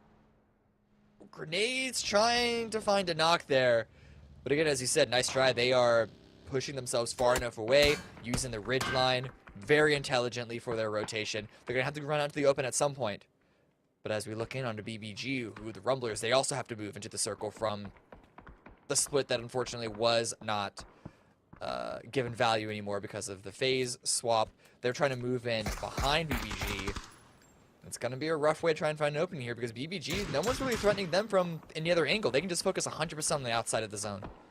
2-2 split from Rumblers is now punishing them heavily as that time it took to regroup has put them just a little bit behind the rest of the teams that moved in and got positioning. BBG just shifted in right along the hillside, and Rumblers now just kind of clinging to life. They've got FTA that's going to be to the southeast of them, and then just to the due east, you can see that it's going to be BBG. But if you keep hitting shots like that, you might find a way to move forward. Corsac getting harassed, drops, and that's going to be a Vegas that's going to get some connecting shots into it. Even FTA to the south is continuing to make this one, so Rumblers just realizing, okay, do what you got to do. Waldo sending it along this hillside and needs to stop pretty soon because he might bump into free agents for making their rotation. Man, that was... If they got that full confirmed knock onto Waldo, that would have been great. Corsac does go down, though, so Rumblers still aren't at full HP. Waldo is able to find a little bit of a pocket to hide in and heal on up. And now Honey Badger goes down to Valiate. That is a great opening. Rumblers now continue to push. They could try and go for this fight. Alternatively, they could try and just follow up where Waldo's positioning is because the circle is going to continue to shift away from this. But great counter grenades coming out from BBG. Valiate's been confirmed. Los just trying to find a way to move forward, seeing if maybe his teammate has some type of utility that can provide just a nade so needed right now as everybody is just throwing things at him. New circle pops.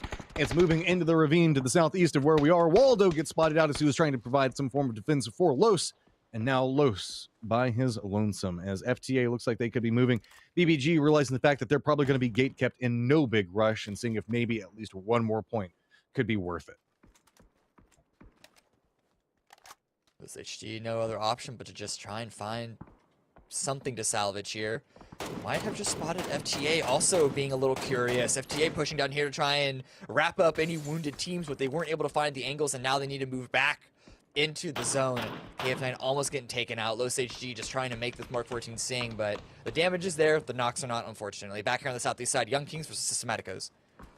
It's just kind of everywhere. Young King's trying to move in. Systematicos has an eye on what's going on with Spicy Fish. Spicy Fish now keeping an eye on what's going on with NT, who's trying to make an approach in the circle. Underdogs, no good vision on any of it. Everybody just using this hillside to give them some type of safety, but you can see it's not as quite as safe as any of these guys feel that it could be. Young Kings, I mean, they're inside the safe zone-ish, but not comfortable. With the way the circle is, it's actually very open in the center and a valley. That's why everybody is fighting it out on the edge, because there's nowhere to go in the center. You just got to make do with what you got. The name of this entire day has been Extremity Combat, and it looked like it was going to be something different this final round, but yeah, as you said, Valley in the middle, everyone's got to fight for their little spot on the edge. Knocks going here and there. Young Kings pushing on in, trying to find the angles, but they don't want to crest over the ridgeline, so their space to work with is very, very thin. This is far more quiet than it has any right to be, and it's just due to the fact that the way that these hills have lined up. With the valley kind of eating this. That means that everybody else is playing around the edges. Systematicos so close, right up next to Young Kings. I mean, Casagrande has to be super careful as And One is right in his face. Take the shots and just shoo them away, but Systematicos now has to make a decision. Do they commit in the Young King side, or do they commit on Spicy Fish, who's trying to make their approach at the exact same time? Spicy Fish is getting into the circle, and KPI does go down as BBG now in the northwest is finding their way into this, as now we have FTA also pushing down very close into Soniqs' position, and somehow 38 still alive, Cam, but not for too much longer. You can see Systematicos have been very cautious about where they can move because they're getting crushed in by Spicy Fish and Young Kings, and they haven't really been able to find an opening on either side, and so they're slowly just getting knocked and torn apart. Casagrande gets confirmed. There's only 2 members of Systematicos left at this point, and the circle does go in their direction, but Young Kings, at the rate that they're heading on in, unless Spicy Fish just completely opens fire from the high ground, Young Kings are in prime position to eliminate the rest of Systematicos. This is not fun for anybody except for underdogs, to say the least. Systematicos just trying to survive. Here's the push coming out from FTA as it's all teal in the west. And Soniqs are trying to hold it up. They are managing to rack up a lot of these kills and making it look pretty simple as they do so. Now up to 8 kills, feeling a lot better about their position on the leaderboard. BBG is going to be approaching where we see Synergy's last member was going to be at. Hanging out over here is, it's just problems abound in the northwest. You got to find what you can and make your way in. BBG now up to 7 kills as Synergy Esports is eliminated. Soniqs going to be making their way down the hillside, and I think that they're opting into this exact same position. No surprise. Get the kills, because going into the circle spells your doom. That's again the last one remaining, but not for long, because Tibbleton with the jump shot from the 3-point line is able to clear out even more teams, and Soniqs, throughout all of their struggles here, still 4 up, 9 kills. Unfortunately, clown carring it. This could be the end, driving directly into Lamp a lot, but it's only one solo player. This is going to have to be an amazing defense. He's No trying to grenades, throw all down the smokes. smoke. Is it time? No, he goes down, and now shots come out from Hellos and by. And, yeah. Okay, H-Wing goes down, and nobody can make it in the shack. Oh, no. Oh, no, it Tig's in there. Tig's in there, I think, isn't he? Okay, one in there. Miami gets knocked. Should be revived by Shrimzy. Okay, it could have gone so much worse. But now free agents also have to move on in. And with Soniqs healing on up, they have some space that they can get to the low ground. But the problem is they're going to have to get to the low ground first, because nice tried. Open angle, shooting range. Free Agents, oddly enough, has an interesting path into the circle with everything that's going on in the east now, where we've got Nice Try, Spicy Fish, Systematicos, and kind of Nootropic moving in over there. They have a little bit of an avenue for maneuverability where most teams do not. They've got the section that they can play for now until somebody moves closer to that crest. And Soniqs, a hair's breadth, keeping them alive right now, and they're content to do so. While they are in first, Guys, they need more points. They know it. you know the door is open and there's a bolt on that angle. Why are you moving around? Find a corner and stick to it. Bait out all their ammo. That's the strategy, right, Cam? Oh, you're right, you're right. Just take it to the head. We can chain res guys. It's fine. He'll run out of ammo before we run out of reses. It's a strategy, I'll give you that. I may have done it. Where's Doesn't the mean it's next good phase going to strategy, go? Ribeiro, the last one remaining for Systematicos, somehow surviving throughout all of this. Circle's going to stay pretty center, which only means that Young Kings, once they get the revive on the Waikas, is probably going to go through that exact same area. Okay, so, yep, 4 teams now converging right up on top of underdogs who have now found themselves in the thick of all of it. Nice try. Moving over here is now going to find themselves free agents back behind them. Spicy Fish, oddly enough, has some vision into what's happening as well. With the way that the circle's lined up, this is going to be where most of the predominant firefights are going to be going on. There's also going to be a fight that's going to be happening with Soniqs and Nootropics as they make their move. Nice try has vision, makes a push into this, but it's still continuously being held up by free agents over here. Spicy Fish not opting into this angle, so Nice Try picking this one up. Should be able to get the res as it's remnants of teams around them. How are there still 7 teams alive here? I feel like there's significantly fewer. There are a couple of solos. Hills, man.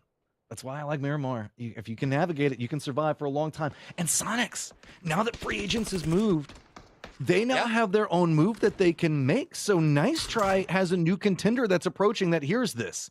And Soniqs going to be wrapping in the north. Okay, now Young Kings now, southeast side. They have to move into the circle. They might just moving into New Tropic because I don't think they're going to want to move into Spicy Fish. But here comes the push from the Soniqs. 7 holding the angle, but he's going to get spotted out. Mime with the shots, Mime with the knock. Good spray, kick off everything. Now just one member up, and it's a problem. Make it no members up. Soniqs coming alive, sitting at 11. Make that 13 kills. Remember that high ground we talked about?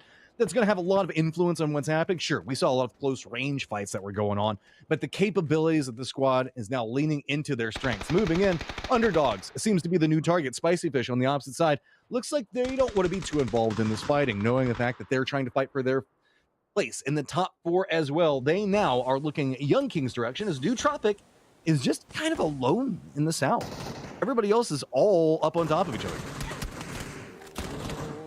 Flux very, very low, only alive by the grace of the smokes. Spicy Fish really trying to keep these teams like outside of the zone, not giving them any space to work with. And the shots finally coming through. I believe that was like a hair on the top of Flux's head spotted on the top of that smoke to give Civ the angle, give Civ the information. And they can't go to the left because they're just going to be cresting over onto New Tropics angle with Spicy Fish still able to shoot. And yeah, New Tropic is kind of enjoying what's happening. Soniqs might opt into a Western shift, realizing the way that this is lined up, they could get control over the center of the circle. Young Kings gets vision on New Tropics later as he was standing in the open for that one. And now it's going to be on about how Hello Senpai can survive this. Hearing the firefight, Spicy Fish also stepped forward, but Young Kings doing a good job on defending 2 different angles. Going to get the flush onto Leda. Now has to be careful. Hello Senpai finding the perfect way to push this. Gets 2 down. Waiku's looking back, realizing Spicy Fish is going to be coming for him. He's got Civ on one side. He's got Hello Senpai on the other. Goes for the spray, taking a lot of damage. Is going to go down to Civ's hand. And now Hello Senpai knows Spicy Fish is real close. Good pre-firing from Waikuz, but that initial damage that he took gave him the disadvantage on the health bar. And now here are the top 4 teams in game number 6. Not a single fully healthy squad, but Soniqs and Spicy Fish both with 3 looking really, really good here. Soniqs especially rushing towards the center, but Spicy Fish still have the high ground. That might still give them the angles.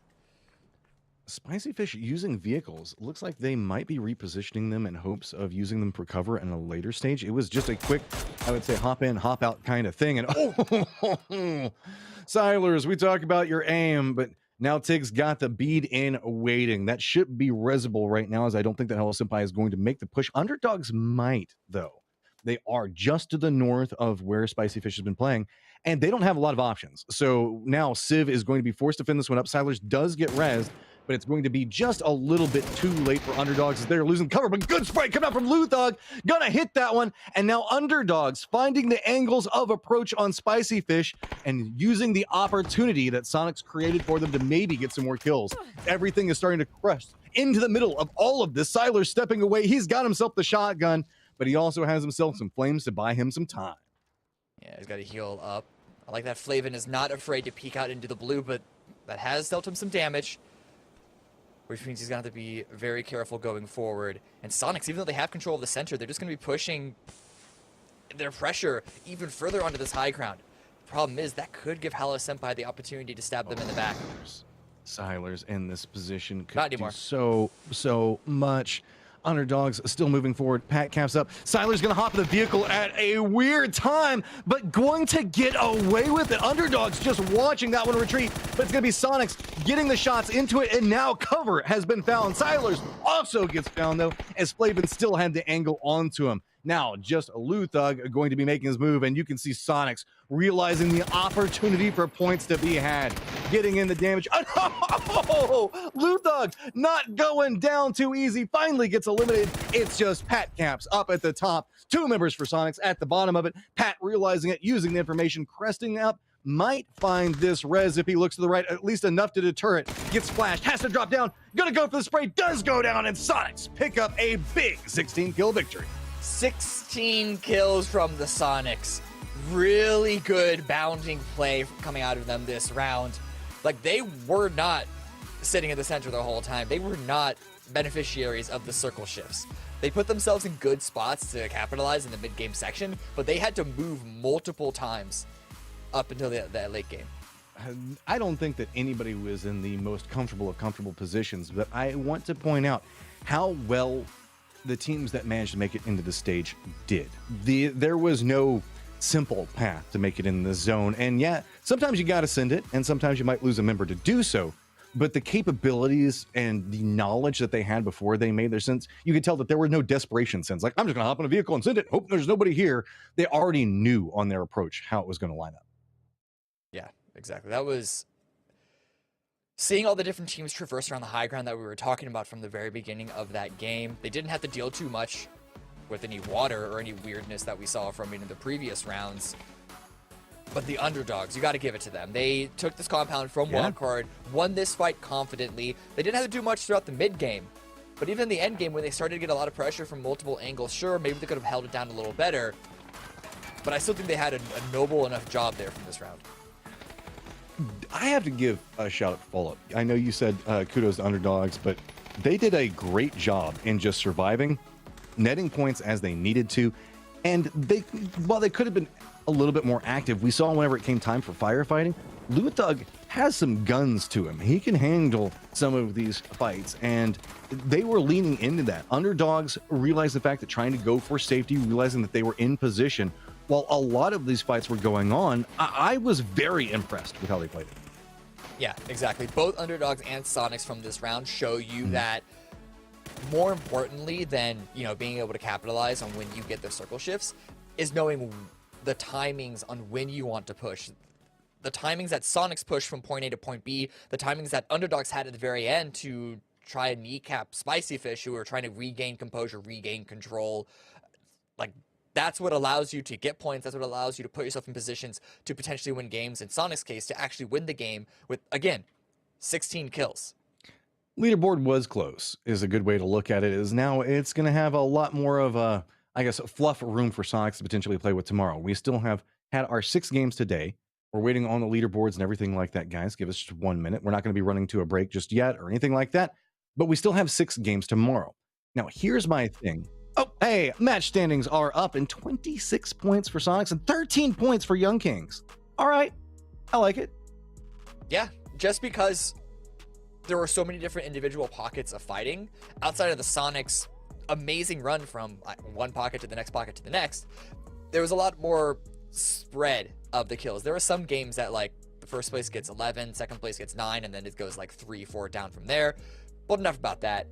Overall standing, Soniqs put themselves back in first place with a 10-point lead over Spicy Fish. That puts them in not guaranteed qualification, but a really good shot to stay in top 4 as long as they don't just completely mess up tomorrow. But still, Spicy Fish, Dodge, and Nootropic, and especially Rumblers. Towards the Dodge and Nootropic, they're not safe because Rumblers are right behind them. Nice try right behind them. Yeah, I mean, Rumblers and Nootropic tied. Our top 4 are going to be who go on to the grand finals. And so it's just the kills that are differentiating them right now. And that's going to make it so nerve-wracking for these teams tomorrow. Nice try, though, having themselves a good performance and top kills. It shouldn't surprise me.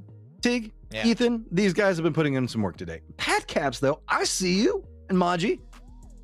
Yeah, the 2 members of Wildcard up here just shows how active they have been.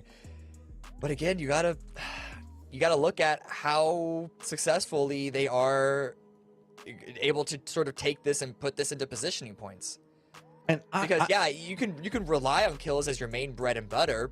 The best teams do, but you gotta have placement points to sort of give you that next step, that next level. Total assist coming out. Here's Korasak being the team player of team players. Waiku's back behind him. Zray, a beneficiary for a lot of what's going on, as you can see that the focus fire that's coming out from Wildcard is one of their core components. So with this, you can tell that Zray also involved in a lot of the killing that's going on, as I would say that I almost get this Wildcard mental sometimes of, oh boy, here I go killing again. As if the circle's just a little bit too far, they're like, oh, so the circle's 10 meters away. I guess we just got to kill everybody around us. And if they find success with it a lot. Yeah, Terrelton back on top. But Spicy Fish not too far behind. And again, I believe this was the case before the final game. I think it's still the case that Spicy Fish have done the most damage overall. I'm kind of surprised. Silers has been putting out a lot of attention and specifically very flashy, but Patcaps being up there with kills and also a high amount of damage. Yeah. We know that the dude can be a fragger, but a lot of the times he ends up being like the quote unquote support role type thing that happens every once in a while. Patcaps showing some teeth today, and I feel like that's also a big component on why we're seeing some successes coming out from Spicy Fish. Yeah, I mean, so going into day 2 after Spicy Fish's really bad day 1, I was talking to Uncivil and he said that there might have been a little lack of trust. They were still sort of hurting from not qualifying to ESL and might have overcompensated in a little bit of their reckless plays on day 1. On day 2, he just said, just believe in me, guys. I want all your trust. We're going to qualify. And they did. And so if they can just stick on that solo like way of playing, that solo mindset, not to get too out there, to keep yourselves on a leash, essentially, that's where we're getting these numbers from. Because if you were to show me this roster of Spicy Fish, I'd say that these players are good, but they're like a level below STK, United, and Soniqs in terms of like overall pedigree this year right now. They're putting up the performance to really fight against that narrative. Okay, Cam, we've got an interview that is prepped, and so we're going to have to bid farewell to you. You've got yourself a microphone moving into tomorrow. What you got to say before we move into our interview with Cherry? I mean, it's good to see the performances of Soniqs back on top. It's a very, very big threat, but again, that 3rd, 4th position, it's looking incredibly close. Yeah, and so with this, Cam, we're going to bid you adieu. I will be back in just a second with Cherry, so that way we can walk through how he saw the action and what's all going on with his team. We're going to throw it to a quick highlight package. We'll be back in just 1 second. Trying to get the harassment as they move forward, but you can see the blue right back behind them is going to be doing a ton of work, stalling them every step of the way. It's going to be a new Tropic on one angle, still holding down the school, harassing everything that moves in front of him. Dodge Fiddle winds up a great nade, and you can see it's just Dodge clinging to life, using this little bit of a dip to avoid the shots coming out from New Tropic. Looks like they were trying to go for a recommitment into res, and while this is going on, Hikerman's trying to make a move forward, not quite enough, does get the drop on the nade, gets the follow-up with it, but it's going to be a nice try getting some damage on the other side. Now just going for the flushes. Pinned against the water, but now Dodge pushing up behind, and it does not look like H-Win is aware of this. Not at all. He's going to get taken out. Okay, a little bit of a messy spray, but they get it in the end. And Dodge still out in the blue, and then FTA trying to put themselves in front of this, but by doing so, they might just be driving it out in the open. Ethan, is he going to get the last word? Shrimzy's going to go down. Ethan picks up the 2 points and the moral victory. And where do you go next? Falls away, doesn't want to commit his entire clip, but this is where Ethan comes on in. This is where he gets his 8-point. Good timing on that, because he knows it's going to be the rest of Wildcard right in front of him. And now Dodge has reached full strength. As in a moment, Hikerman will go down, and Cherry is in the blue, pushing into the circle by himself. Solo Dodge player in the blue. All according to King. This one hurts. This one hurts. Yeah, I don't think Cherry's going to be getting a single point out of this. He's got a couple of first aid kits to work with. Hello, and look, we are already back. I am joined by Cherry himself, and we've been, I don't know, making a couple of jokes here and there, so don't hate us when you go back and VOD review about how it feels like Dodge, when you guys lose a member or two, you just start to Hulk out. Like, what are your guys' survival strategies? Because you guys can make points out of nothing, and it's nuts to watch.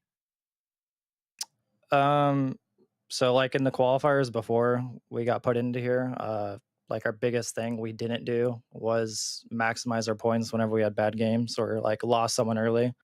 So going into this game or these games, our main focus was finding like the best ways we could to maximize our points every game. So there's not really much different. Like we're still playing like the same way we would play. It's just now we're looking at, instead of getting into the circle sooner, we're looking at the best way to get kills while we get in the circle now. So, well, whatever it is, you guys are finding ways to get together points that I will say is kind of absurd to see sometimes. I think it's kind of becoming one of the hallmarks for you guys is the capabilities of the way you guys can play is just really cool to watch. Now, I know that nobody was really expecting to be in the LCQs, and the last chance qualifiers got a lot of names that aren't expected to be in here. moving in from this, it feels like you guys are you feeling comfortable about moving on and making it into the grand finals? And what's it like playing in a LCQ that's got this many known quantities in it? I mean, I think we have a good start. Like we had a good day, besides the last game. But I feel like we're not secured at all, because it like the middle leaderboard I think I haven't even looked at it yet, but I think it's kind of close. And we didn't really look at how the last game 100% ended yet, but going into tomorrow and on top of that, like it's a top 4 advance, which is like not easy. But I don't know. My team thinks differently, but I think like this LCQ, the last one I played in, because I retired for a little bit, but the last one I played in was PCS4 LCQ with Rum.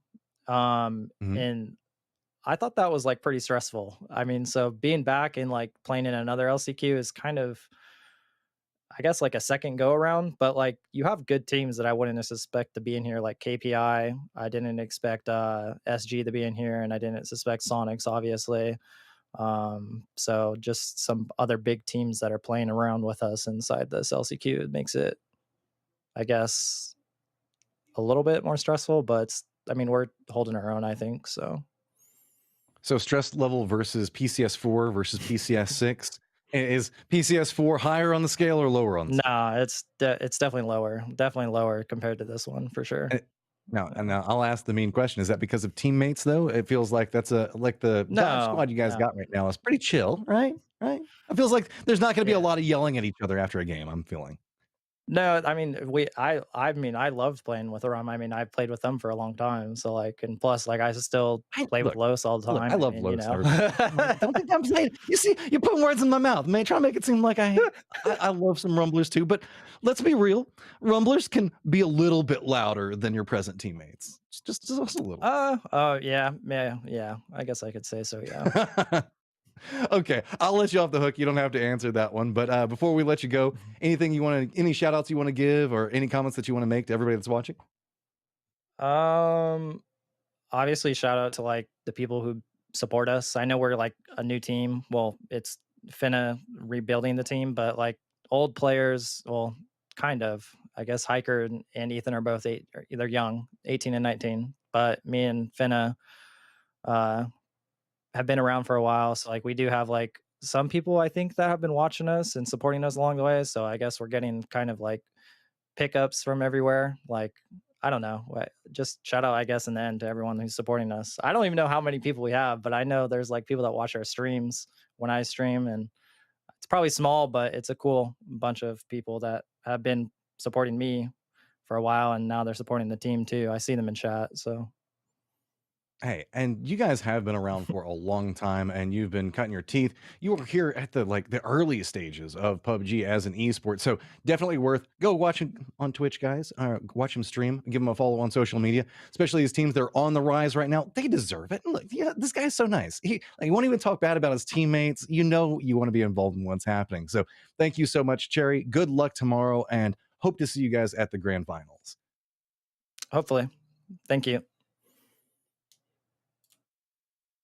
Well, there we go, guys. We are pretty much done with the day. It is just me giving my final thoughts, and I just want to say thank you so much to everybody that is watching, and we have one hell of an LCQ to look at tomorrow. Make sure you guys tune in. There's a ton of action going on all over the place. You can see the fact that match schedule for tomorrow, we reverse it. So starting off on Miramar, ending on Erangel, and guys, I'm not casting, so maybe the circles might balance out. Maybe they'll be a little bit calmer. I know the players are probably hoping for that. Maybe a couple of you guys are, but I saw some of you. Some of you guys wanted that island circle. You guys really are cruel and vindictive like me, and that's why we get along. So thank you for watching. Thank you to everybody in production. Thank you for everybody that's playing in it, and thank you to everybody that's already qualified watching right now. Hopefully you get to scout out some of everybody that you're going to be competing against. Till then, we will see you guys tomorrow, and thank you yet again. Goodbye. Down the school harassing everything that moves in front of him. Oh, Spinna lines up a great nade. So there's still a little bit of time to work with. However, going up the stairs is going to be hard, especially when one already gets taken out. Vegas needs to push this. Needs to push this now because Spicy Fisher also trying to crush it onto this. Franks! And Franks holds. Synergy is trying to survive and manages to weather that storm. Oh, the Molotov connects though. Paraguay in a lot of trouble. Definitely get the better position, but the shotgun missed. That's a straight up no. Your spot is crap, and I do not want that. That's terrible. Now, where are they going though? The further you drive, the more danger you're going to be driving into. Take the hay bale. Oh my god. So good at handling these positions like this, but Franks takes a throwable off the face. Uno reverse card, and good grenade by 7 to knock T-Sucks. Ray is trying to answer back, falls away, doesn't want to commit his entire clip, but this is where Ethan comes on in. There's no reason to engage into a fight. Underdogs, however, they feel the pressure because they still actually get inside the circle. A good grenade, it does bounce far enough. He's got himself a threat. And Hello Senpai needs to take this fight. Oh, he steps in the flames at his feet. Pat camps up at the top. 2 members for Soniqs at the bottom of it. Pat realizing it, using the information, cresting up, might find this res if he looks to the right, at least enough to deter it. Gets splashed, has to drop down, gonna go for the spray, does go down, and Soniqs pick up a big 16-kill victory.